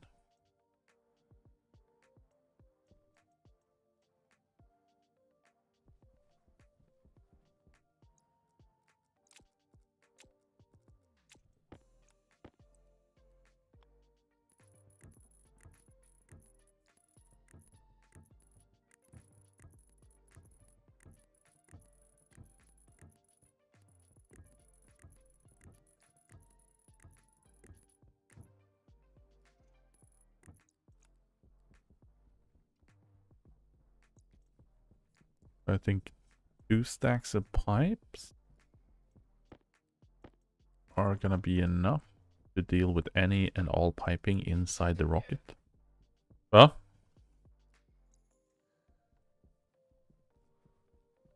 and then I need to empty out my waste tank. We'll need to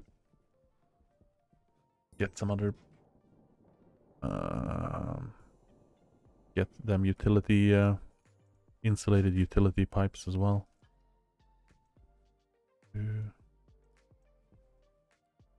There. Where did I get rid of those? Insulated pipe utility gas.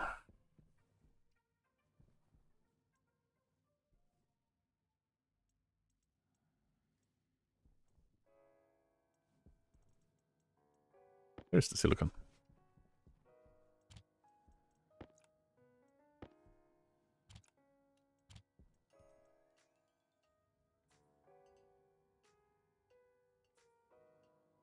So the question then becomes, how much fuel do I need to bring in the rocket?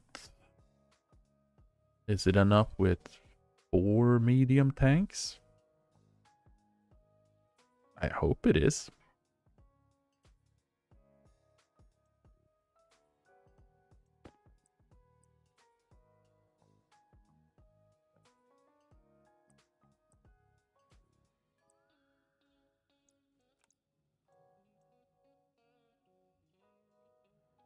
Mm.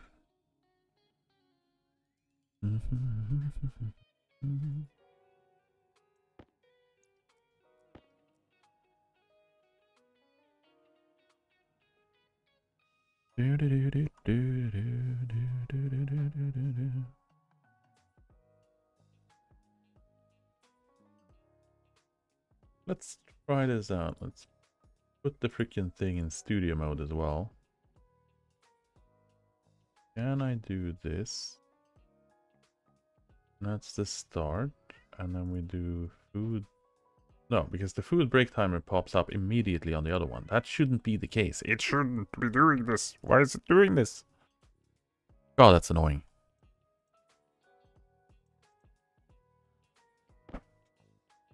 Bonk, bonk. So I'm gonna have to separate out the overlays into different groups. And then we'll have to toggle the groups whenever, whatever. Okay, so this is pretty good. We are increasing in both CO2 and we're increasing in oxygen. But we're still dipping in hydrogen. Hydrogen is gonna need a little bit of mining before we get that rocket up, because otherwise we'll be pooched. Because hydrogen is our power supply at the moment. But the fact that we are gaining oxygen means that we no longer have to mine oxygen to refill our systems. That is nice. We're probably going to need to mine a bunch anyway just to supply it now that we're going to be mixing a whole bunch of fuel. But outside of that, I'm hoping we're good. Bring some heavy cables with us, because we need to put some heavy cables in the nose. Yeah, I'm gonna hop down there again. And then I'm going to grab a bit of a food break. So if you are just tuning in, welcome, welcome. Name's Iceforge. We are doing some Stationeers and testing out and building our first rocket. Or, you know, assembling our second rocket, but hopefully launching our first rocket, because we have yet to launch a rocket, albeit we have built, almost finished building one on a previous save. So, yeah, I am just gonna grab a bit of a food break. So, I'll be back in roughly 30 minutes-ish, something, give or take. I'll put a timer up.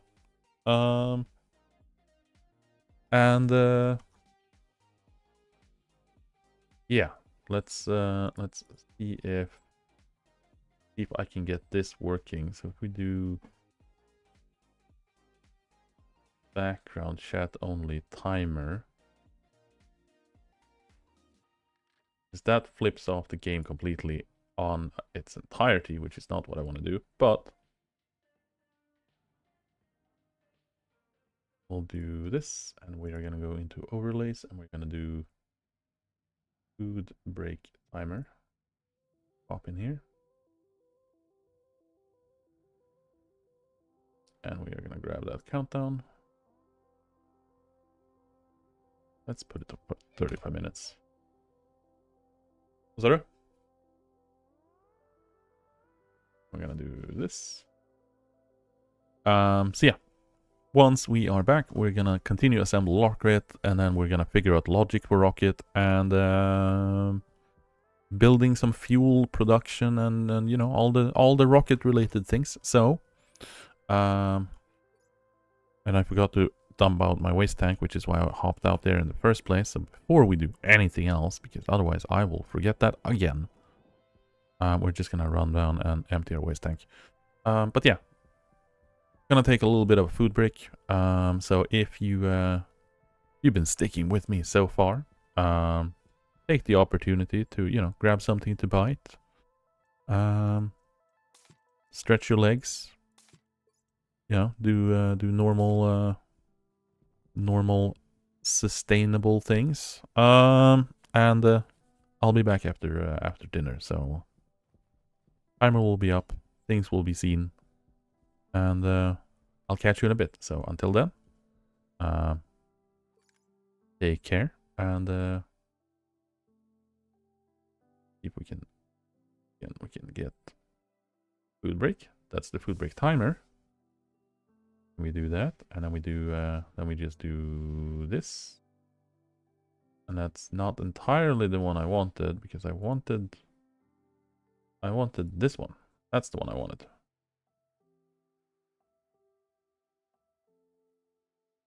And then I wanted the chat overlay like that.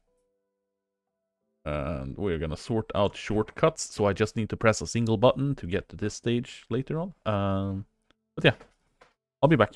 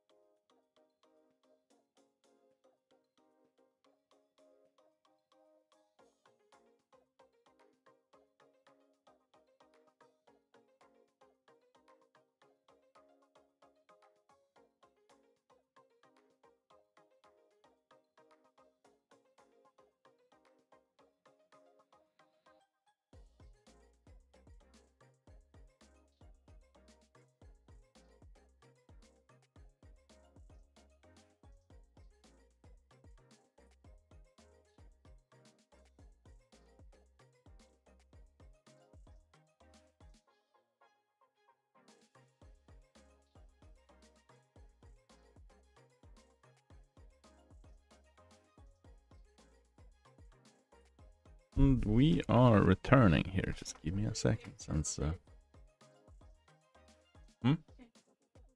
Why?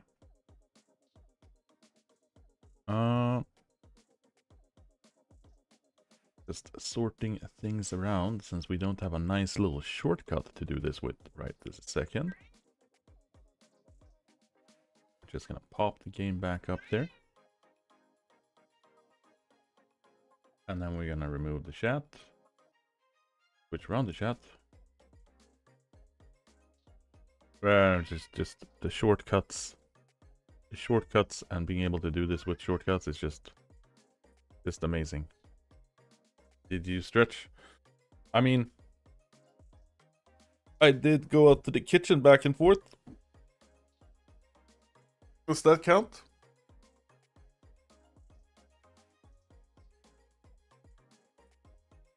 Oh, I'm stretching right now. Give me a second. I need a refund so I can do a hydrate.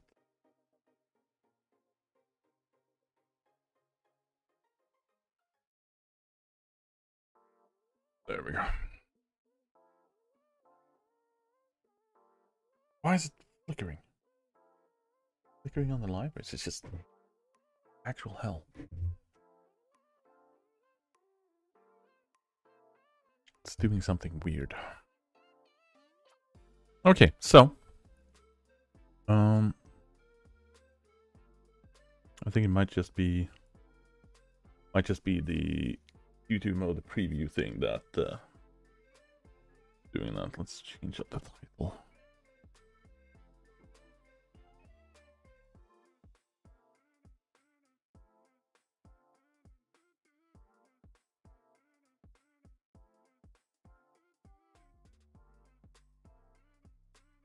Question mark, where are you? There you are, thank you.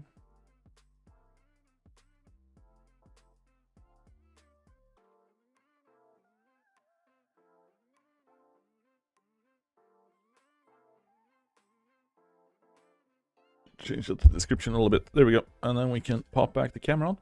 Whoa! There we go. Just sort that thing out. Okay, so now we are back in action for a little while. Like I said, got some stuff to deal with, so we're not gonna be on for another 4 hours, but maybe like an hour-ish.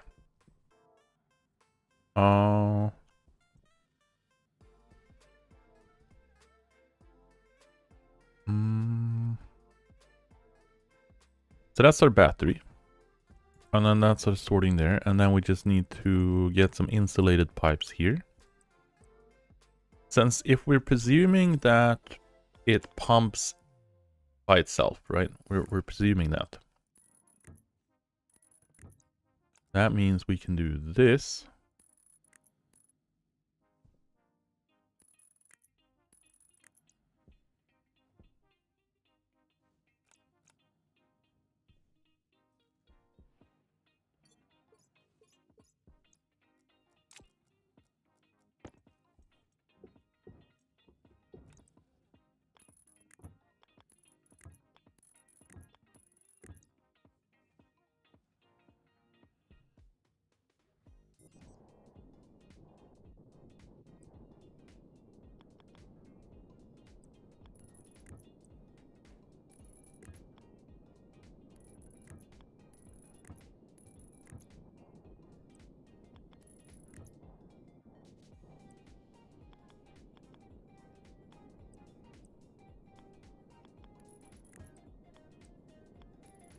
Because that gives us access to 7 tanks if we wanted to.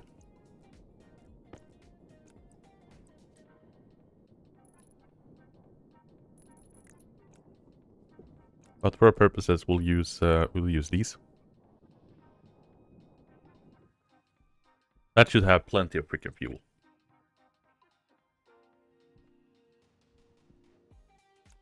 And because all of the tanks share the same inventory, we just need to connect the singular one. So we just do this, and that is our fuel system connected up. And if we need to add more tanks,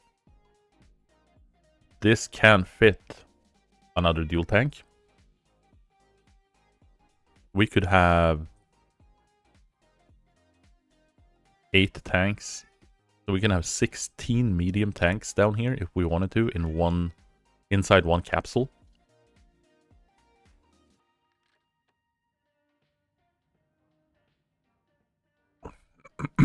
But we'll see how much fuel we have on this one. And then I have no idea if the rocket is going to make it back, if it's going to explode back on impact or whatever. So we'll see.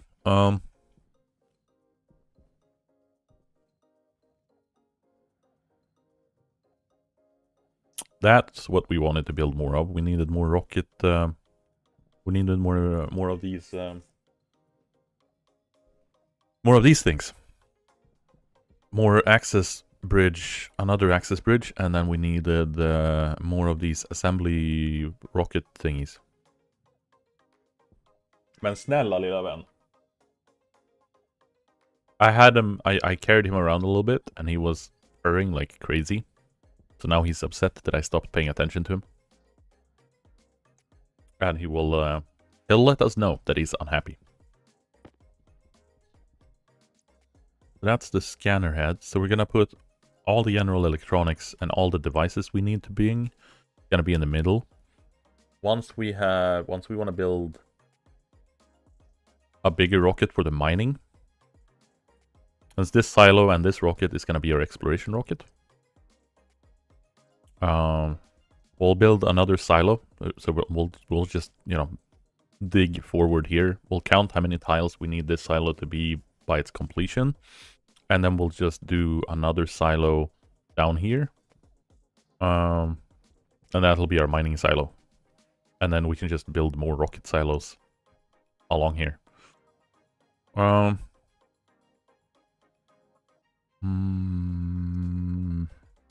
Yeah, so electronics. We're gonna need... We need the data link. We need a housing for the circuitry.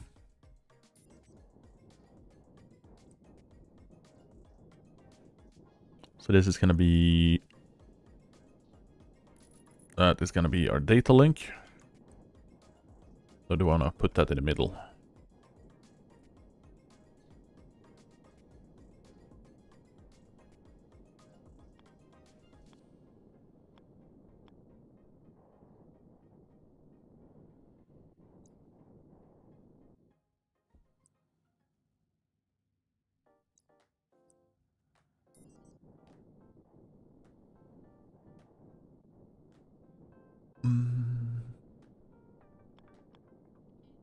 I don't think it matters that much.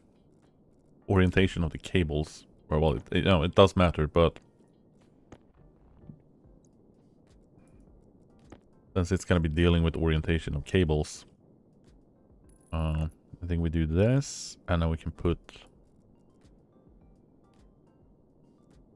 Since we're going to be a little bit smart, because you can put umbilicals, but you can only put one umbilical per row.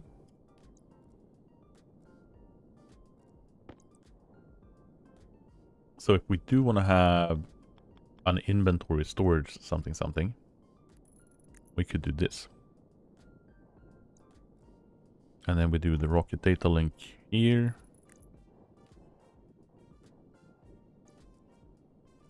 And then we have avionics.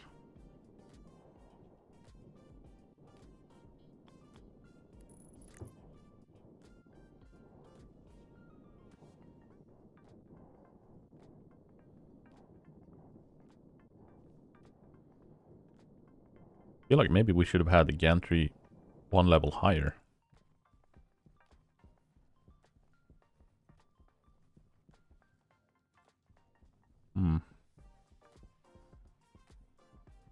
But then again, if this whole thing is going to be storage, and then on the mining one, we're going to have that attached up there, that's going to be fine, because we're going to have that row upwards. It's probably fine.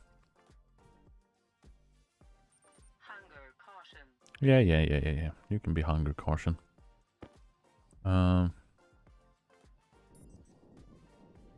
Celestial tracker.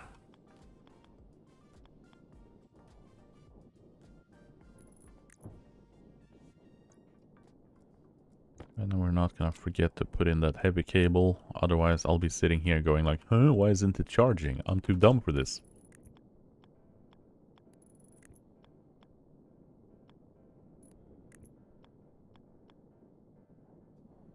There we go. So, from the intake, which is gonna be heavy cable, it goes in here. And then on the inside, we should be fine with limiting it, because avoid using more power than 5 kilowatts, because if we're using more power than 5 kilowatts, that battery's not going to last long anyway, and we'd be pooched. So let's get some of this in here, because I'm pretty sure most of these are requiring either cable coils or electronic parts, one or the other.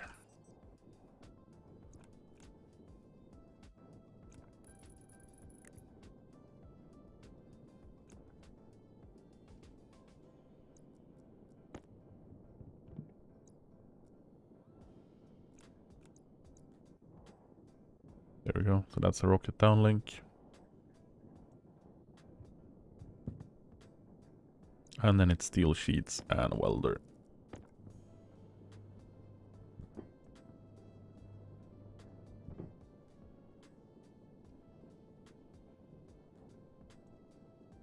Nice. And I mean, this part can in theory just be welded up.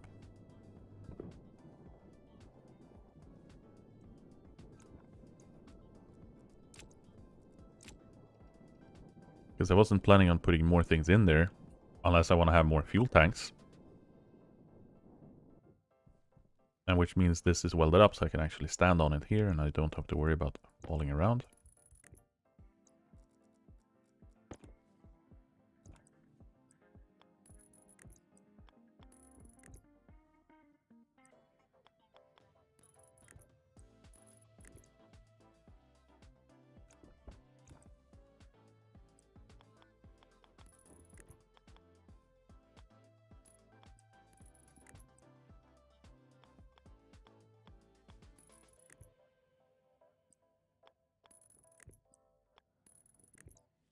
There we go. And that's all the wiring connected into all the pieces so far.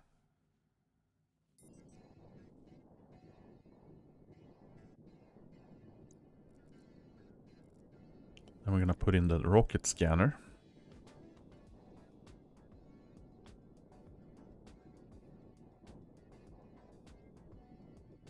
Hey, it feels like feels like we have things under control, but then again, you know, usually what happens until it starts to explode on you. Like I said, we could probably squeeze in the miner. Because right now we don't technically need this umbilical. I was just kind of trying to see where I could fit it in. But if we had one whole segment more, we could easily fit in the miner and then one segment being a whole storage unit.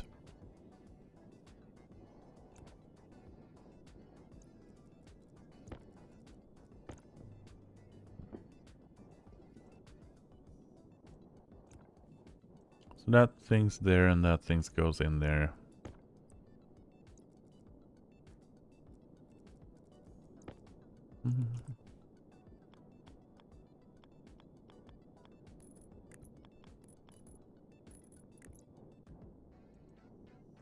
There we go.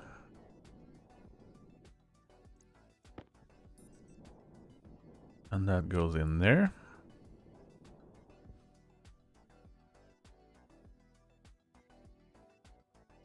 Looking pretty good.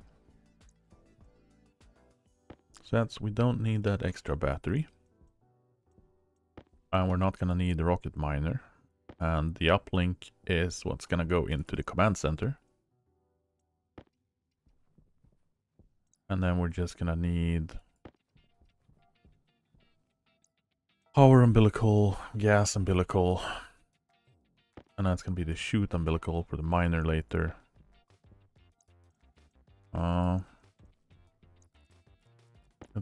Let's rip that umbilical off this guy, because we don't need it, and there's no point in adding the extra weight, since that's gonna go on the miner. This will go into the rocket tower, which is this one, which we're gonna need to build more of. But outside of that, it's a matter of circuitry and then hooking up the power. So, we are gonna go and make ourselves some more launch tower pieces. And after that, it's gonna be fuel mixing. And then setting up... we can bring the damn thing over with us. Because we're gonna need the uplink with us. Yeah, battery might take overcharge. Yeah, but we don't even have any fuel at all, so that's gonna take a while to stock up. And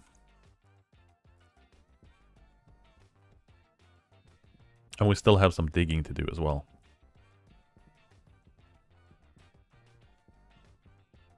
Hydration critical.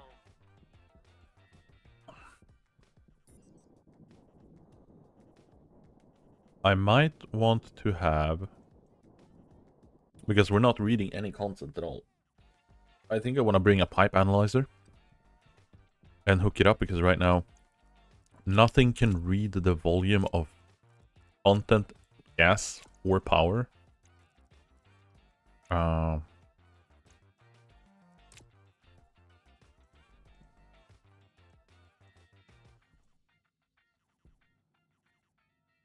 We're gonna need to do some hydrogen mining as well.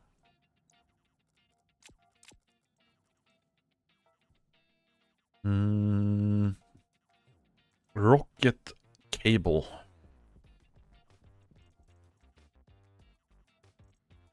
We're gonna need... Well, yeah, we're gonna need...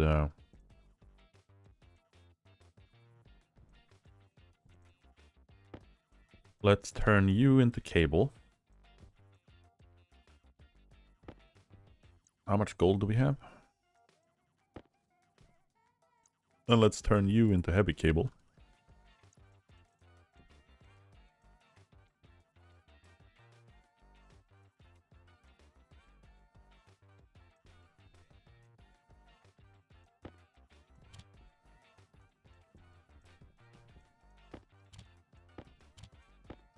Hunger critical. You get to make cable, heavy cable. You get to make regular cable. I know this one is slower, but it'll... I think it's as fast as this guy making heavy cables. I don't know. Anyway, a lot of cable is going to be made.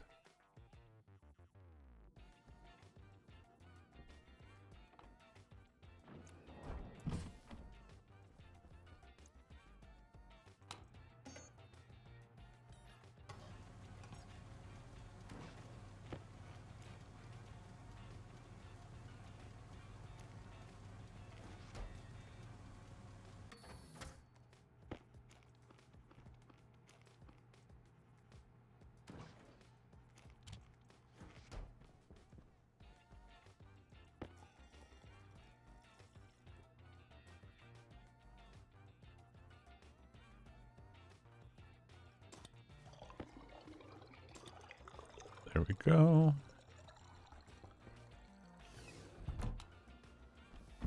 Oxygen low. That is food refilled.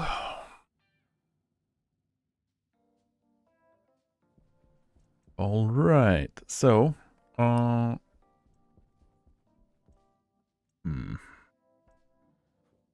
let's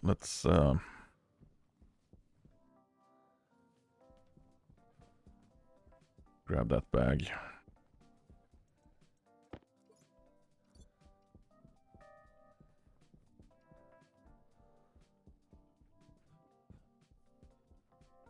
Very, very adorable.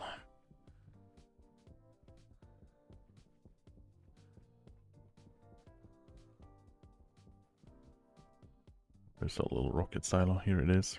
Whee! We are gonna attach this in there as well. We can get some readouts on some of the tanks. And now we are going to go on a blitz mining trip for the well-known resource that we are running out of.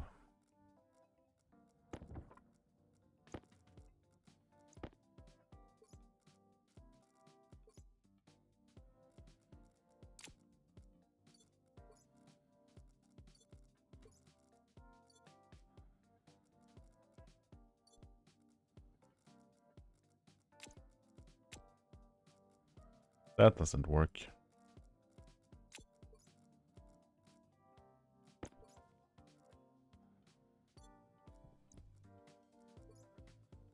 I put away the tracking ship. I was like, where the hell did I put it? Well, I put it away. That's what I did.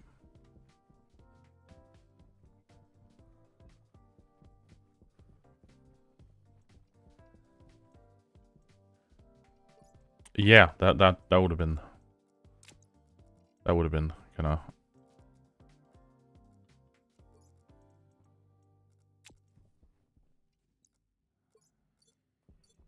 always bring the tracking ship. I mean, at this point, we do have a whole bunch of lights and other random things that's, you know, makes it a little bit more visible. But on the other hand, with how much we need to run to get some freaking hydrogen,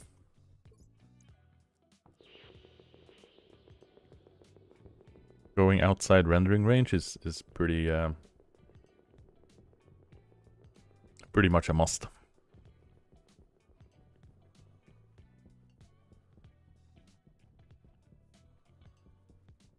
Unless I'm lucky like this. Oh, look at this. Hydrogen. Hydrogen. Let's go for the new name. Hydrogen.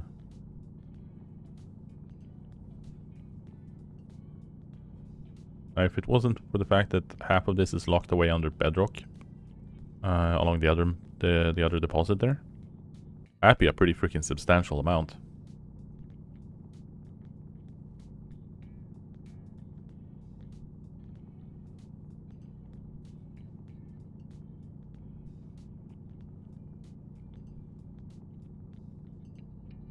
Get this freaking bag filled up properly.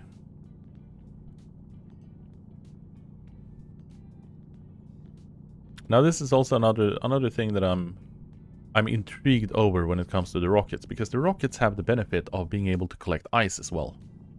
You're not just limited to minerals, which you are with the deep miners. So you can do, you know, ice mining and hydrogen harvesting and whatever else with the rockets, which is pretty slick.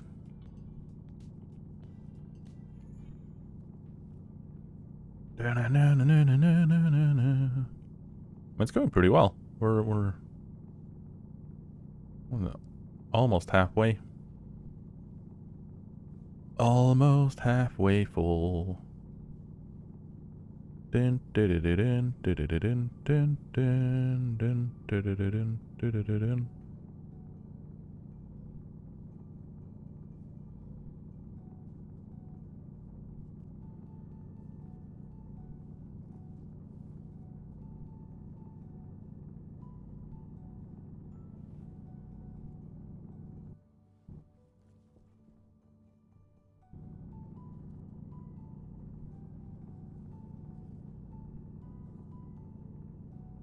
That's not hydrogen, that's nitrous. That's something else entirely.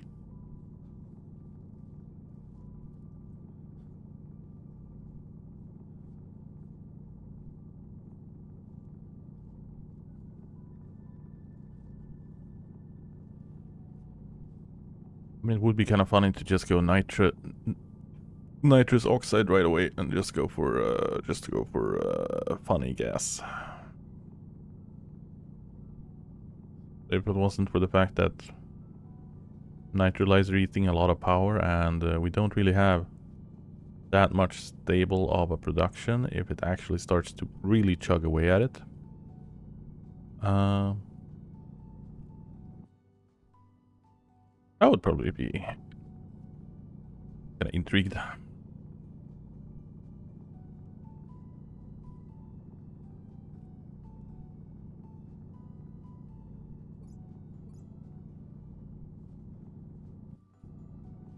There we go.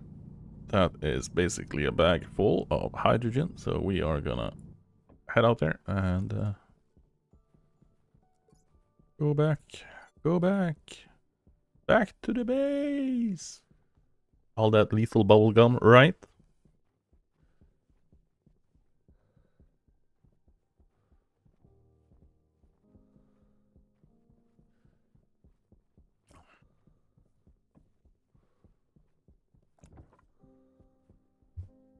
I was hoping to launch a rocket today, but I don't think we're gonna have time because we've got all of these other subsidiary systems that we need to fix.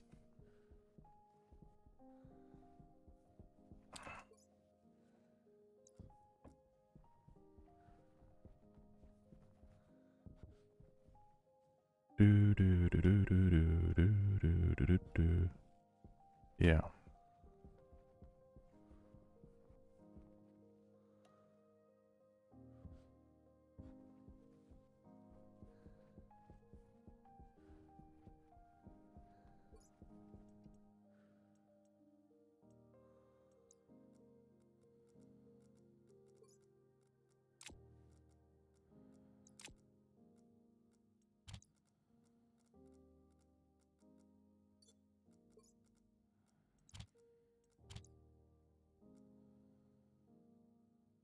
All right.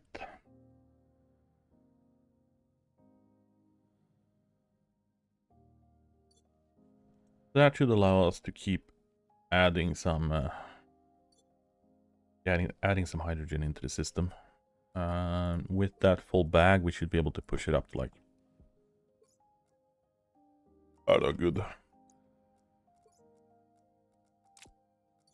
A good 20-something%.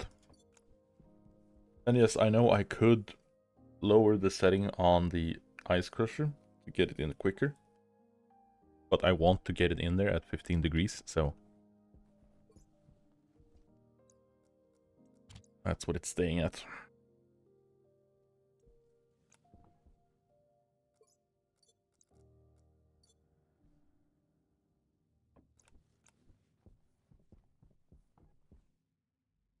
That's gonna be good. Pop down and drop down a couple of stacks every so often here. And we can't jump in with our jetpack if we don't have the jetpack equipped. It's almost like having the jetpack on your back is a prerequisite to use the jetpack. Hey, look at that. Cable.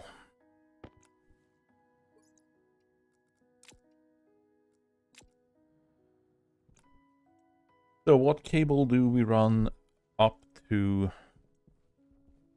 Because we got purple in the hab / inside the production facility. I think it's gonna be production facility and like the general things around here. Do we do orange? Maybe for the rocket.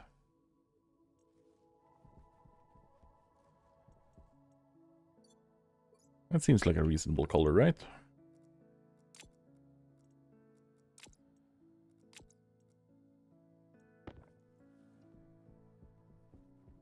Yeah. Unless anyone has a strong objection to it, we'll go with orange.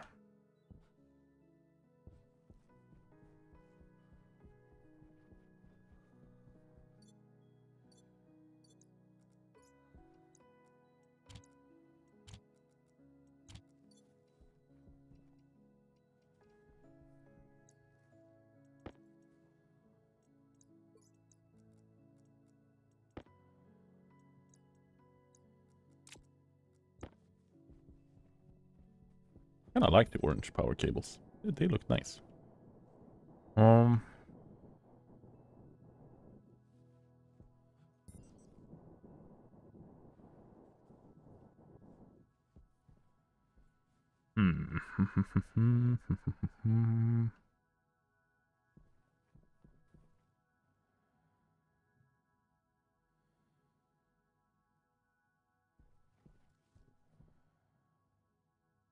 I want to have another medium transformer. And that's going to be what's running the power down to the rocket facility.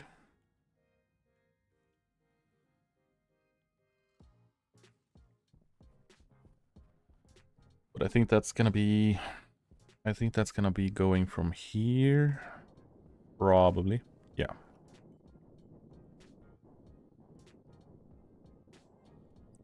Don't know where we want to have that substation, but... we'll go with the cable from here.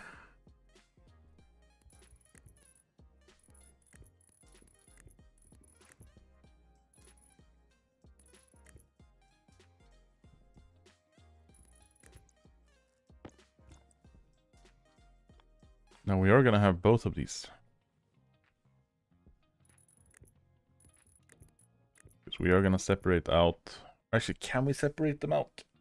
Oh, maybe we can't.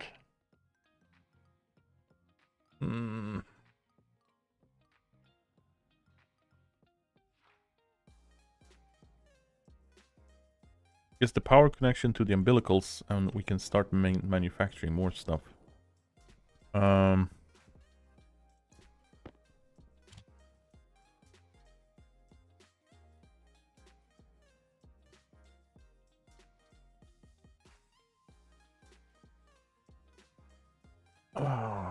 The connection with power for the umbilicals.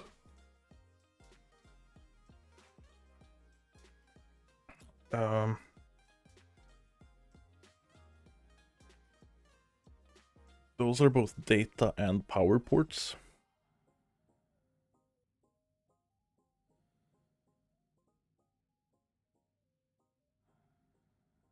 And I don't have a way to separate them out. Unless I turn it into a separate network. So maybe it's just easier to run the rocket things on a high voltage cable. And have that separated by the transformer from the regular heavy cables. And then run all of it on one singular one. I have a feeling that might actually be more sane. I don't like it because it's well, I don't like it, but I don't think I have a choice in the matter. Oh yeah, you don't stack either, do you, you little son of a bitch? Yeah, they do. You do.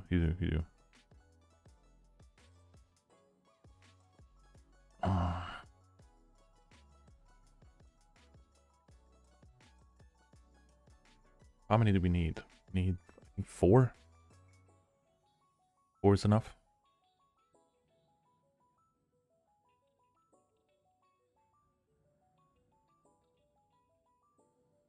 And then we're gonna need a mixer down there, and then we're gonna need some more oxygen pipes, some more gas pipes down into the atmospherics, set up a mixer, have the mixer regulated based on pressure in the pipe.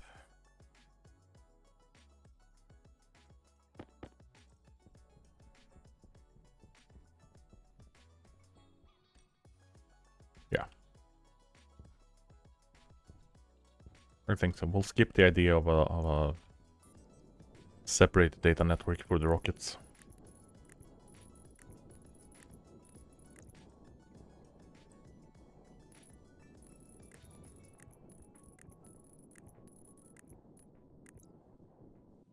Granted, this power line is also gonna be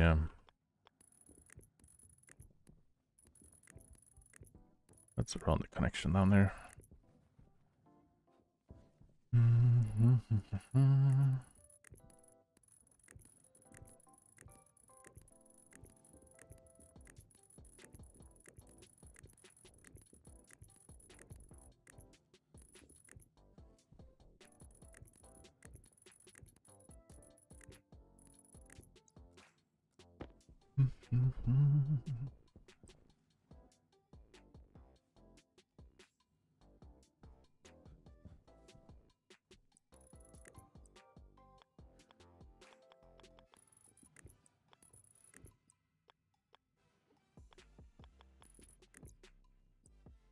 Aha.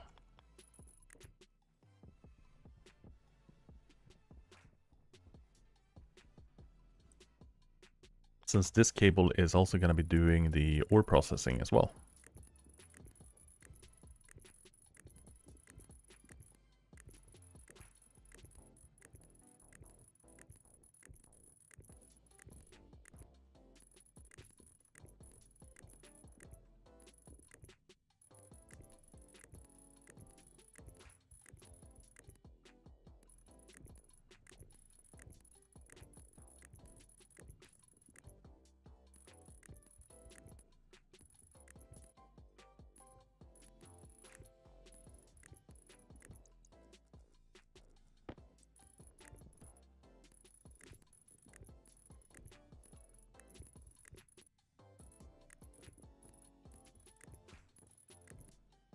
Then we're gonna need some blast doors, the fuel mixer.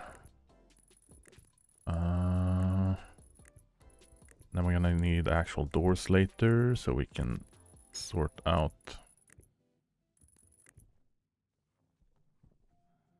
all the other stuff.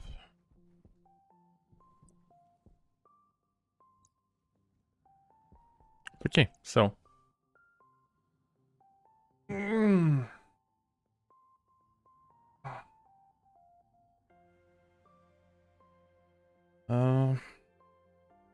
where?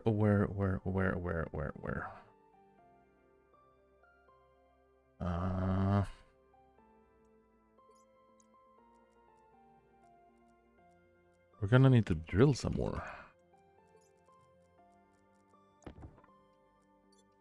Because now we are going to drill up and get all of these stationed in.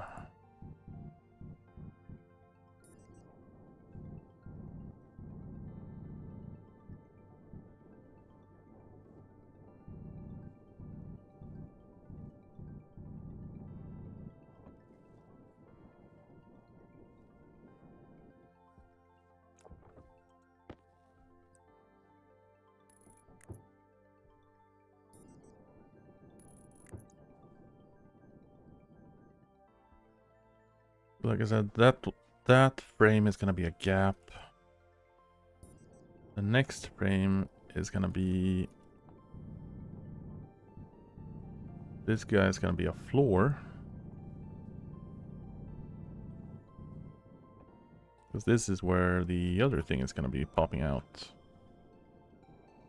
And we are gonna dig up the whole thing here.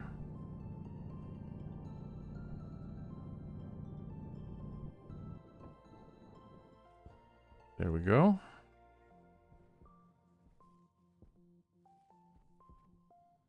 We're gonna need the umbilical up there, and then we're gonna need these guys. We're gonna need later, slash if we expand this to be properly elevated. Now let's get these umbilicals hooked up.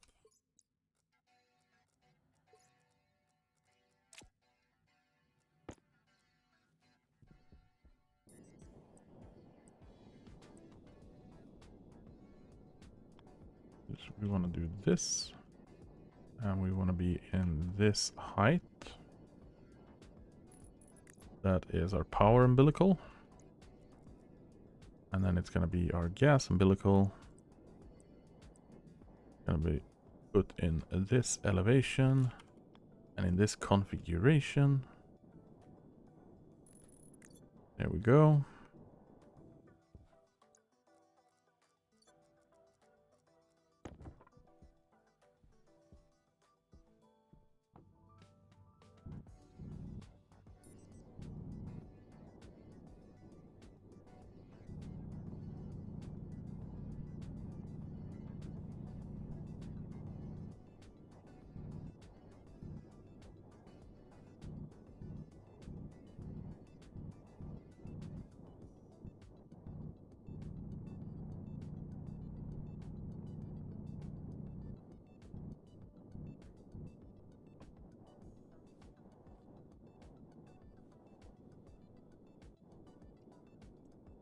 Yeah, because this is the funny. Well, because these guys needs data connection, but they also need power connection, so I want to be able to remotely control on and off for the gases. And that's gonna be toggling these devices on and off and connecting / disconnecting the umbilicals based on the data sent from the downlink. So on the uplink that's going to be in the control center, we'll receive the telemetry data from these things. And then we need to control them from there as well. So that's why we need to connect these up with a connection that can deal with it. So we're going to do this, and then we're going to do this. Just so I have access to clicking on the buttons physically, so the cable isn't in the way. Nope, nope. Go back in there.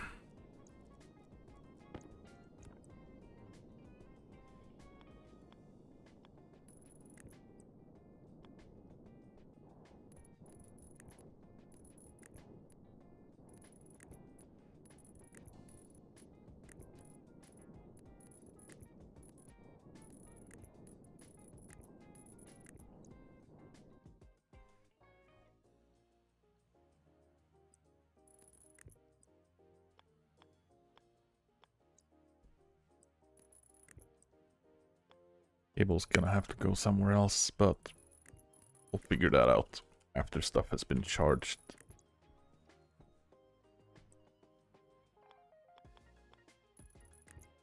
There we go. That works. That works. That's connected up. And now we just need to connect up.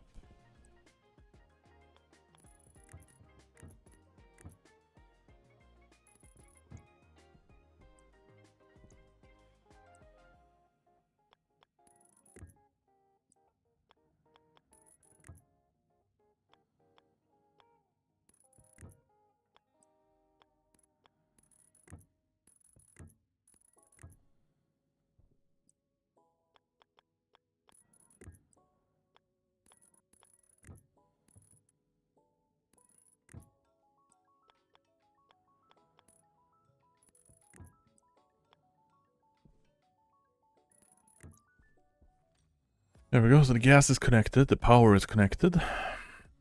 And they're gonna extend out, and they're gonna connect to the ports. We just need to set the gantry mode to right, because the or the umbilical modes. So the umbilicals can go to the left and right side. So you got right, you got middle, you got left.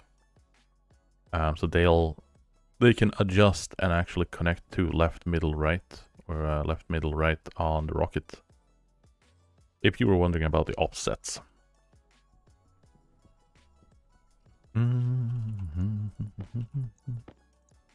So, and we just need to connect these guys.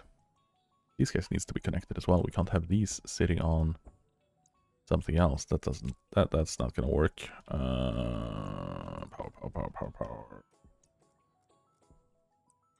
And of course I don't have enough fucking cable for that. Hey. You know what? Let's leave a stack of regular cable down here. Oh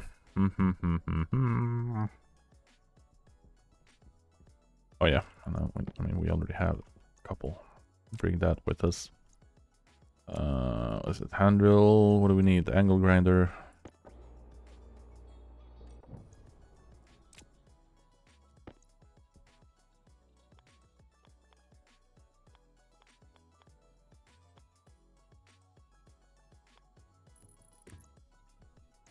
We can do that.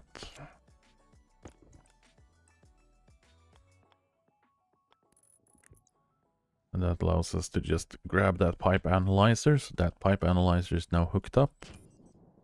That's hooked up, and that's good, that's good.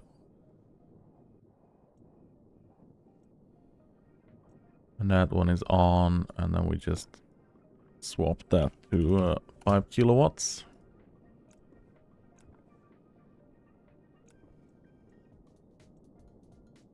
And that thing is on, so as soon as it connects up, it's gonna start charging the battery. And then we'll figure out circuit housing. And if we need more logic circuits, we have more space. If we need more batteries, we got tons of space for batteries. We need more fuel, we got more fuel space.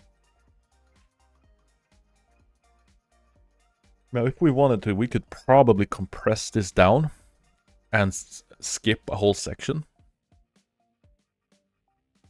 And then just have a little tiny rocket. Do rocket batteries not get finicky with loop power? We're not looping the power though.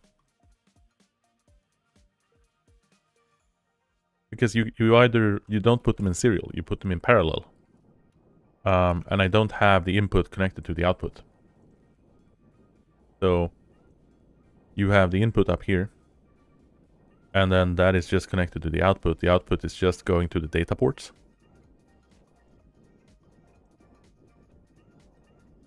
So I have a transformer on the intake. Yeah. Yeah, it's a little bit of an optical illusion here when it looks like this. So I have a heavy cable connecting into the transformer just for safety.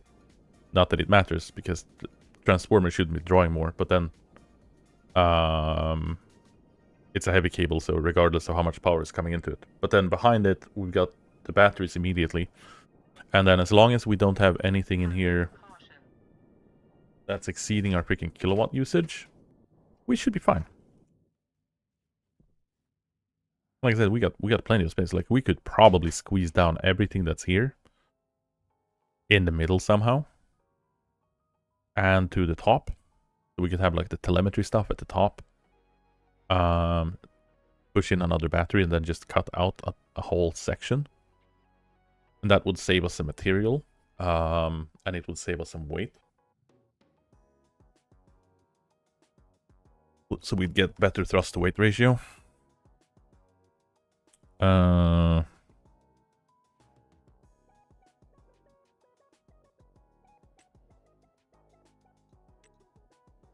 Like they do, like just having a fuselage contributes 250 kilos, regardless if you're using the space inside or not. So that would cut down 1/4 of a ton. But we'll see. We'll make a neat rocket first, and then we'll see. So get this welded up again. Since for the ship, we'll just use the hash value for the analyzer, since we don't have anything else than that analyzer. And then all of the cables are hooked up to the downlink, so I'm pretty sure we should be able to access all of the data from the rocket from that downlink.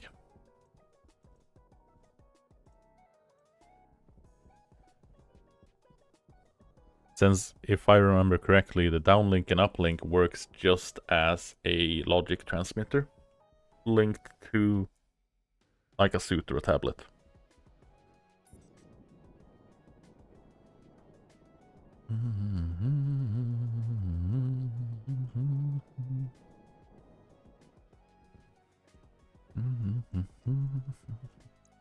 Oh, look at that. Power cable. Power cable. Hey, look at that. 12% hydrogen.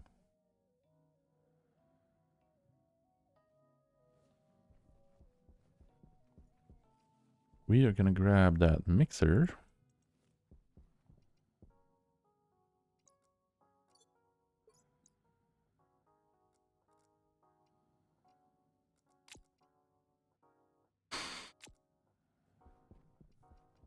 Grab some more pipes.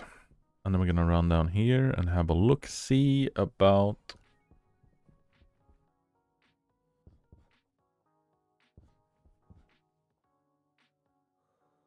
how this fuel mixing is gonna happen. I don't think I pushed it further than, yeah, it's not even connected further than there. So That's gonna need to go in here somewhere. I mean, oh yeah, right. We are already mixing fuel. I forgot that. We're using this to run the freaking H2 combustor. We're good. We're freaking good. I'd completely forgotten about that, which also means it's regulated and everything. So we just need the fuel pipe out of here.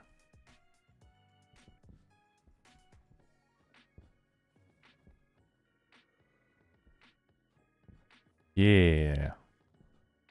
We just do this. And we just grab the wrench. And we're just gonna nab this nitrogen pipe.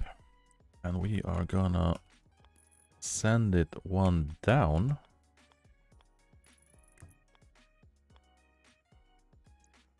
So we don't have to fight with the fuel pipe.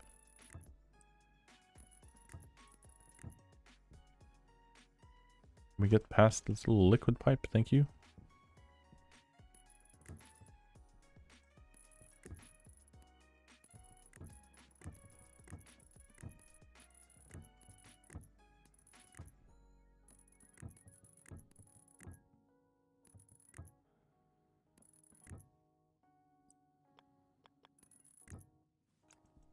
There we go. So that's that pipe almost placed.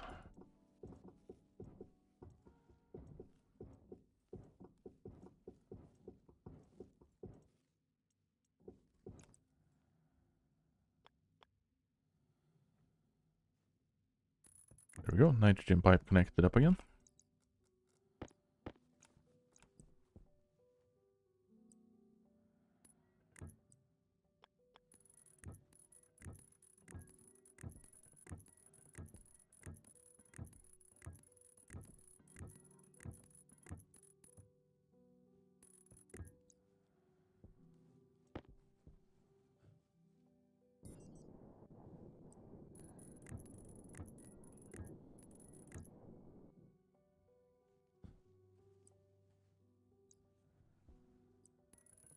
CO2 pipe in the way. We put that CO2 pipe there. Why couldn't you have predicted I was gonna pull up fuel pipe here?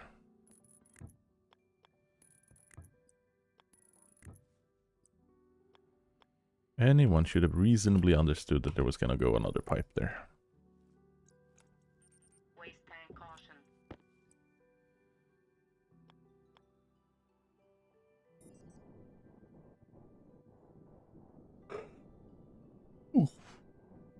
We are gonna need more power, or more insulated pipes. But we're almost there. We're almost there. So we just need to hook that up. That just needs to come around here. And obviously the water pipe is gonna be in the way as well, or the steam pipe is gonna be in the way. We had 4 more. We don't have any more. No more here. Any more pipes? Any more pipes? Look at that. Look at a whole insulated pipe more. Any other pipes? Any other pipes? You've been spawning pipes when I summon thee. Hydration critical. Freaking hydration critical coming here thinking he has something. Ooh. Holy smokes. Right, so fuel pipe. Fuel pipe goes forward.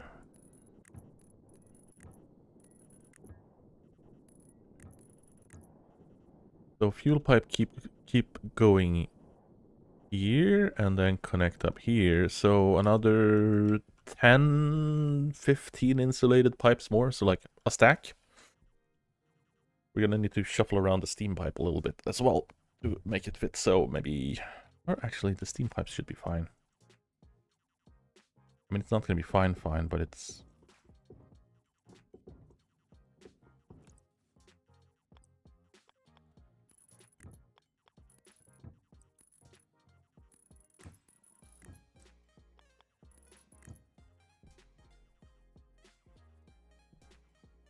That looks like shit.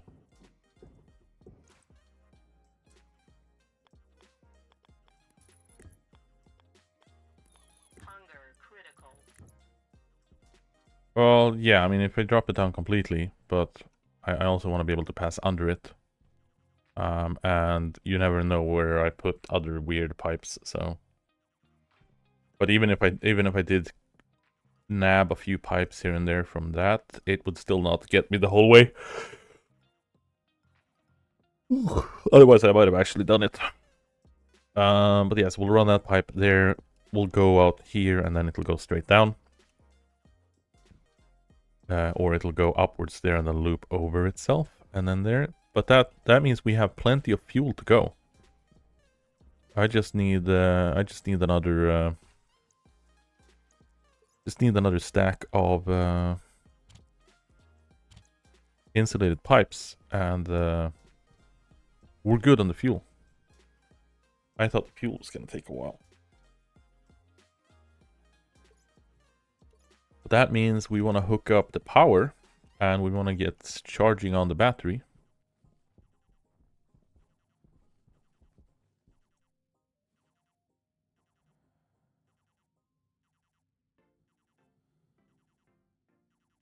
Maybe we can get the rocket launched. Or at least, you know, start looking at the code for it. Whee.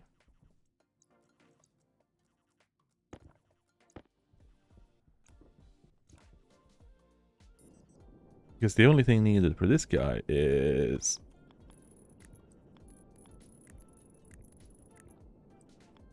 Now, I know there's gonna be an elevator here, so this is gonna be shuffled around, but... rather just get this hooked up and sorted out. How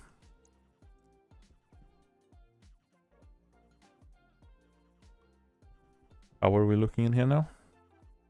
Hey, 12% hydrogen. It's coming there. It's coming along. 31% carbon dioxide. We are making some nice progress. Yeah, let's get that up there as well.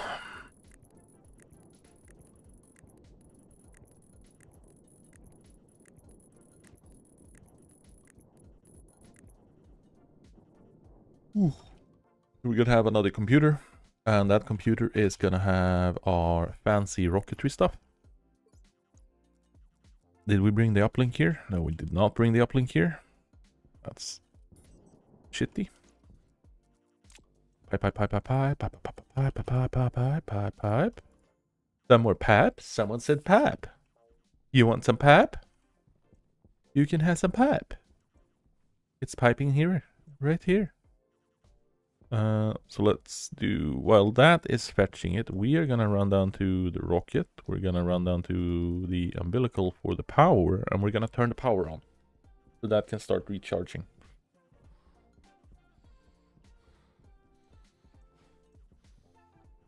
And we're also gonna need to recharge food and water on our character.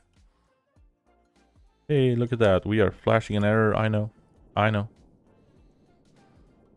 Or are we too far away? Or is that just complaining because it's not aligned? Or are we actually a tile too far away? We might be a tile too far away, but if we are, it's not the end of the world.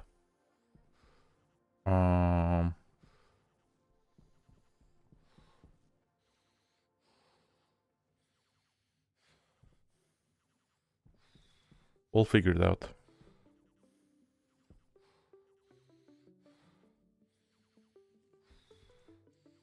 What we are gonna do is put the fuselage there. We need rocket battery, rocket launch tower.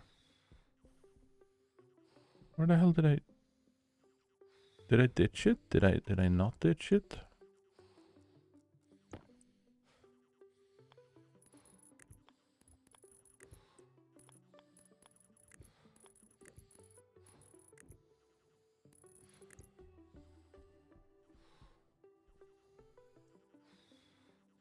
Which is pretty neat.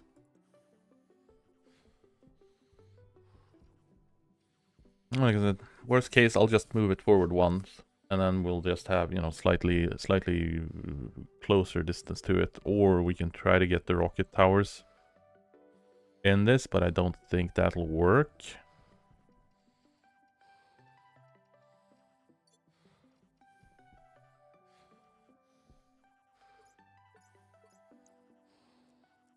But we didn't bring the downlink with us, so I don't know where that one went. Right? Because it's not in here.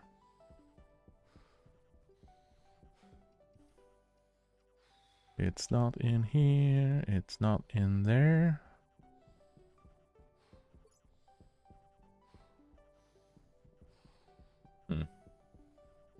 Where the hell did I put them?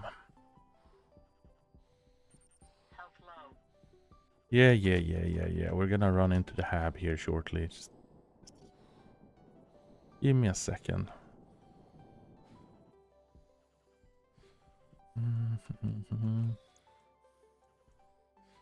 Yeah, we're gonna need to figure out where the hell I put those.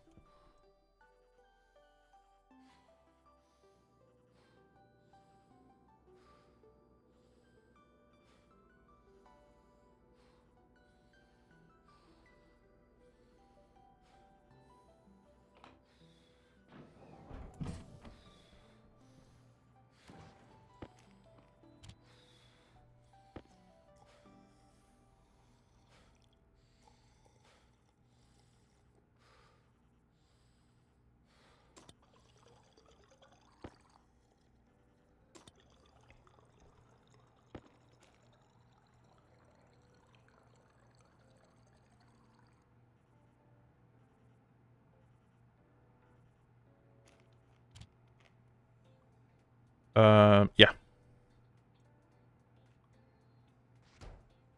Yeah, I've been using orange heavy cable.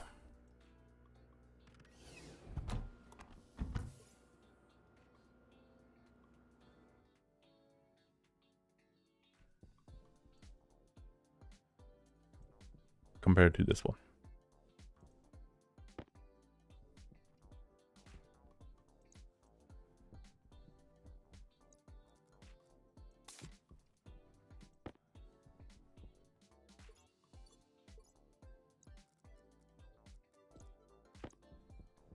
Did I leave it down here?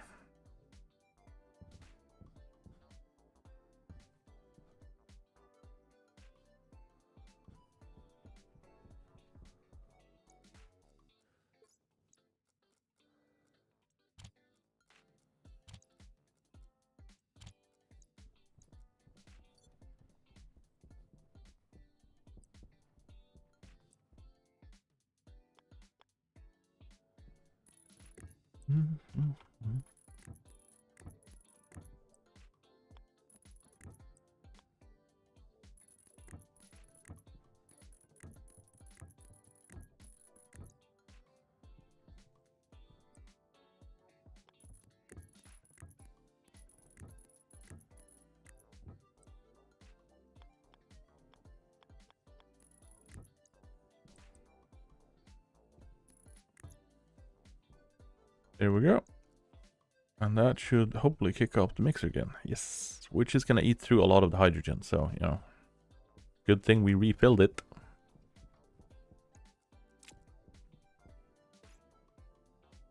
That is going to eat through quite a lot of it, I believe. Right. So where the hell did we put the damn uplink device? Did it popcorn away? I don't know.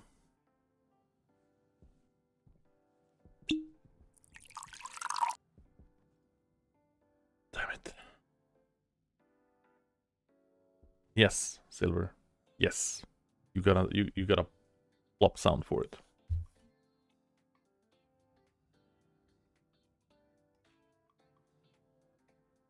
That is essentially what this water bottle sounds like. I wonder if you can actually hear it on the stream. If I do this and we do oh, the sound gate suppression is actually removing some of it.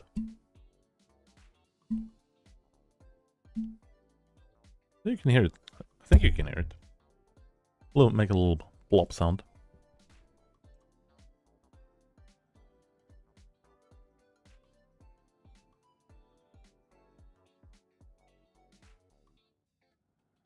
Yeah, a little bit.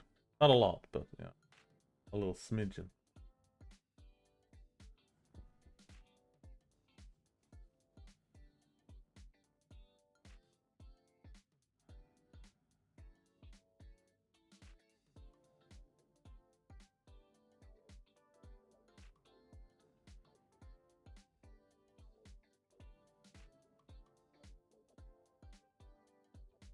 Trust the cat with that glass. Right. Did I put it in a shelf? Did I put it over here? Because that's the sensor. A regular battery tank.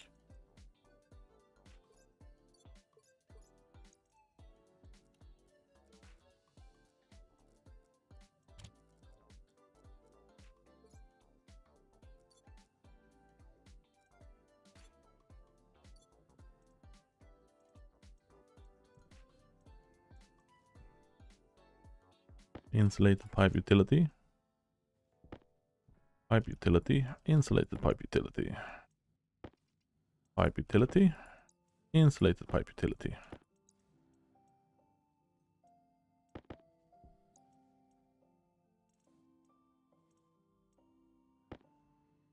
Pressure regulator pump. Cable coils, atmospherics. IO. Actually, that's a computer. I knew we were gonna need a new computer here eventually. I just didn't know what we wanted it for. But we want a rocket control motherboard in here because that is something that we need to deal with the rocket controls. Now I never got this thing actually operational. I'm gonna bring that orange cable with us as well.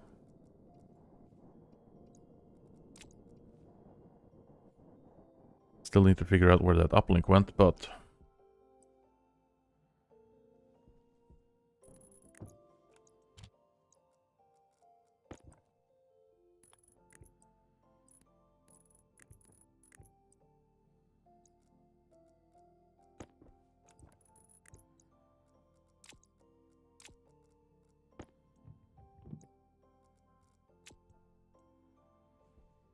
no rockets connected. Open UI. Okay. That's pretty neat. So we can and this is why we're gonna have it up here, because we can control multiple rockets. That's gonna be nice. Now we just need to figure out where the hell that freaking uplink went. Or we could just cheat and make a new one, and then we can use that one, if we can find it, for whatever other thingy-mabob we're gonna be needing it for.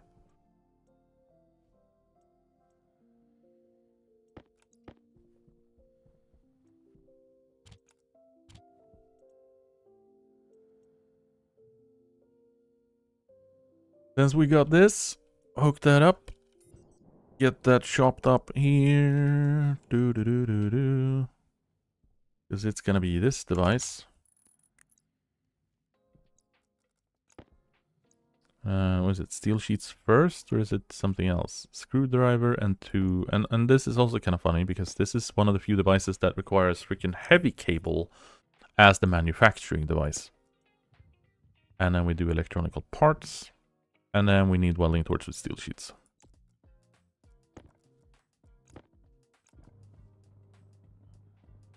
And this is obviously going to be, you know, on top of everything with the antennas and whatnot.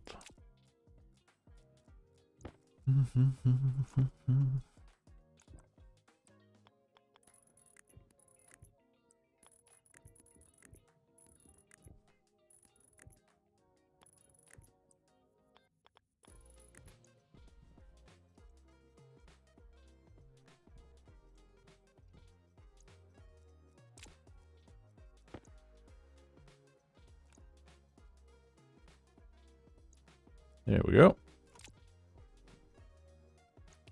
Holy smokes. Okay. Okay. Okay, what are we getting ourselves into here?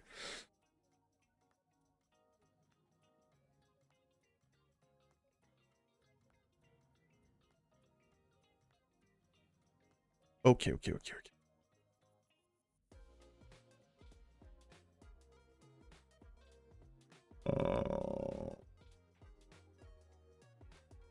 Hey. Wait, what? What happened to my raid? What happened to the raid alert? I swear to God, stream elements have done something funky. Where is my? Has it not added the general alerts? No, it hasn't. What the hell?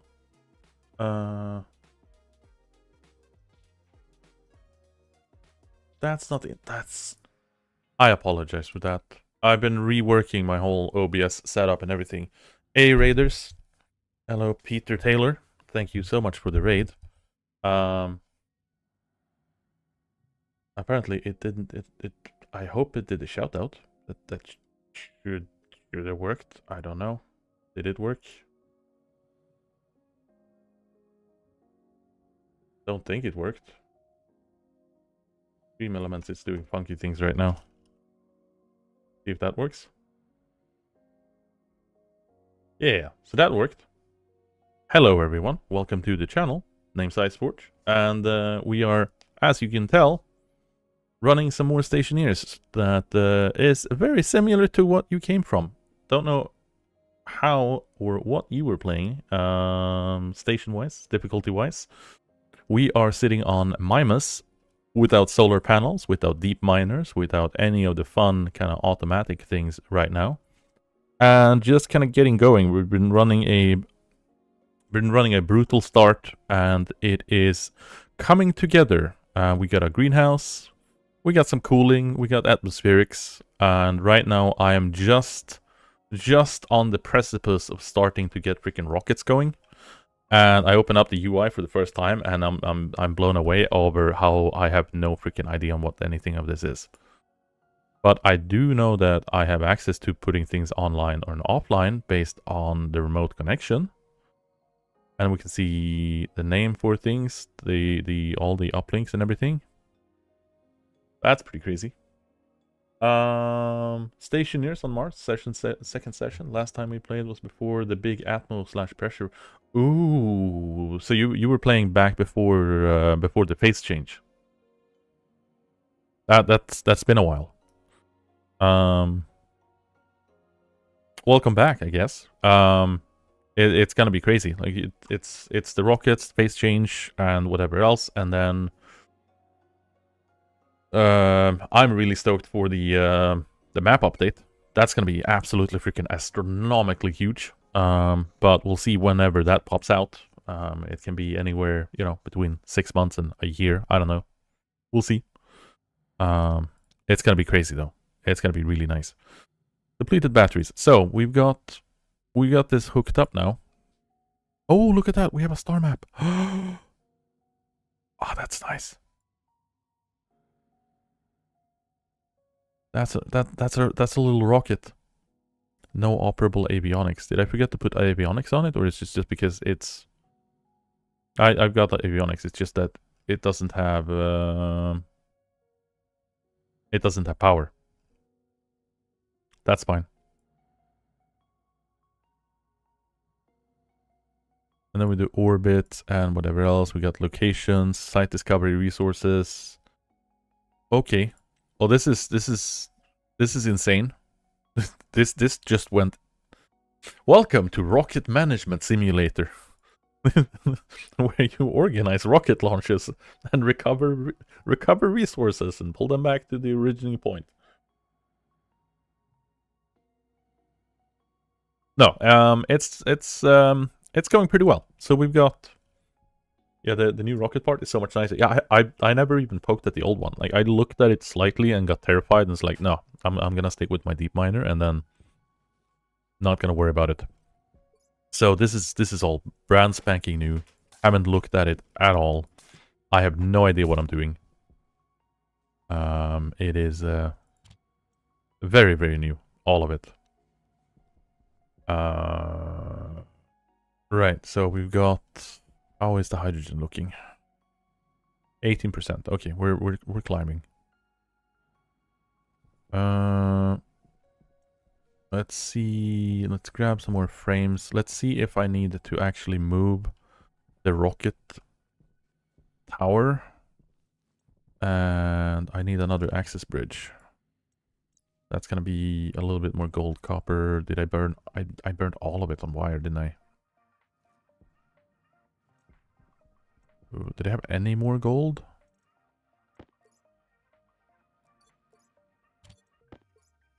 I got some gold there.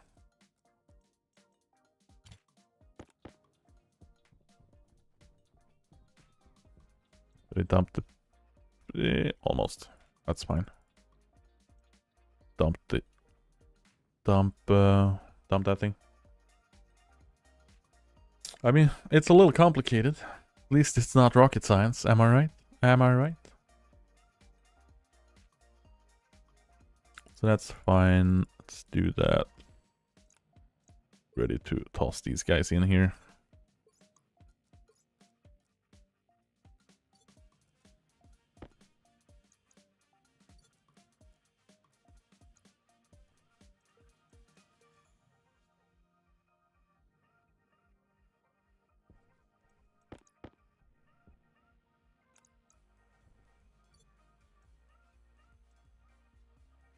Get some gold out so we can make that last access bridge.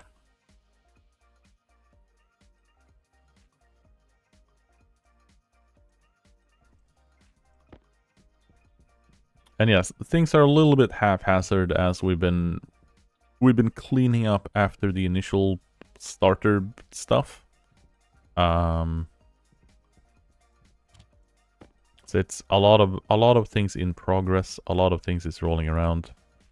Don't mind the chaos. Welcome, welcome, welcome. And hope you enjoyed the show. So we have our power generation is handled by Stirling engines. Chat public service announcements if you have points and redeem hydrate and stretch at the same time.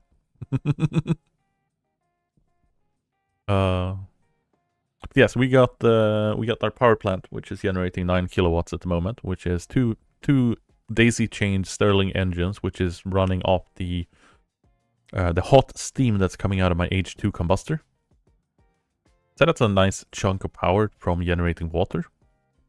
That's running through a coolant loop here with a flow exchange, running to a whole bunch of cooling, which is a loop with... hold it up. That's a pollutant loop.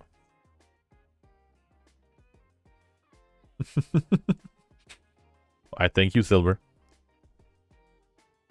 But yeah, so that thing is running with coolant. We are working to our way towards capacity on it. And monkey together strong. Yeah.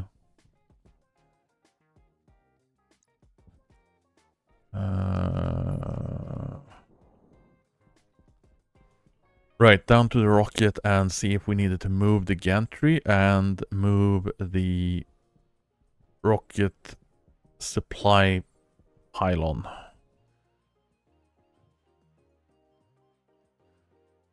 God, I need to get these flicking floors built and the elevators built so we can make our way down here in a somewhat reasonable fashion.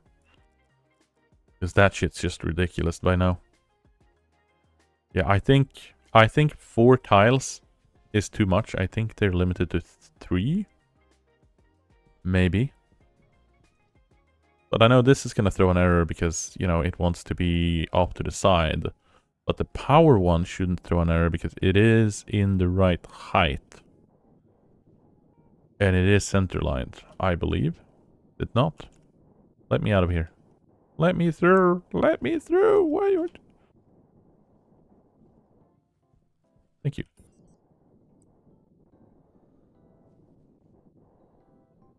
Yeah.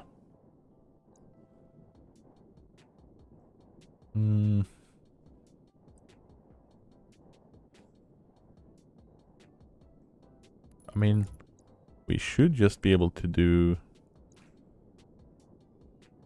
No, because it wants to stand on a frame, right? Which means we need to remove this thing. We'll do it. Fuck it. Let's rip things apart here. Let's get our angle grinder out. What do I need? I need a wrench. Wrench and then angle grinder. And then a hand drill. There we go.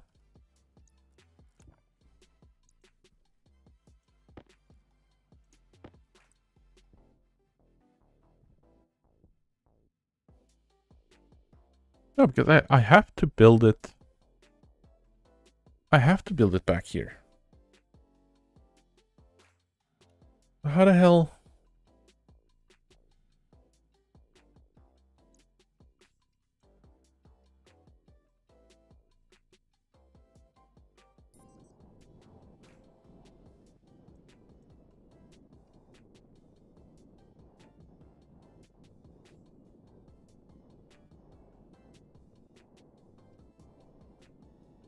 These guys got power. And it's not like I can build them. You know what? Let's just try. We rip you off. And then we'll place you here. Let's get that angle grinder out. Get the steel frame away. If we grab these guys, right? We upgrade it to allow better placement area.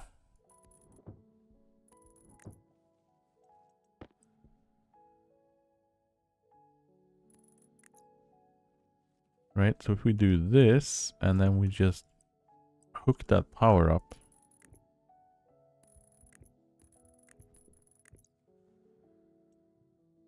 It's flashing the same error, but now it might actually just be because we don't have a pipe connected to it. Yeah, there we go. Okay, so it does 3 tiles. Oh, and it auto-recognizes which side it wants to be on as well. Okay. Yeah, so we're limited to 3 tiles, which means I can't put a gantry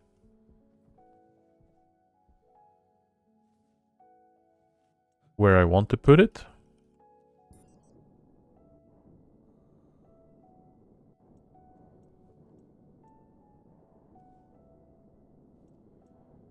That's very annoying.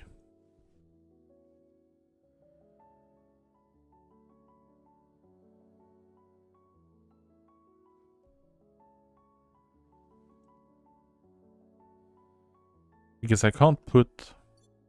It's not gonna fold 3. It only ever wants to fold 4.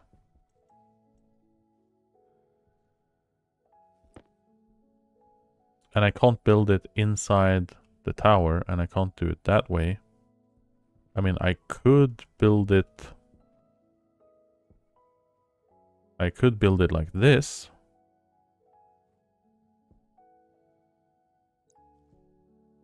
And then you have...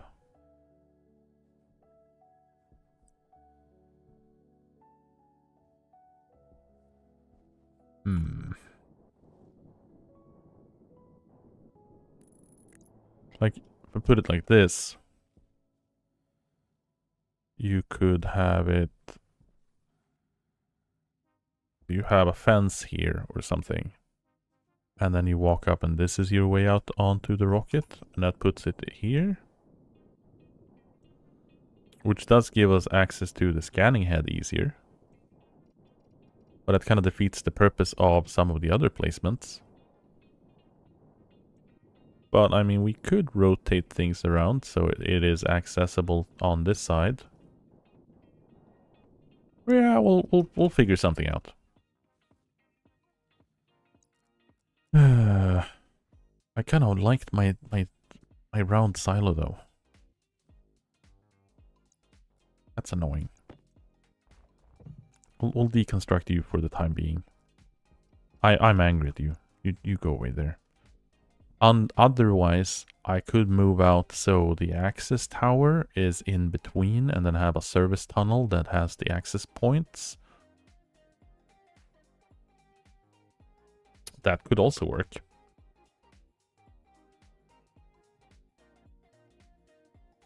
Mm.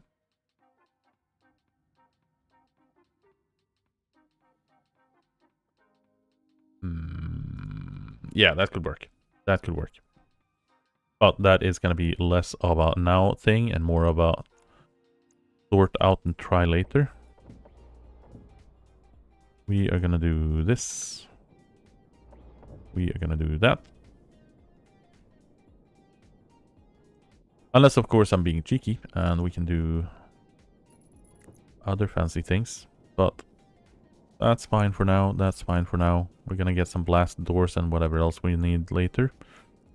And drill, get you off there. And then get the umbilical up. And that's going to be here. Yeah.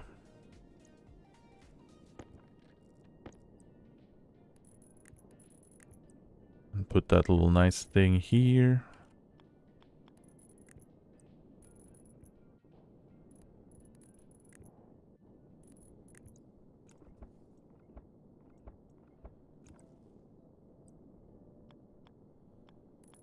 There we go. And that's connected up. And that is extended. This thing has power.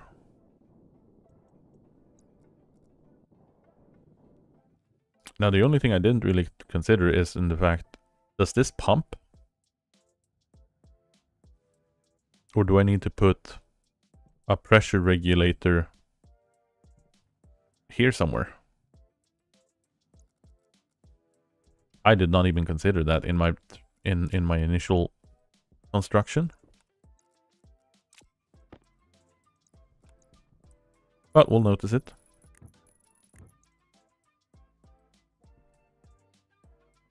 There we go. So that is fuel line connected and power line connected.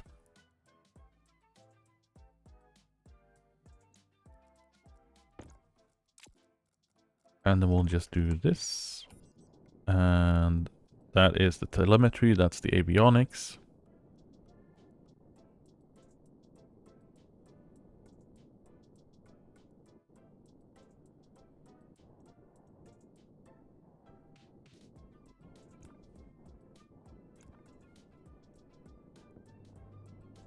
Hunger button. And then we leave this open because we want to add a ship to deal with any programming that we might need in here. I don't think we need anything really. If everything can be handled from the console.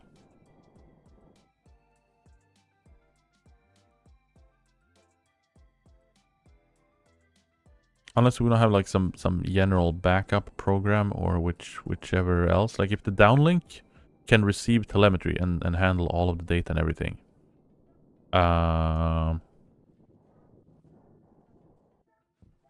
I'm kind of curious to see how much data it can access and how much you have access to on...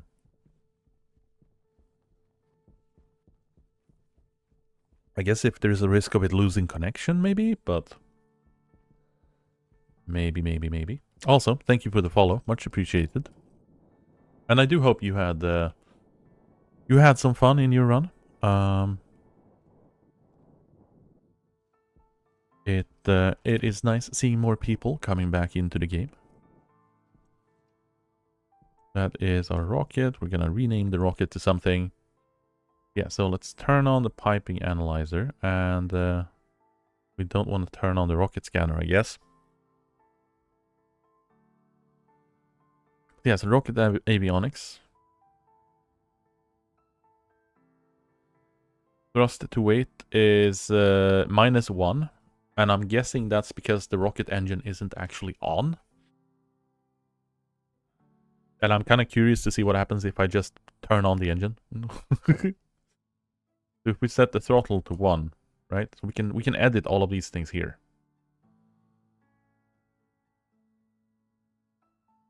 If we turn the rocket engine on,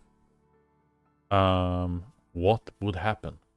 Would it go kaboomy? Or would it go... Oof. Because as far as I understood it, as long as you don't have a target select...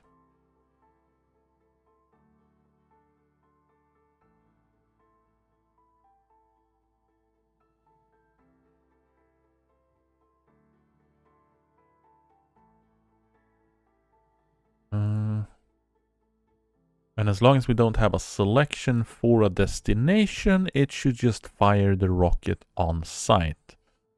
So, type analyzer, volume. So that's our total volume, I presume.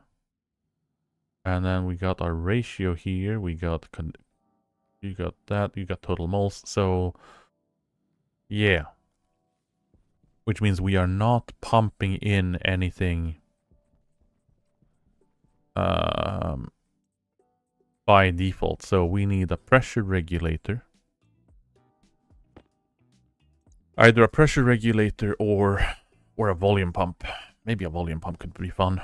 Yeah, let's go for a volume pump. Let's do a volume pump and let's do a circuit chip. And let's have a look here. So,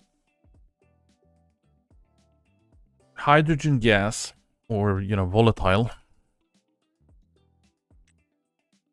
And oxygen are never gonna turn into a liquid, right? On compression. It is only if they go below temperature.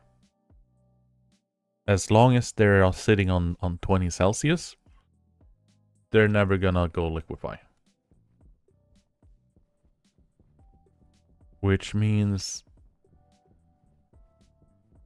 what we can read out on the rocket is if we're connected to the base. Where is my rocket silo? It's here somewhere. Yeah, here we are.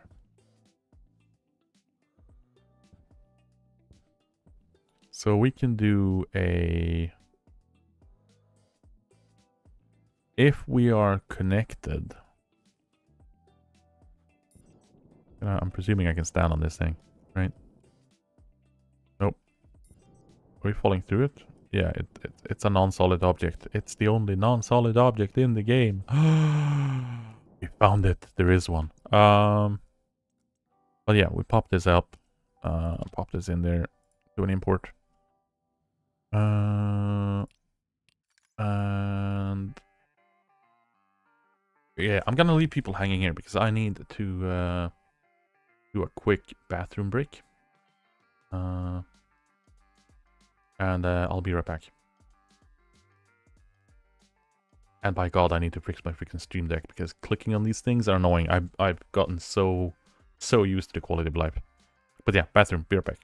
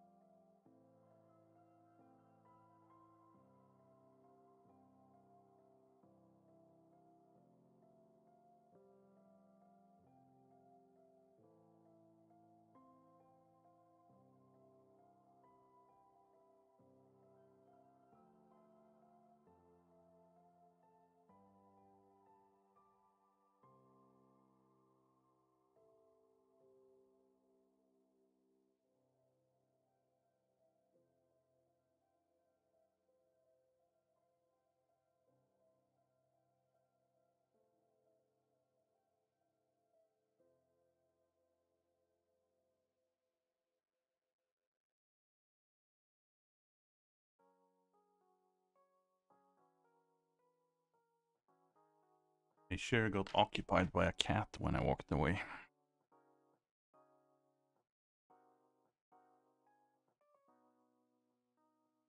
Let us move a little.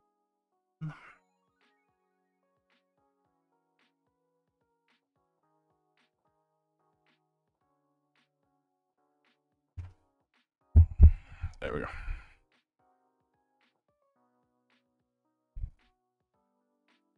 Let's see.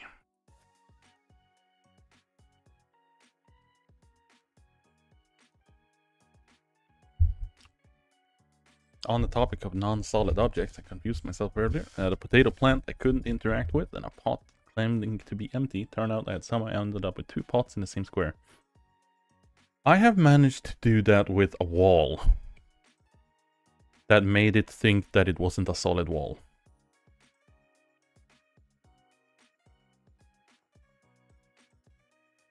But I know there was something else as well I managed to do that with.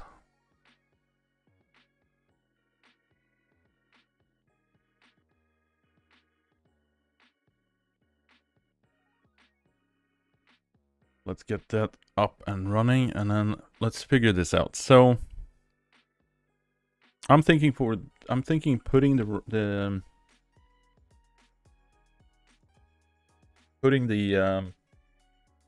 volume pump on the inside, right?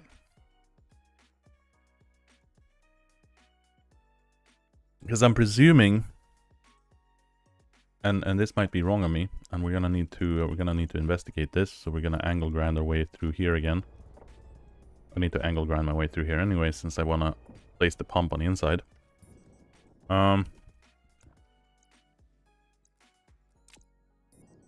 Is that completely not? Do I need to programmatically set the gas umbilical to actually pull in?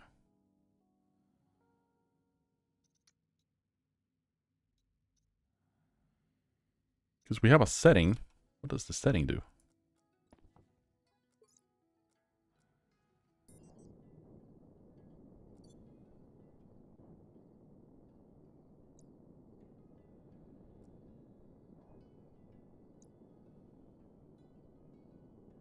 The hell is setting 5?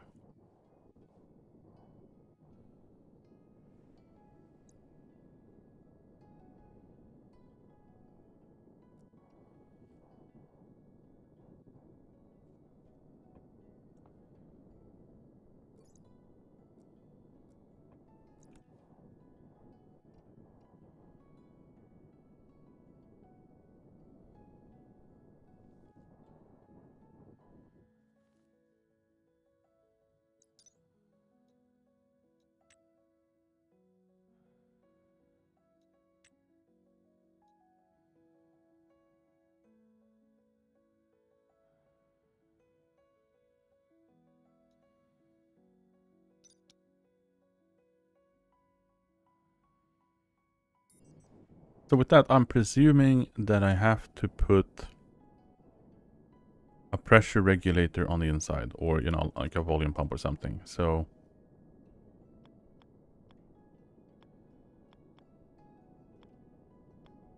and I wouldn't be able to place it next to that one. I could place it there and then have the pipe analyzer here. That could work.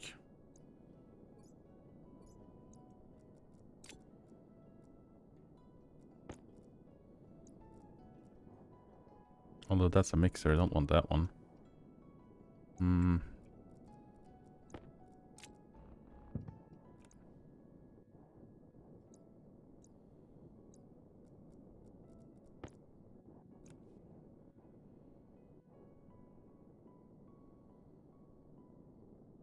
Yeah, but it... Or is that why it's not balancing? Because I messed up. Yeah, I haven't hooked up. That's... I'm missing a pipe, that's why. But yeah, no, so it should do it this way. So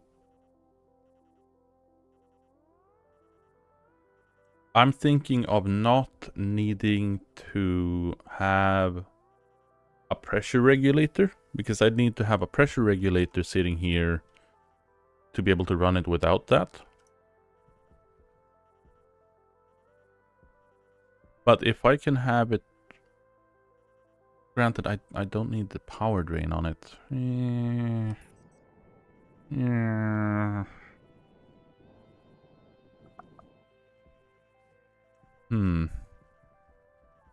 I guess. I'll need to refill food anyway, but we need to figure out why this thing doesn't have gas in it. It should have gas. I thought I connected everything so it had gas. But apparently I missed the connection somewhere. Yeah, I missed the connection somewhere. Can anyone tell me where I missed the connection? I don't know. Could be right here.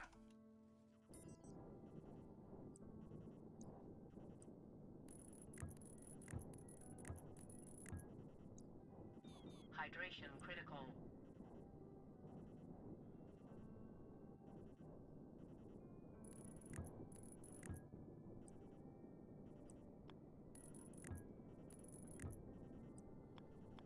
Oh no, it was the very start of the pipe. I completely forgot to actually hook it up to the damn thing. Apparently.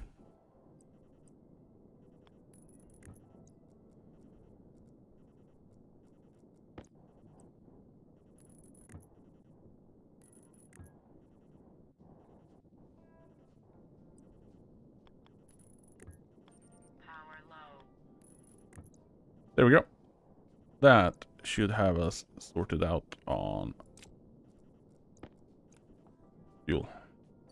There we go. Because the general pressure in this pipe is never gonna go above 5 MPa. So I would need to have either a volume pump and an analyzer on this side of on the pump. However, maybe that's not a too terrible idea, right?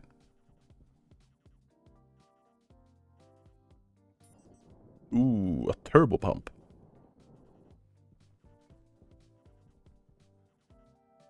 Oh, right. Yeah, because you can flip it.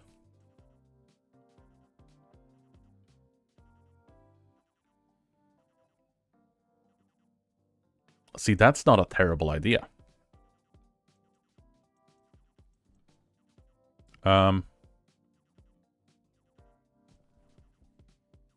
Hey, look at that. The adjustment actually works. So the temperature shift got a little bit too low.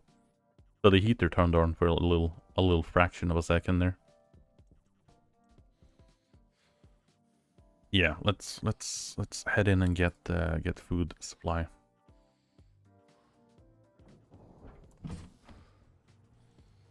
Because it worked on in the cooling pipe, the cooling pipe content.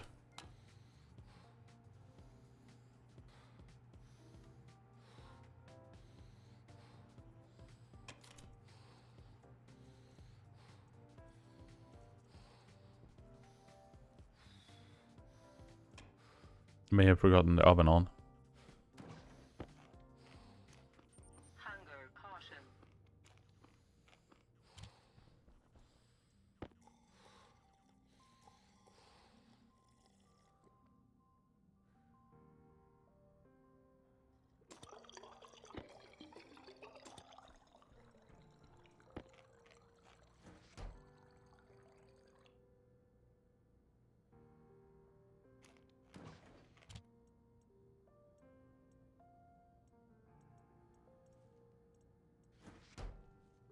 Okay, so that's food refilled, water refilled.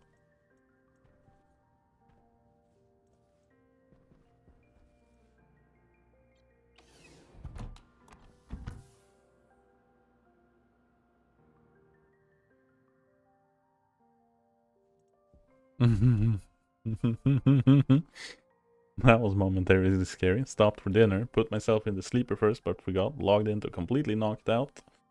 And world quickly fading to black. Yeah, that's a bit terrifying. It's like, am I dying now? What did I do? Did I forget something critical? Did the base explode when I looked away? All these questions that quickly needs an answer. Pump. So that is not a terrible idea. I might actually do that. Just need to figure out where... Yeah.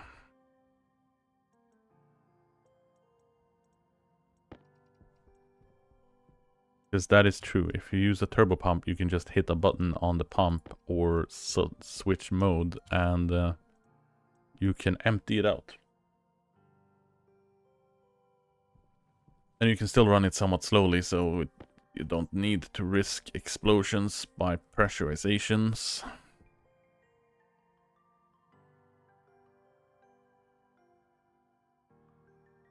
And I can run the program from up there.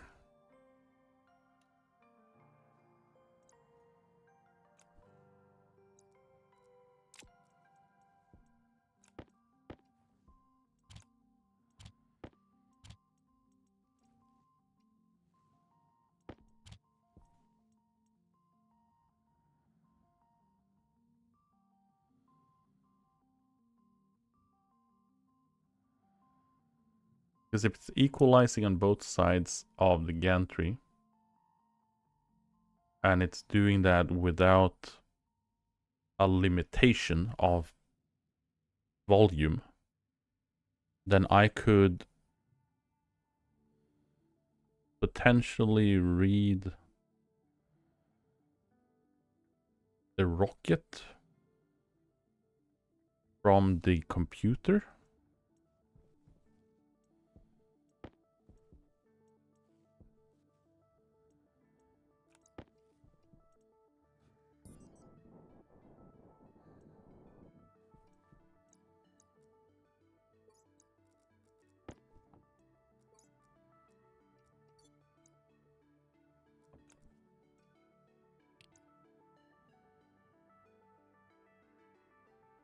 Because it would be nice if we could read batteries full.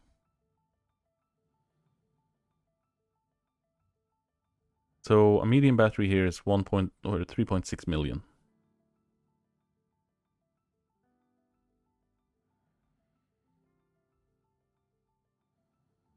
That is... I don't know what the scanner is wanting power-wise and the other stuff, but...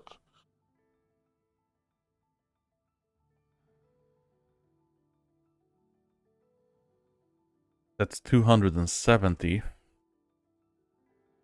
3.6 million divided by 270.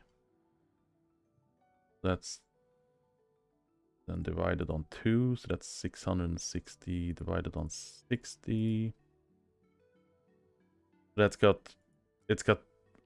If it's only running the gas engine and not the scanner, it's got enough power for 2 hours.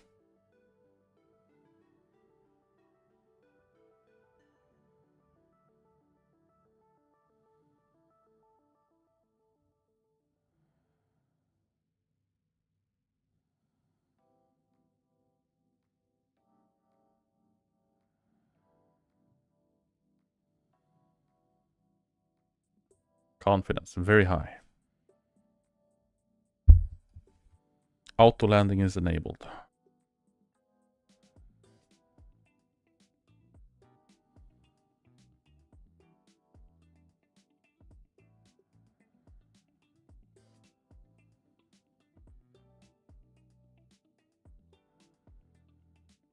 The hell is auto shutdown or shut off?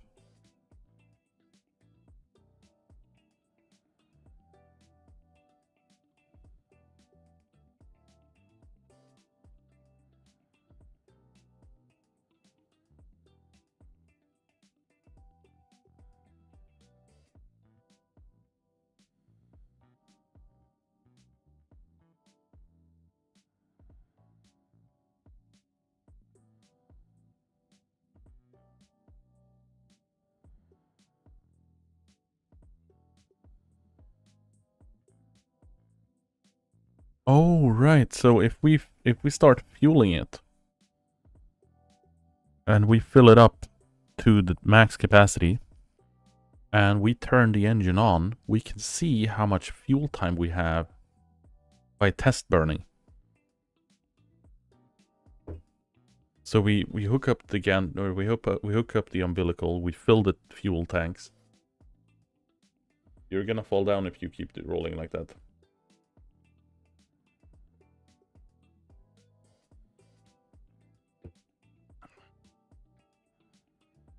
And she fell down.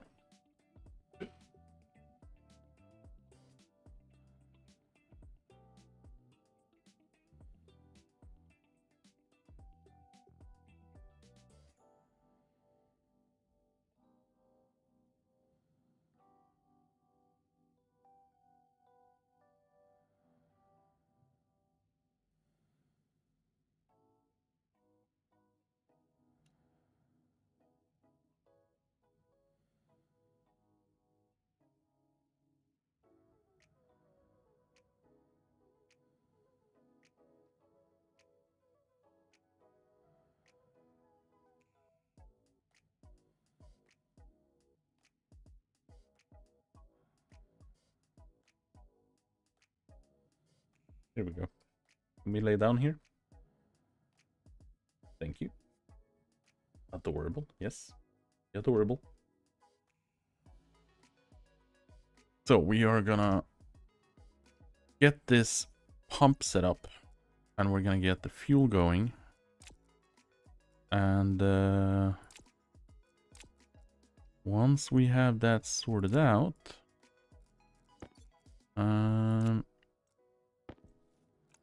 I think we might want to start wrapping this up for the night. We have been rolling on for what are we, 7 hours now? I think that's pretty freaking good.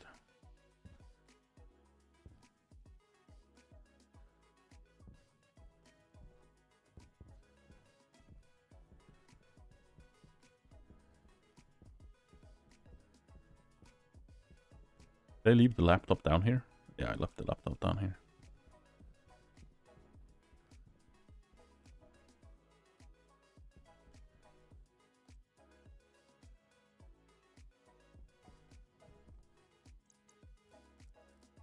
Let's see if this equalizes.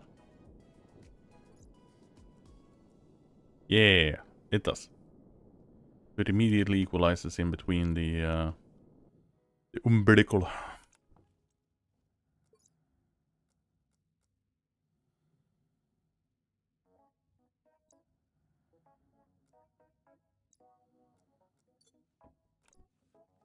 So that means we are gonna need to put a regulator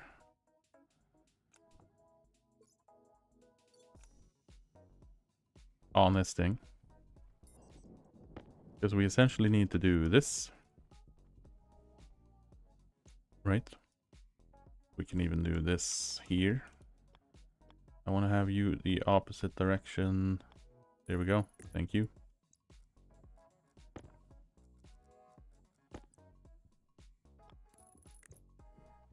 We do this, and then we do... Can we set you up so you are power-wise?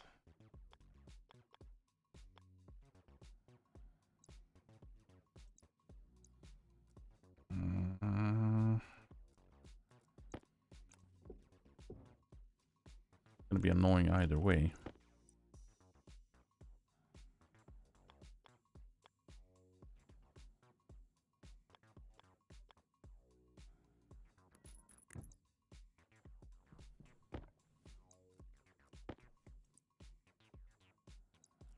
Do it that way.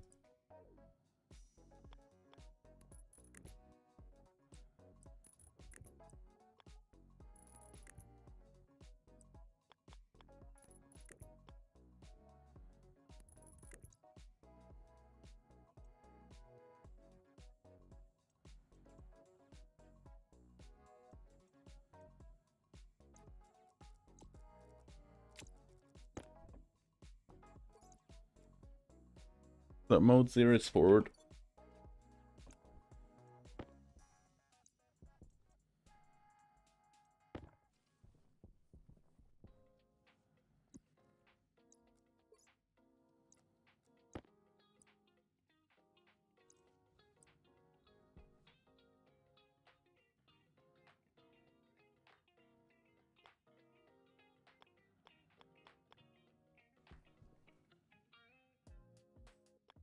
What do? Hey. Nope. Not having it.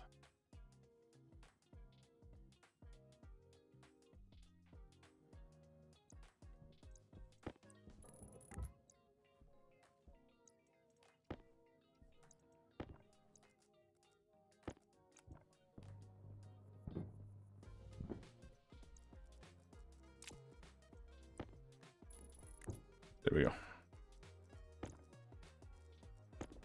And hello. Freaking cat looks at me and then just starts trying to use the freaking chair as a scratch post when she has 4 freaking scratch posts in the room. Nej, vad är det? Vad är det? Little mischievous cat, yes. Hmm.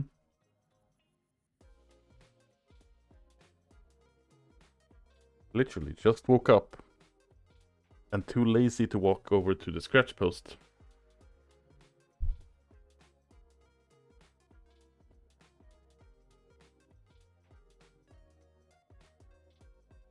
Hmm.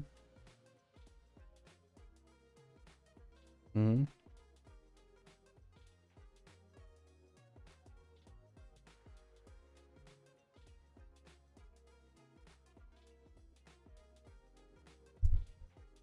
Ah yes, using the microphone as a chic scratcher. Best one. Yes.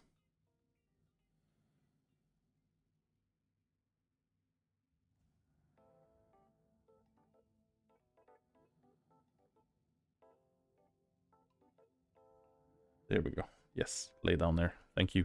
Awesome. And a very annoyed tail wiggling and hitting the mouse continuously.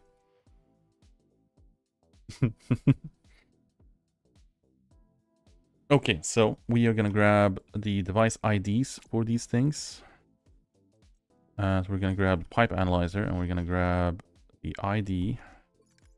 And we're gonna get a good old notepad here, 279147. That is our PA. And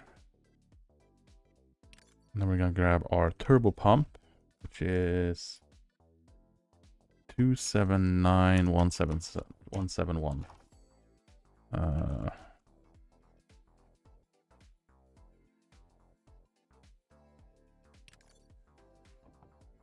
And that's basically it. So we're just gonna grab this, pop that down here, edit it. We're gonna do a little dirty thing here, define, and we're gonna go with our analyzer, and that is our 279147.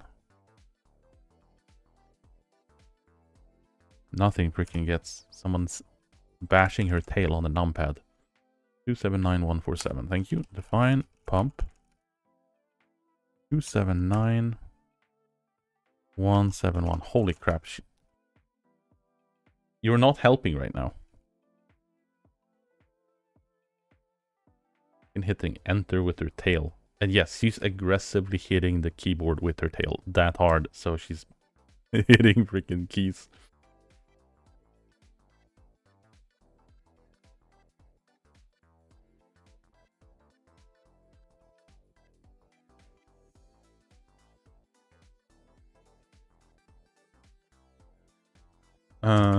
Right, so we're just gonna read the analyzer. We're gonna read device analyzer. And we're gonna read pressure. And we're gonna do a SLT. And we're gonna do R0, R0. And we're gonna do max define, max pressure. And that's gonna be, say, 50 MPa. we want to go that high? Do we do 55 MPa? That's close to breaking point. We just want to do like 49. No creaky sound, right? So 49 megapascals, and then we see if it explodes. So if it is less than max pressure, we just turn the damn pump on. And then we just let it rip.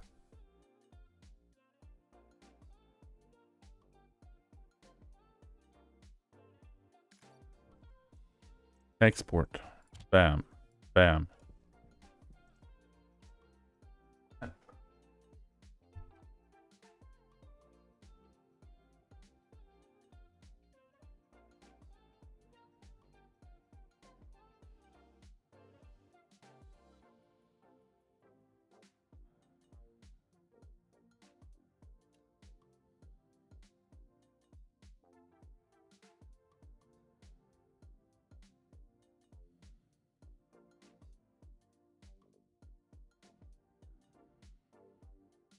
He just wants aggressive scratchers.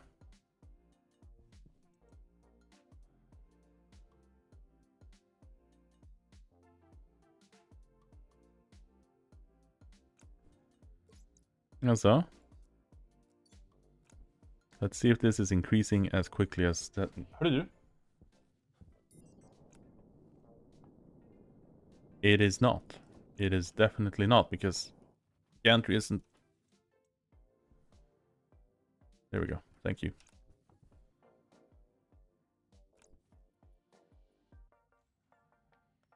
Don't know why that disconnected. And how did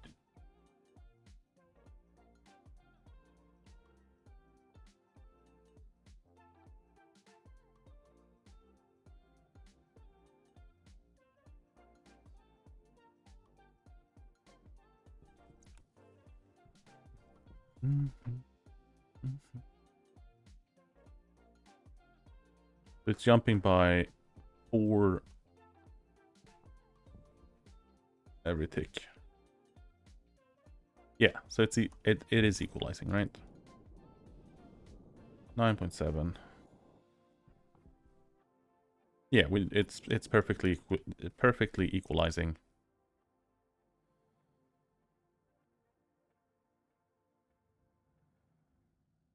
Yeah.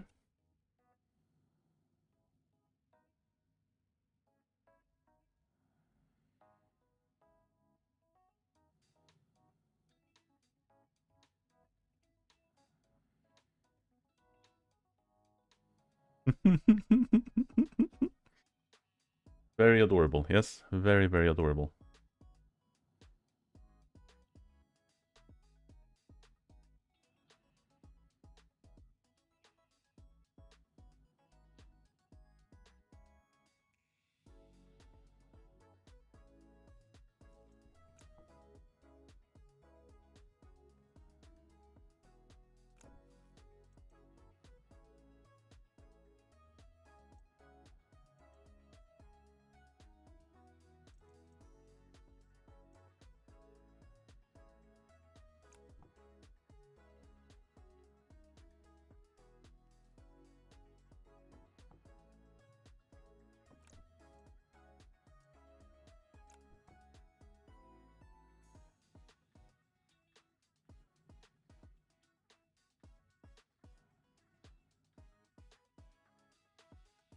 Okay, let's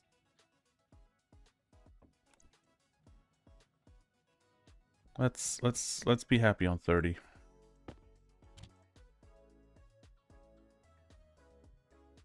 How to do?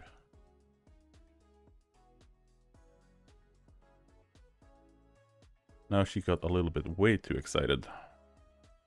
She started pulling on one of the cables. Yeah, so let's do 30 MPa.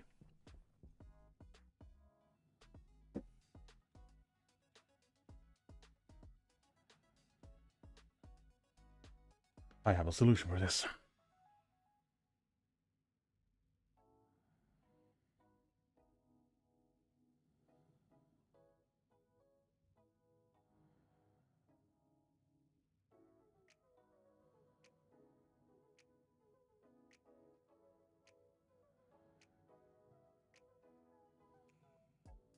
Oh, she got a toy. She is distracted for a few seconds. So, let's see how much fuel we got from... Yeah, so that's gonna be plenty. That's gonna be absolutely freaking plenty. Now, the question is it gonna melt everything in the near vicinity? Probably.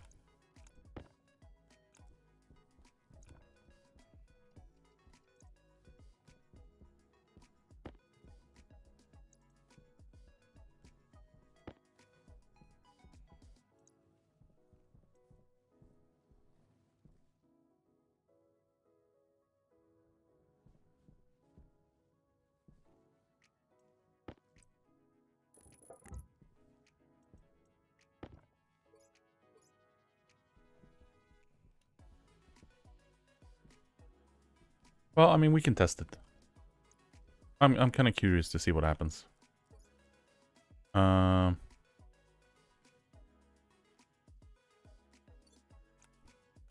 Right. So we are fully charged. We retract this, right? We retract this. And then do we move the PC temporarily here? Just so we can poke at it at the same time?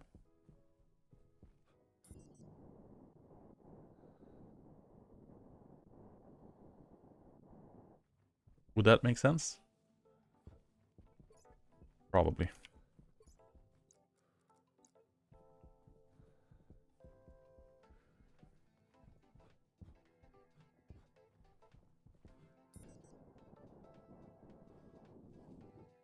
Let's do that. We'll move the PC quickly. And then we're gonna test fire the rocket. And that is that'll be the last thing we do for today. And we'll see if it ignites, runs like a clock, or if it just melts everything in the passageway and I burn to death.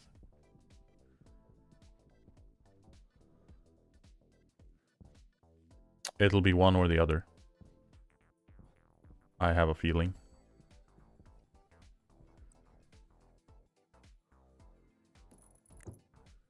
Because it's connected on the same network,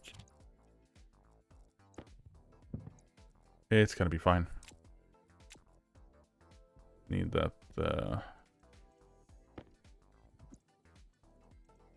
Didn't I have any more orange cable, or was that the actual last of it? Maybe that was the last of it. Oh well.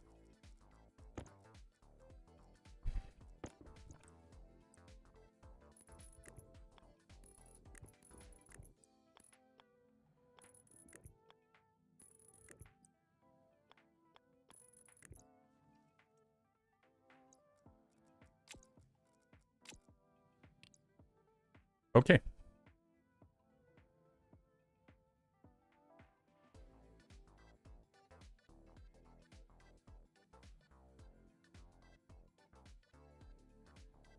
Oh yeah, we didn't put down a new analyzer, so we yeah, and we got the readout here, so we got batteries. We've got that. We got our total weight now, so 250 kilos is going to be our fuel mass, or 300 kilos in total if we're completely filled up.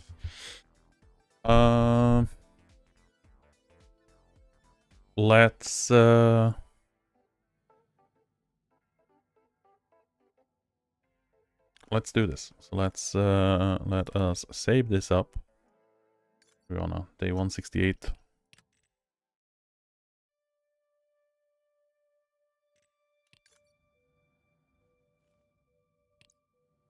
So let's pumped gas engine. Set the throttle to 1%. And then let's set poof.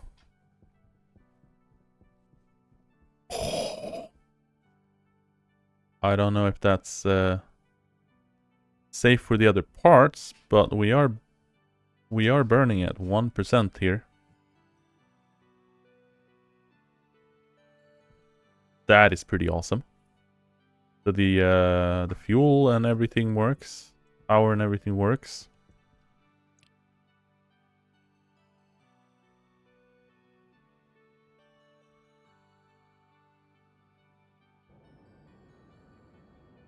That's 20%. Can we tell fuel?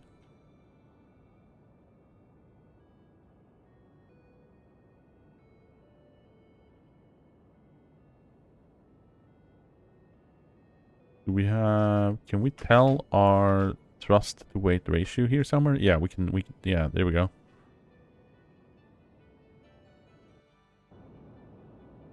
Yeah.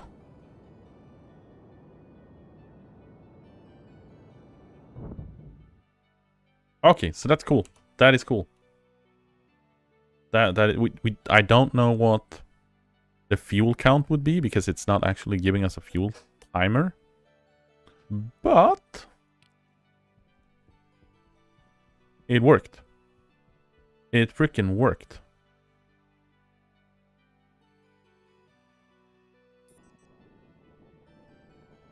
Hey, my Distouche.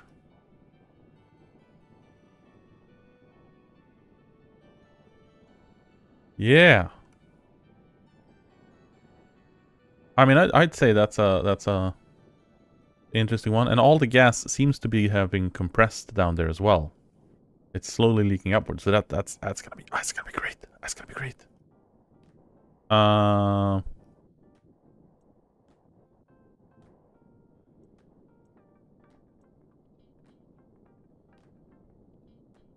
So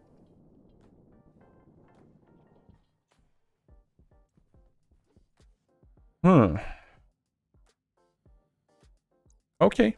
Okay.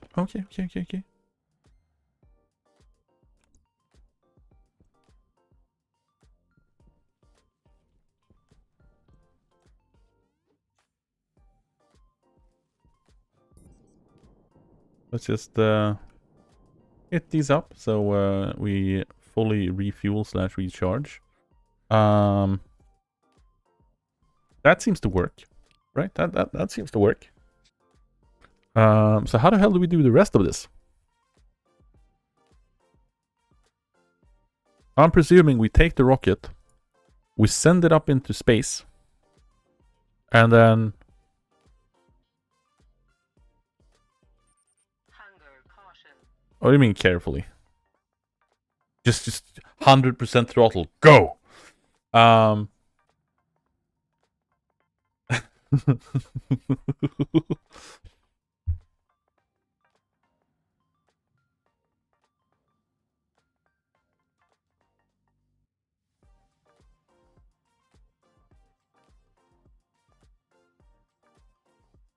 mean, landing altitude is the altitude of descent of when it starts to brake, right? It's not like it's rocket science. I feel like that needs a Big Bang voice line.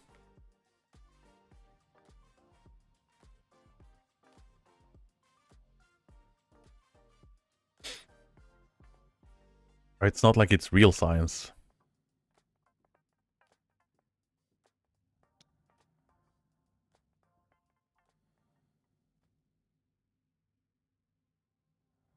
And I guess that is the higher up you are. Now, for this particular rocket, because of our engine type and the amount of fuel we have left in it compared to like our rocket's fuel to weight or thrust to weight ratio is so high that it's giving us a readout of very high confidence of being able to successfully land at low altitude.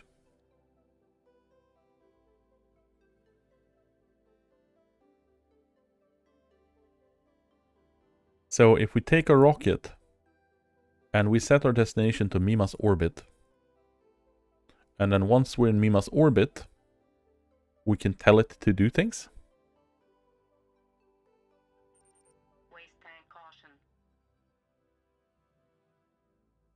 And then it generates points.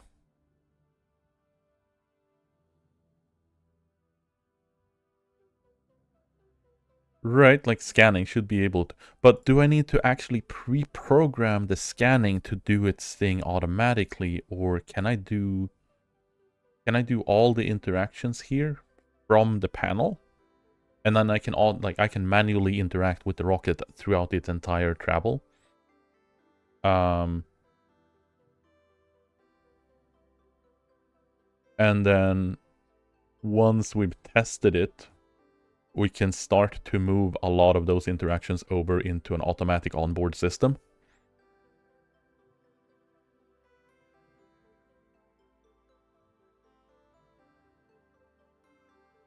Like as a power safety thing, like when we're under...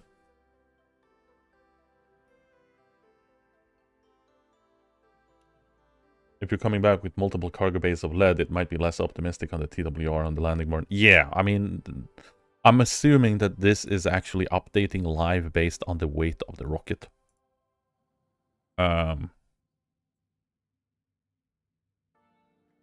you would need to remember to change it when you're actually on re-entry, or prior to re-entry, I suppose.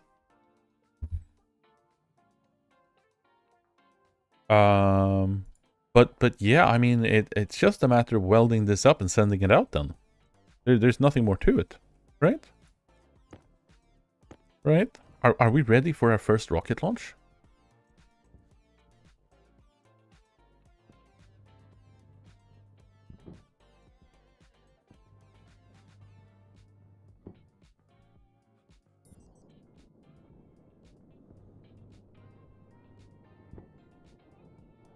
Like, look at this thing.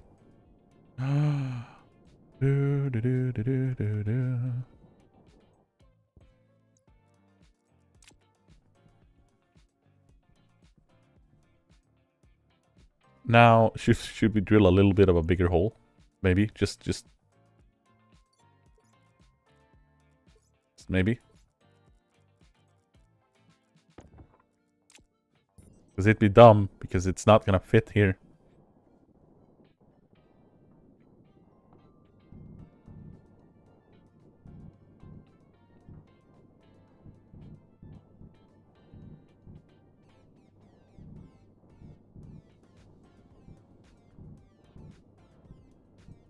Right? It might fit after the first attempt.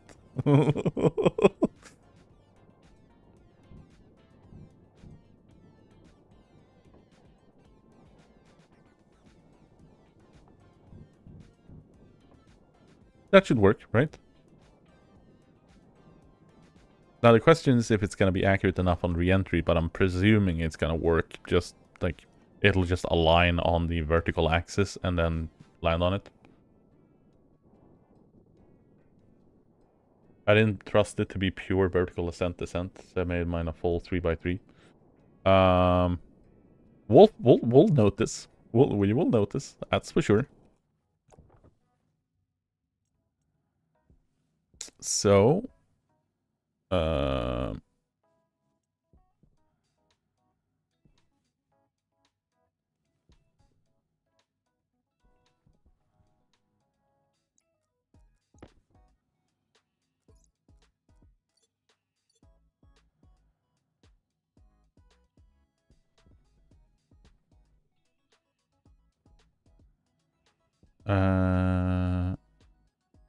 what we are gonna do... I'm also amused that you're trusting enough to do your testing without so much as a wall between you and the test stand. I mean, you gotta live excitable. I did get a little bit concerned when I saw the fire starting to pop up here. But you know, it went all right. It went all right. So what we are gonna do is we're gonna nab this, drop that in here, pop all of the tools in. We're gonna grab you. We're gonna grab you, and then we're gonna do this because we're not gonna run. Also, this is an interesting one. Like lodged the steel sheets into the wall. This will be just doing this thing. But we are going to grab another housing. And we're going to connect up that housing to a button and an LED display. And we are going to hook that up to the control panel. Hunger critical. And I'm pretty sure we have... Did we have some... We have a... Did we have a light remaining here somewhere? Maybe. We have a light? Light? Yeah, we had a light. Okay.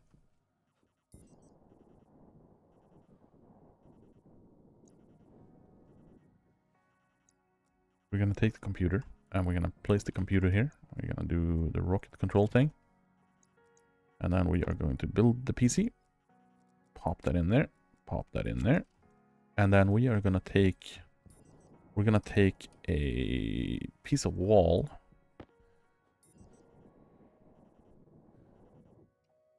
And we're gonna take that piece of wall and we're gonna put it right behind here. And we're gonna take this light here and we're gonna place an LED light there. And we are also gonna make another ship and a housing.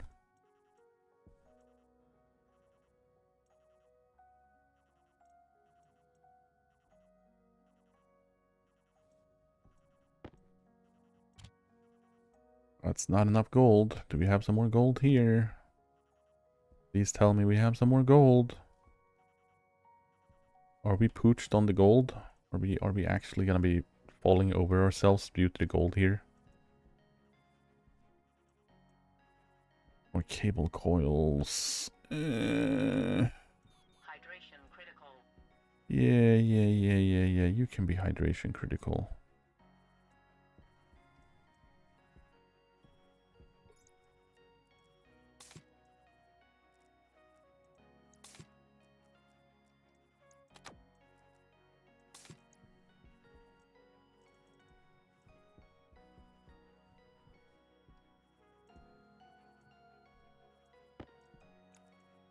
We don't have enough gold for the freaking IC-10 ship. You are kidding me.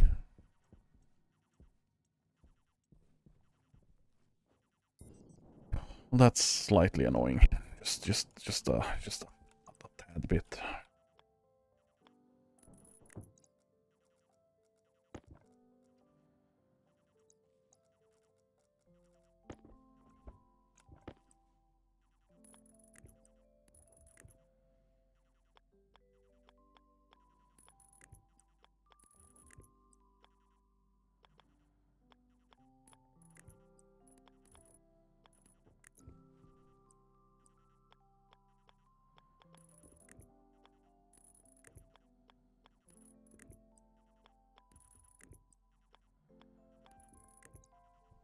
There we go.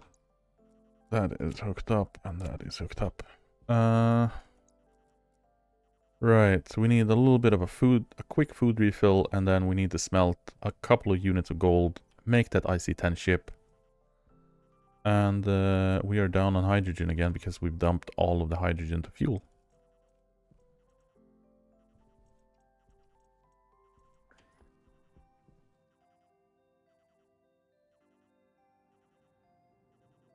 Note, I didn't say a word until you had it turned off. No, I mean, you gotta live a little excitable.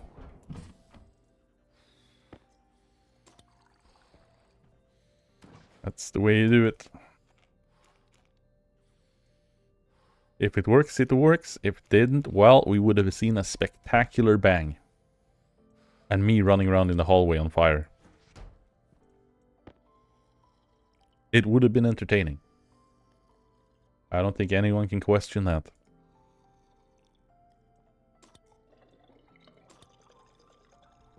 Okay, so we just need a little. Oh, we had some more ore. We don't need to do mining.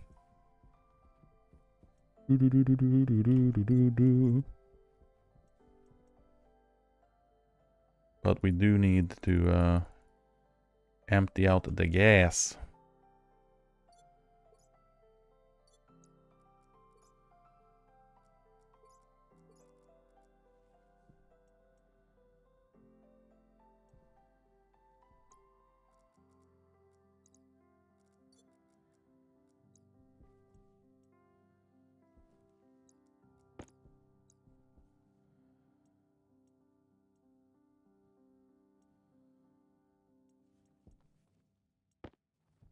Look at that. The golden goose.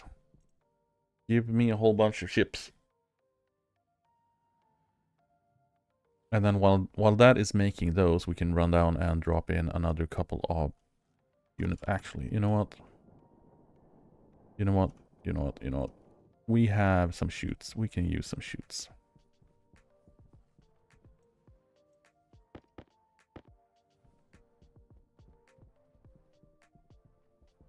Should have done it a while ago, but...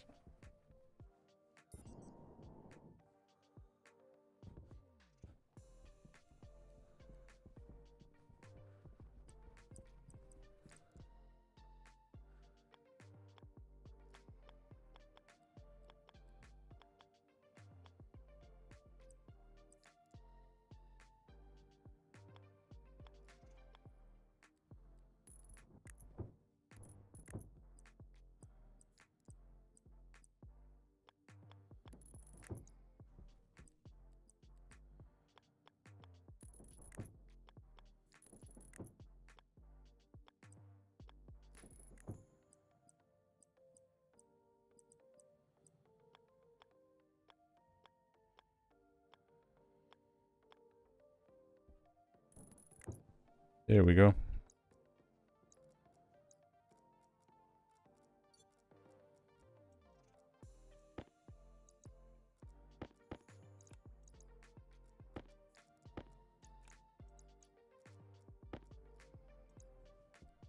There we go. So that is... Did you not send in... Why did you not send in to the last one? Excuse me?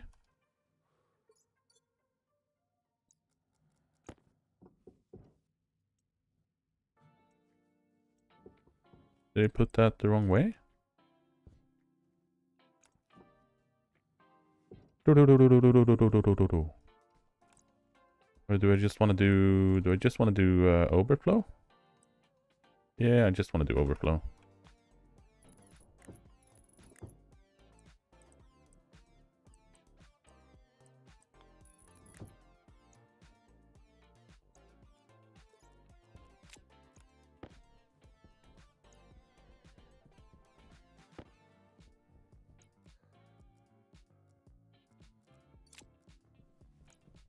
And yes, I'm not too concerned about these guys running around on here because we are in a no atmosphere environment. It is cold AF and we are nowhere near sunlight. That should have us sorted out. Now, I am a little bit concerned of making sure that I get all of them by the time I insulate it and pressurize it, because otherwise it's gonna be bad having a stack of hydrogen that's going off in the background somewhere.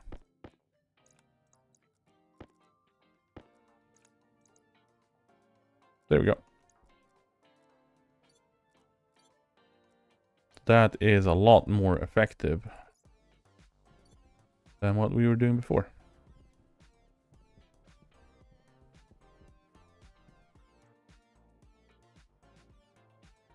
Now the circuits should be done, and we can set up our logic controller for making sure that our gantry is disconnected, or not a gantry, we don't have a gantry anymore, but our umbilicals are disconnected from the rocket so we don't break them on launch.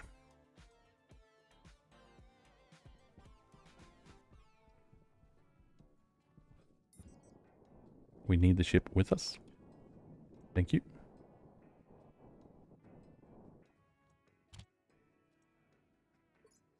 So we are essentially doing this. Bam, bam, bam. Import. And then we are just gonna check the LED. And we're just gonna do this 280469 LED. And do we need anything else? No, because we'll just grab the hash from... We'll grab the hash from the umbilicals, which is going to be this guy.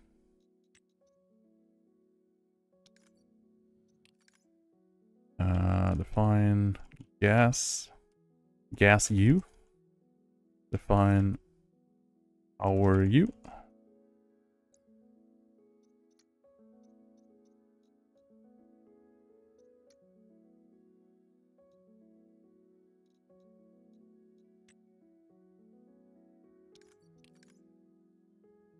There we go. And then define LED. And that is our 280469. I just made my life a little bit... Oh...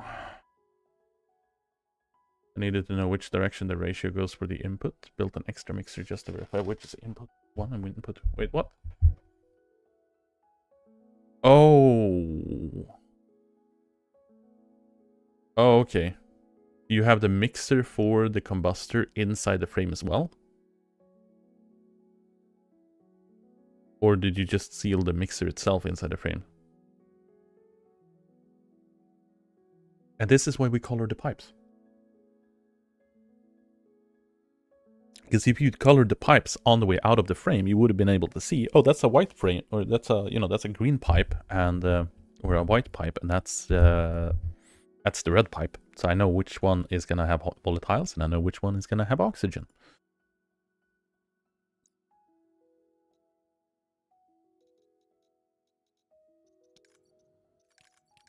But that is just me being cheeky. Yeah. That's what I'm saying.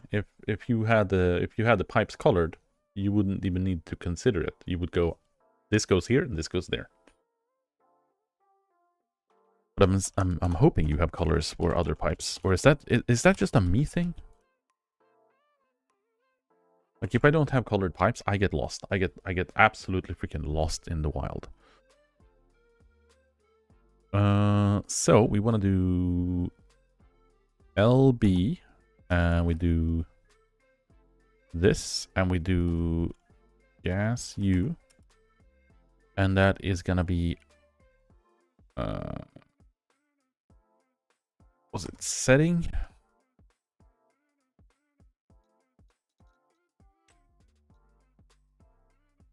It was open. It's open. Of course, it's open.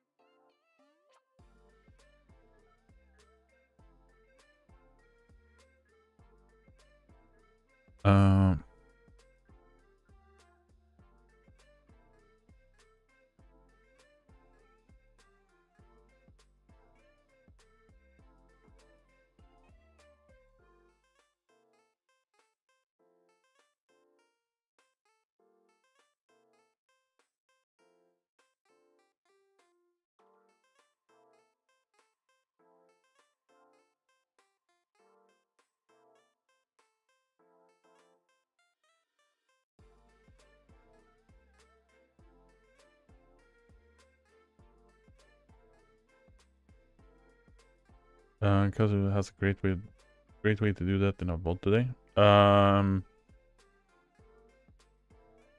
Which particular one? Oh, program the mixer, which input is which numerical matters? Well, yeah. Yeah. So if you're doing, but if you're doing say like mixer, and then you're doing setting programmatically, you need to know. So if you set this to 0.67, then you need to know which pipe actually has which part, because it's gonna be like input is gonna be if I remember correctly, input is the higher value. It's the solid value. Basically the greater ratio. So if in our case here we set it to 0.67, then the input 1 is gonna be volatiles, and then input 2 is gonna be oxygen, because that is the lower ratio. That's the 0.33. And then this is going to be the greater ratio of 0.67. But if you don't know which freaking input pipe has which, determining whether or not you should set this to 0.67 or if you should set it to 33 would determine whether or not, you know, you're putting two pieces, you're putting a 2-to-1 ratio here and a 1-to-2 ratio there, or if you're doing the opposite. Hence why needing to know exactly what material went into the input one versus... Yeah. Yeah, exactly.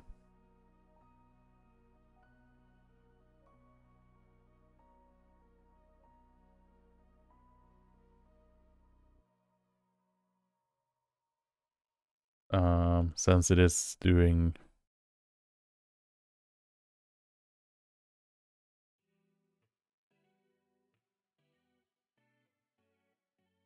Oh yeah, but it's not a matter of what setting the ratio or the setting on it. It's knowing which gas is going into which specific slot, so you would know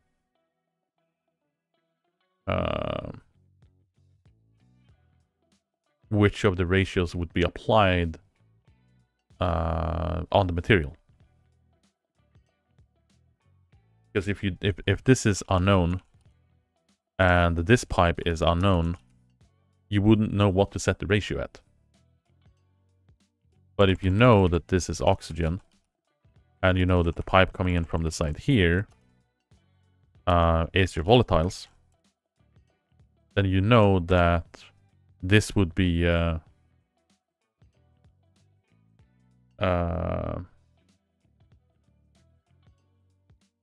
what's accurate.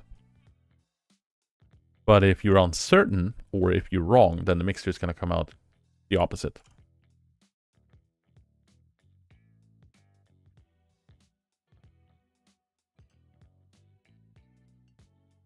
So we're reading both, and if either of them are actually open, we want to show a red light.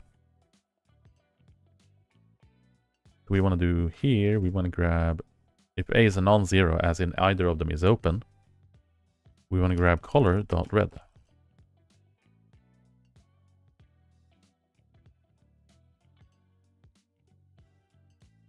And if both of them are closed, we want to have a green light.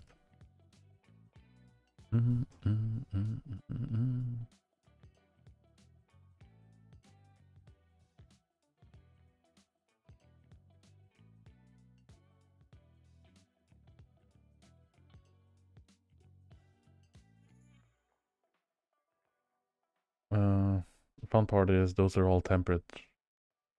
Yeah. Yeah, which is another... That's another issue as well, because the ratio is going to differentiate if you have a too high of a temperature difference between the two gases as well, because the mixer is acting like a volume pump, right? Isn't it? Or is it actually going through moles?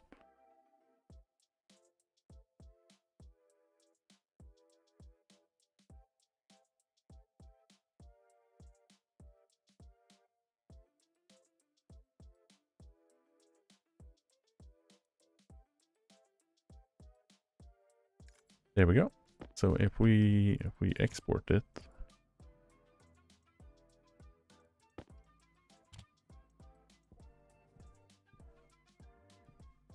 there we go.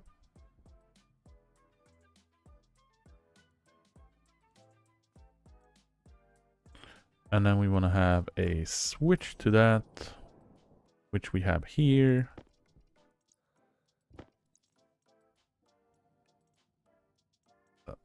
That's an IO.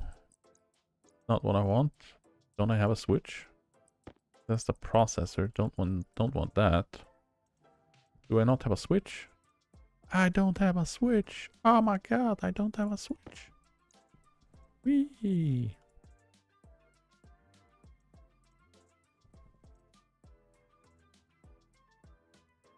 Right, it's only already handling pressure difference. It's different than anything else. Yeah.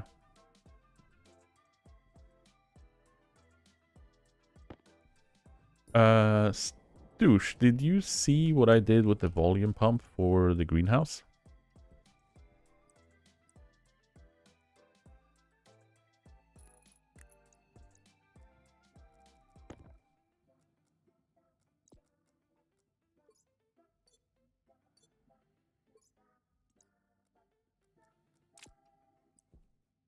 Yeah, because that has equalized and turned out really, really nice. And that's essentially a nice little adorable mixer on its own.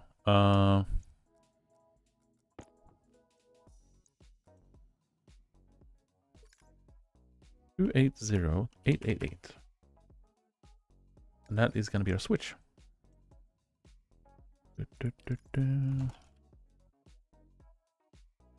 280888.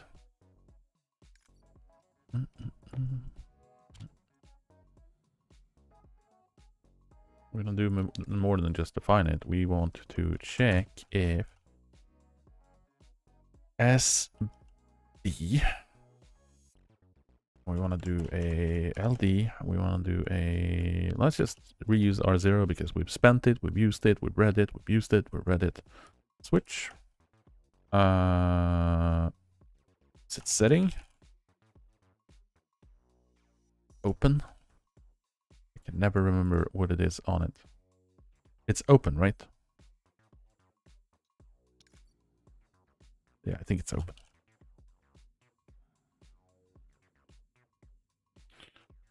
And then we do SB R0. No, we don't want to do that. We want to do gas U.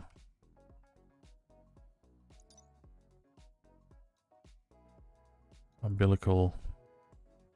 Because we can read and write the open status. And we can read the lock. Ooh. That might be a good thing to have. We don't wanna manually hit things down there. Could be a nice one.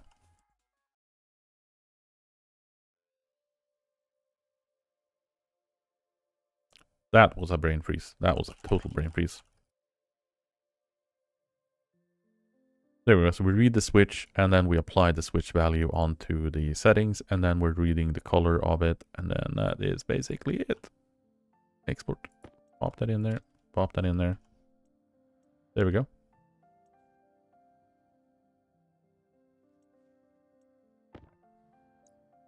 Now I wish I had a little CCTV so I could actually see down to the rocket. But basically this should have our umbilicals extended. Which freaking... This one? It's this one. Look at that. They are extended. So if we hit the button, they should retract.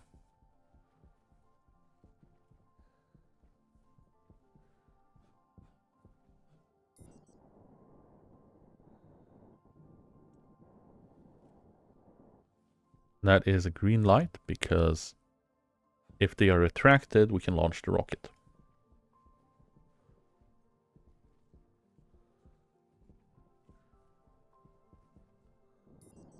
Hey, look at that. We are launch ready. That is slightly terrifying. It is slightly terrifying, it is mostly terrifying, and it's horrendously terrifying, but we are about to launch our first rocket in the history of our playing... since I started playing Stationeers freaking years ago. Never touched them, never poked at them. And I've gone in completely freaking blind. So this is my actual... I haven't even seen a rocket being launched. I haven't seen a video of it either. I've seen an image of a rocket when the update happened. Like I just glanced over, like, ooh, rocket update, and then I saw an image of a rocket, and then that was it.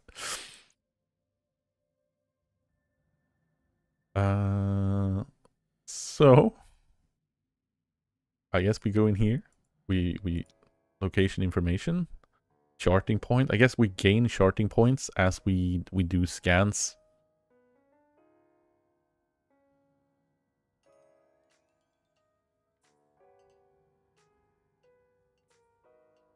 Oh, we have We have, we got one thing left we need to do, which I completely forgot.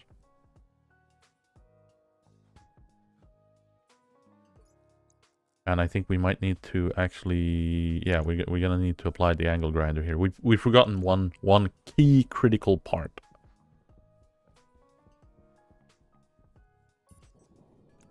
That would have been bad. Right. You know what we forgot? Anyone take a gander on what we forgot? We forgot to name the rocket. Right? Right now, the rocket is just called Rocket 270681.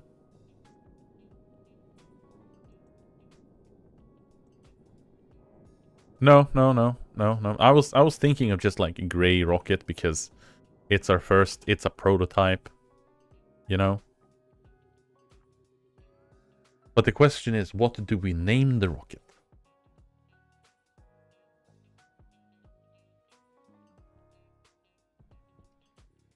AKA missile. I don't know.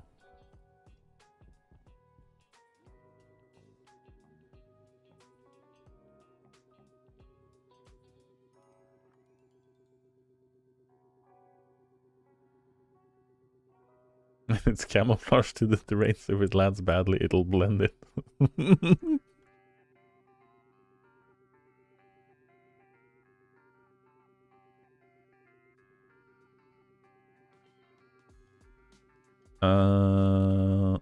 What do we call it?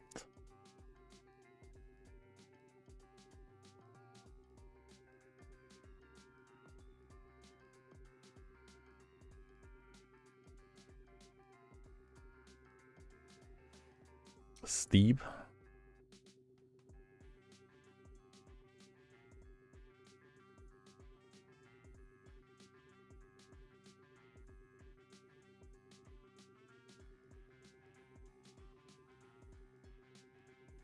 I will do,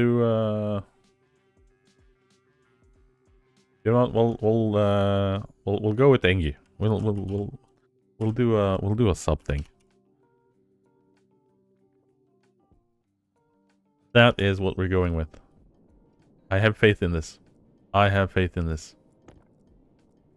And then obviously we're gonna need to rename the downlink as well.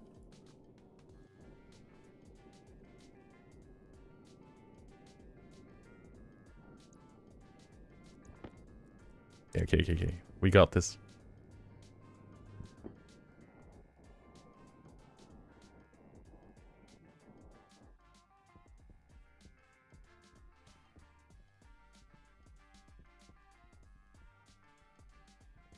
Disturbingly trident-like. Yeah. Exploration rocket. ICBM. What's the difference?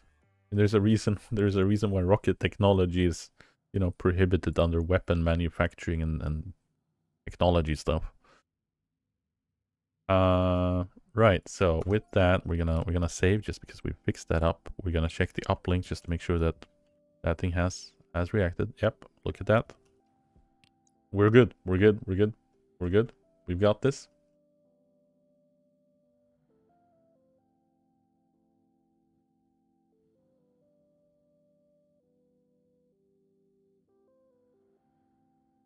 That's the engine on, right?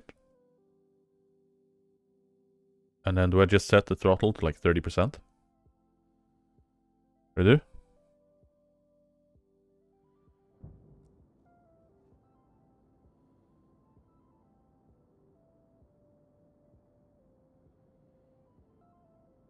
Countdown time? What is countdown time?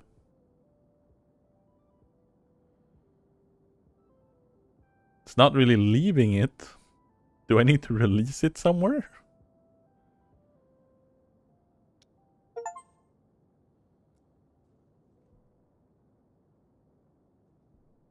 We're already on the way. What is countdown time? We probably should have waited for daytime as well. I got excited. Okay, I got excited. Okay. That thing is up in orbit. We managed to it zoomed out. We managed to launch it. Oh wow, it's actually pretty damn fast. Okay. So it's heading up into orbit. Ground velocity. Oh, holy smokes. Okay. That's not bad. So at 30% thrust.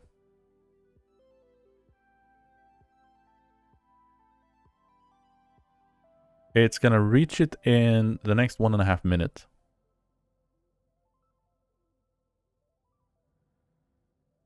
And remember, we are at half fuel load.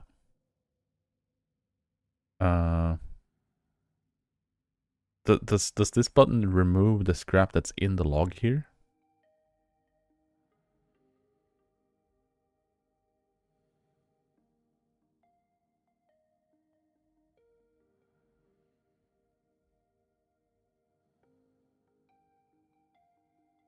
Okay, so okay, we can favorite. We can favorite settings.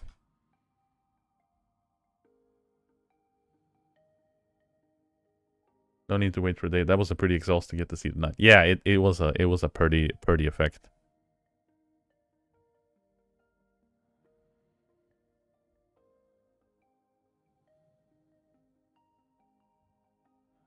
But do I pull down the throttle here? Ooh, okay. We do not pull down the throttle.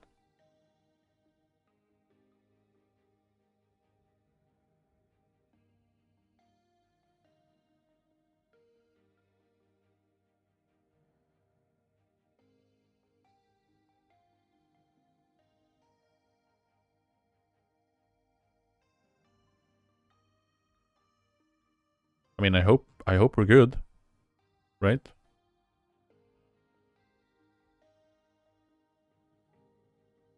We are in orbit, right? Since we are in orbit, we should be able to turn on the rocket scanner, right? If the rocket scanner is on,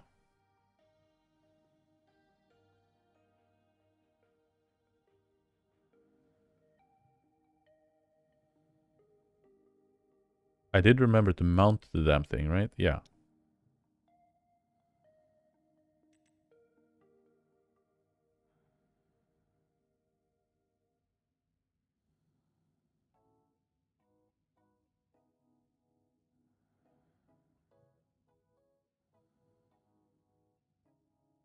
Can I tell it to go somewhere, or are we kind of screwed?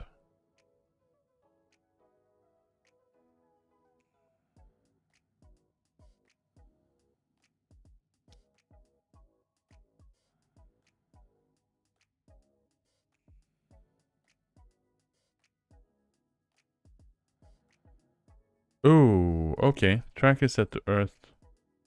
But we are in orbit, right? Yeah, I mean we're going. We just keep we're just zooming away. We clear destination?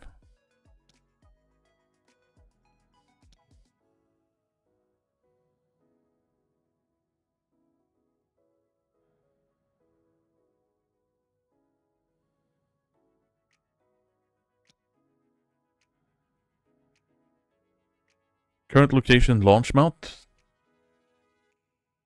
Fuel quantity is not a problem. Did that just reset our rocket? I'm curious. Because that seems like a very weird thing to be able to do.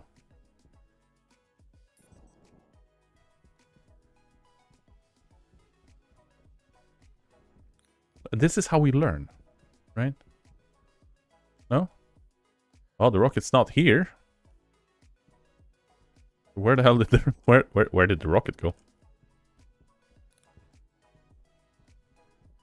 It says its current position is the launch mount, but maybe it's because it doesn't have a position right now. it says it's in orbit, and then it says it's on the launch mount. Like it says it's down here. And we're getting a null reference exception. I might have just broken my...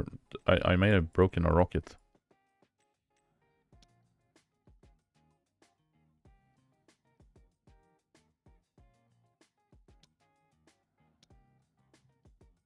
I think we broke a rocket.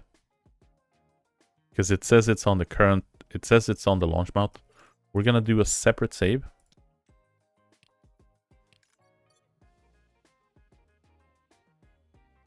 And apparently it did not set a separate save. God fucking damn it. We're gonna reload and see what happens.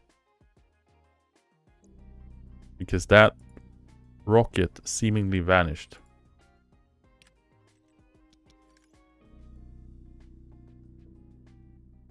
Yeah, that's what I'm feeling right now.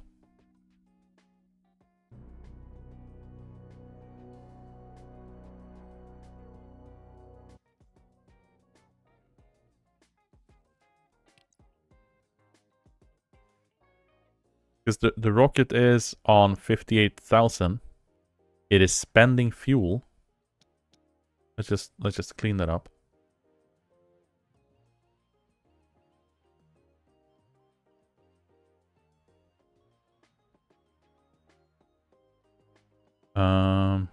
It is burning fuel.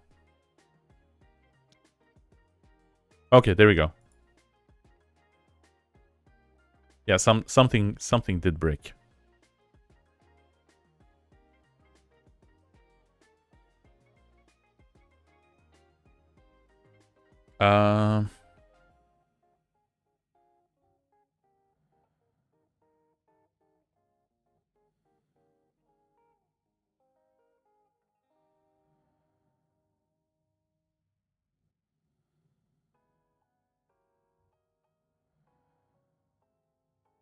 I mean, we do have a sensor thing on the ship. And I was presuming that we just need to have that active and it would work, right?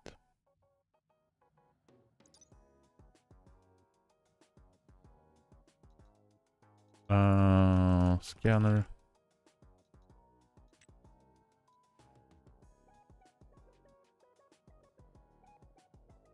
There we go. Yeah, so now we actually got a message for we are in orbit. Did not do that last time. Yeah, there we go. Something bugged out. Something bugged out. Now we can hit chart. And then we do... Oh, right. Okay, so it turned off the scanner when we got into orbit. I'm guessing that it's doing that to save power to it. So it's just hovering in orbit as long as it can.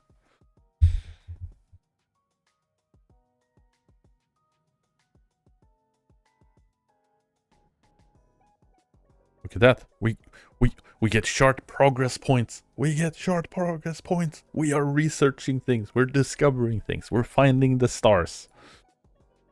You know, I'd hope we knew where the stars were when we landed on the planet, but...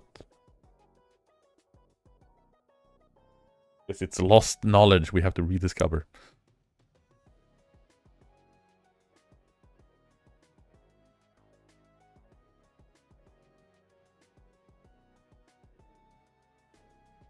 So you go to a place, and that allows you to scan up and discover the thingies. So while that is scanning, the Off-World Development Agency didn't give us much to work with. No. That is true.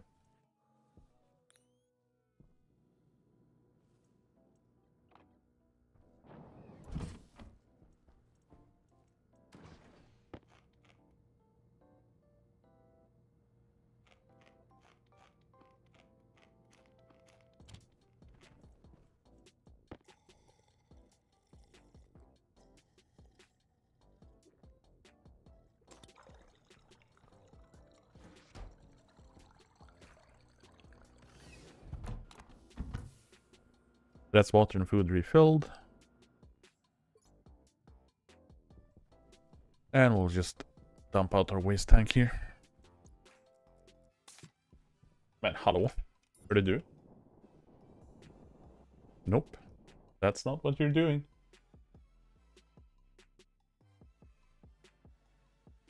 Meet istället.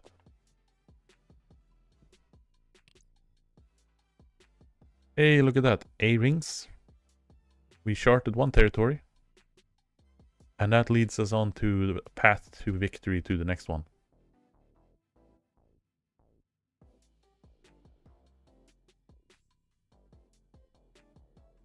And then as long as we're not traveling anywhere, we're fine.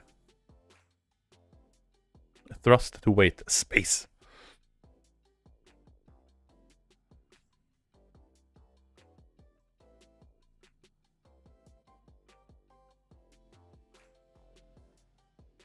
Plus, your arrival came with a lot of debris. Do you trust their navigation information after that trip? That is very true. That is very true. Our lander was absolutely obliterated. There was nothing left. All I got was a gas cannon and an autolathe. That was it. That was what we started with. Yeah, I wouldn't thrust them longer than what we can throw them. So we can do sites discovered at this location. I wonder if scanner, do you have a lock, you have a read. And this is the scanner head is deteriorating with each scan we do, I'm guessing.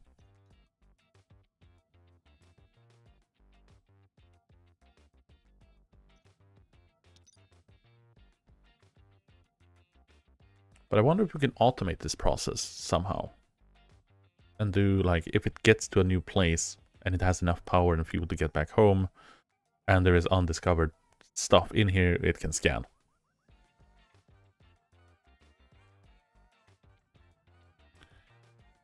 Hey, there we go. That is all the things discovered here.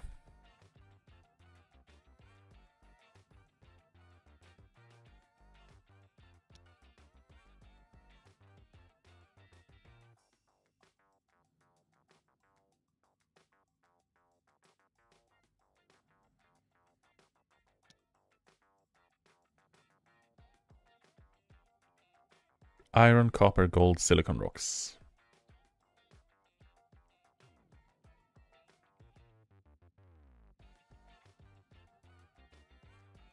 So we can mine debris fields, slash, you know, whichever, but we're not going to be able to do that on, oh, water vapor, silver, nickel, lead.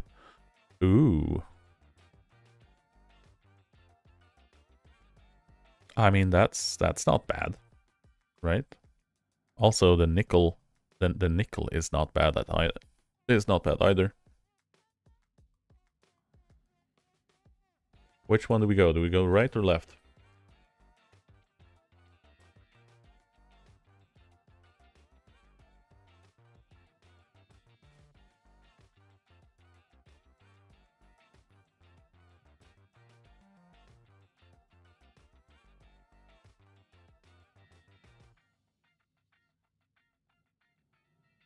Left to right, people. Left to right.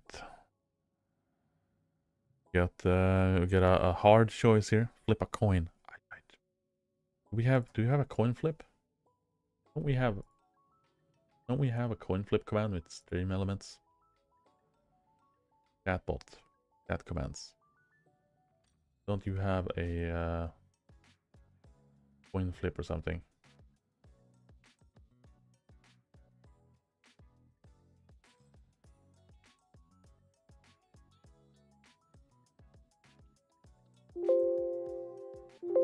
Nope.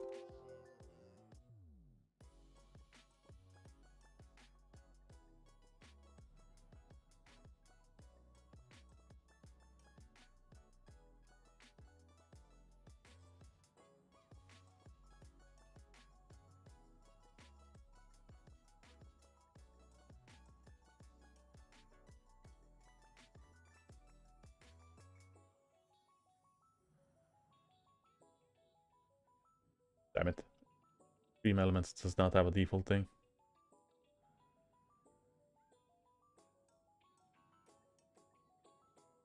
Alright, so right it is. Right it is. Set destination. Go, go, go. And then we do pump gas engine.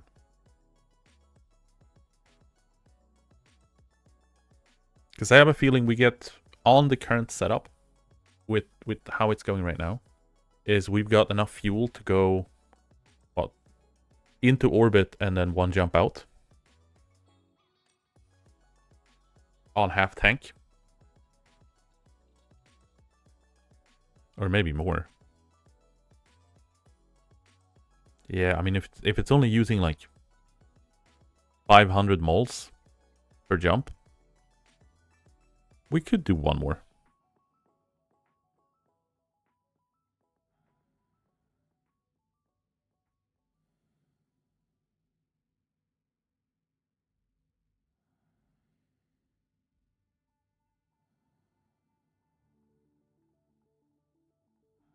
It's not even that. It's used what, 200 moles? Yeah, this is fine. And then hopefully it won't freak out when it arrives on the next place. It'll just nicely allow us to do the things we want to do.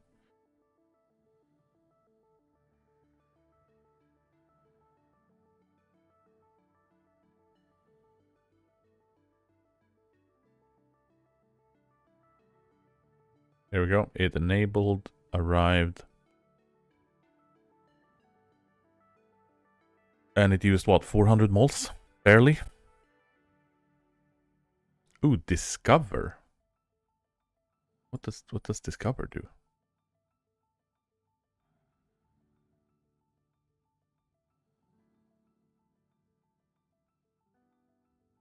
Okay, so discover goes through and finds each of these resources. I guess.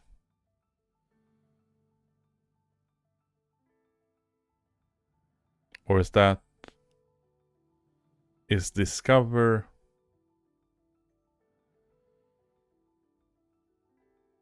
discover is the point of resource harvesting nodes? Yeah, I believe discover discovers. Who could have thought?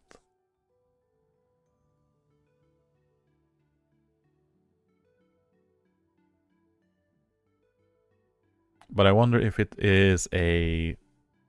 It allows us to select the resource nodes we want to be harvesting. But we also have survey and mine. Like, what? I'm just gonna go with chart is what allows us to discover, or, you know, charts the next point that we can jump to, which is also further away. Ooh. Counting this rocket loss, just keep going until it hits its end.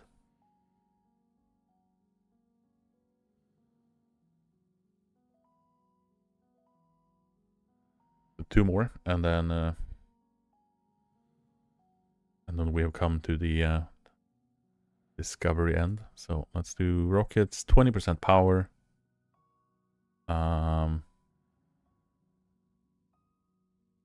That's not bad.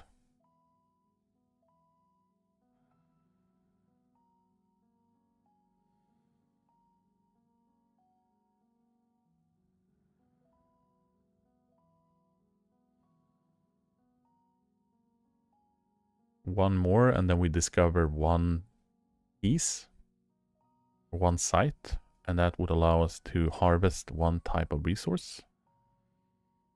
Maybe.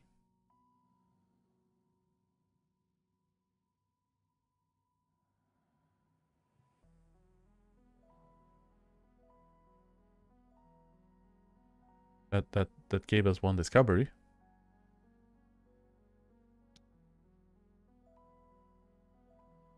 What does it mean? What does it mean? What do you mean one site discovery? You know, we're just gonna go on charting.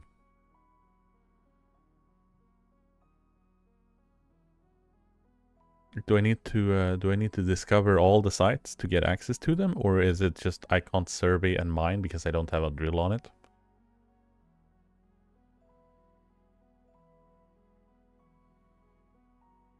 Oh, we're just gonna discover and see what happens.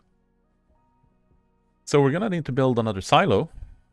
And we're gonna need to build another missile. I was about to say another rocket. That has a mining setup and a cargo capacity.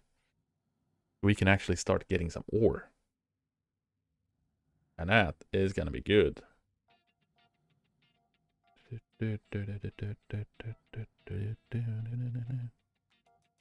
Right? Right? Anywho, it is 4:30 a.m. I got stuff we need to deal with and vanish off during the morning. So we'll get back to this tomorrow evening / night. It is, I think I adjusted the schedule, so it is set to the same thing, maybe. Let me pop up there, pop out of there, pop out of there, and pop out of there. Let's get the stream thing up. Get the channel up. I think I adjusted the schedule.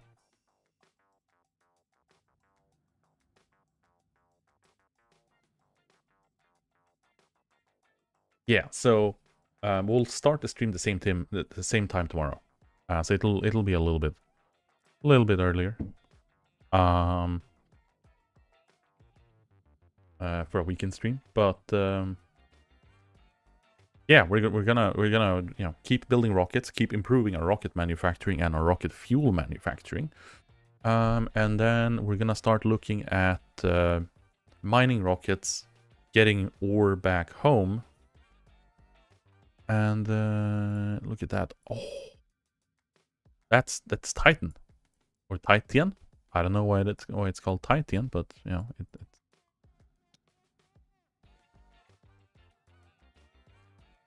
Ooh. Oh. Well. Well,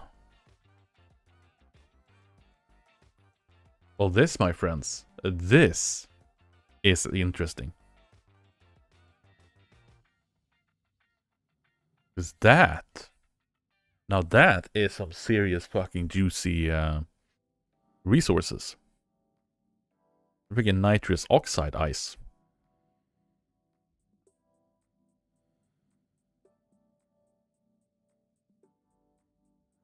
That's some delicious stuff. And then the further we get, the more navigation points it's gonna need.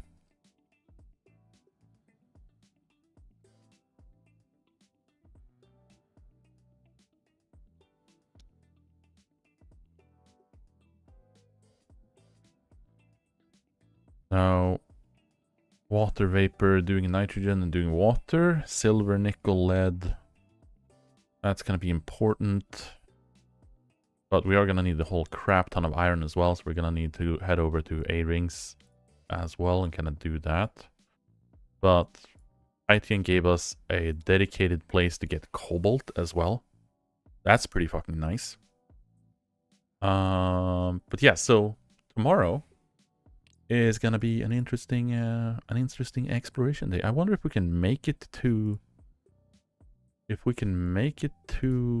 the A-rings and then start researching that while we're building the other rocket, because that would allow us to get all of the basic materials.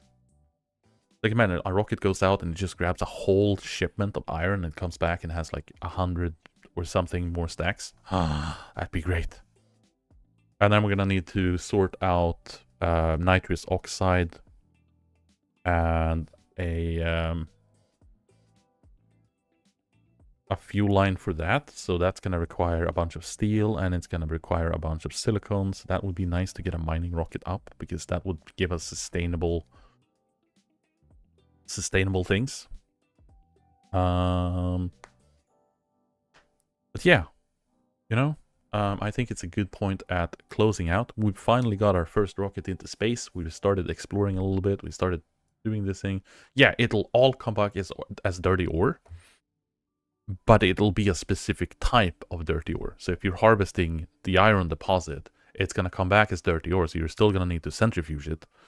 But it is going to be iron that's coming out of that specific dirty ore location.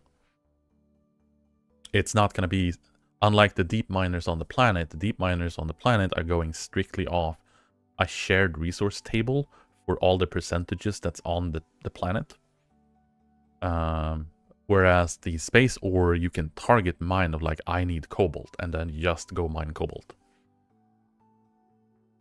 Which has it has its up and downs, because you need to realign to what you're mining at the moment. But on the other hand, you don't need uranium. You don't need to mine uranium. You don't need, nickel. Don't mine nickel.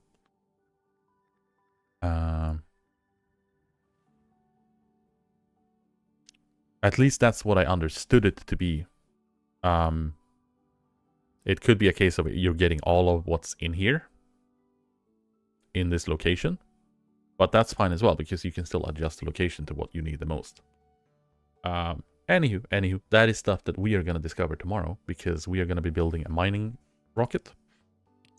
And we are probably going to build another silo, but we can use the same silo, because we can have multiple rockets out at the same time with the same launch setup. It's just going to be a matter of batteries. So we are going to chug in more batteries in the rockets that we're going to do. We're going to make it one section higher to fit the storage system. We're going to do a slight bit of adjustment. It's going to be slightly bigger. It's going to have a little bit more fuel. And then we're just going to fill it up with fill it up to the brim with fuel. Move it out. Fill it up with resources. And then return it and see how much fuel was spent. So we can figure out a little bit on how much fuel we actually need in the rocket to do different mining sites. And then I'm probably going to have to put up a bunch of signs. Because I want to have like a chart table in here so I know how much fuel I'm going to need to pump into a rocket to send it to mine iron. That way we can reduce our weight capacity on the rocket quite significantly, because we don't need to bring fuel we know we're not going to spend. Men hörde du. La pucko. Anywho, cat's getting a bit restless. I need to go to bed, get some sleep. And yeah, no, it's been freaking amazing. It's been a blast. You guys have been fantastic. And as I said, we're going to continue this adventure on tomorrow.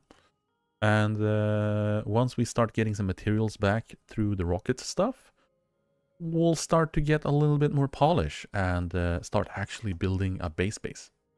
So until then, take care. Have a great continued weekend if I don't see you here around. And best of luck. Catch you all on the next one. And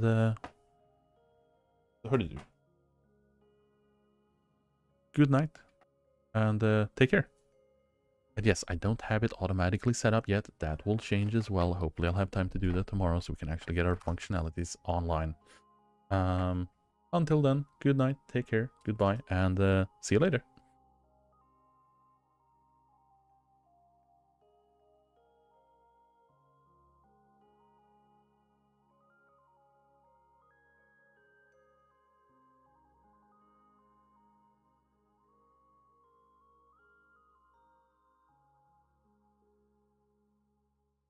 And yes, we are gonna find someone to raid. Just hang in there.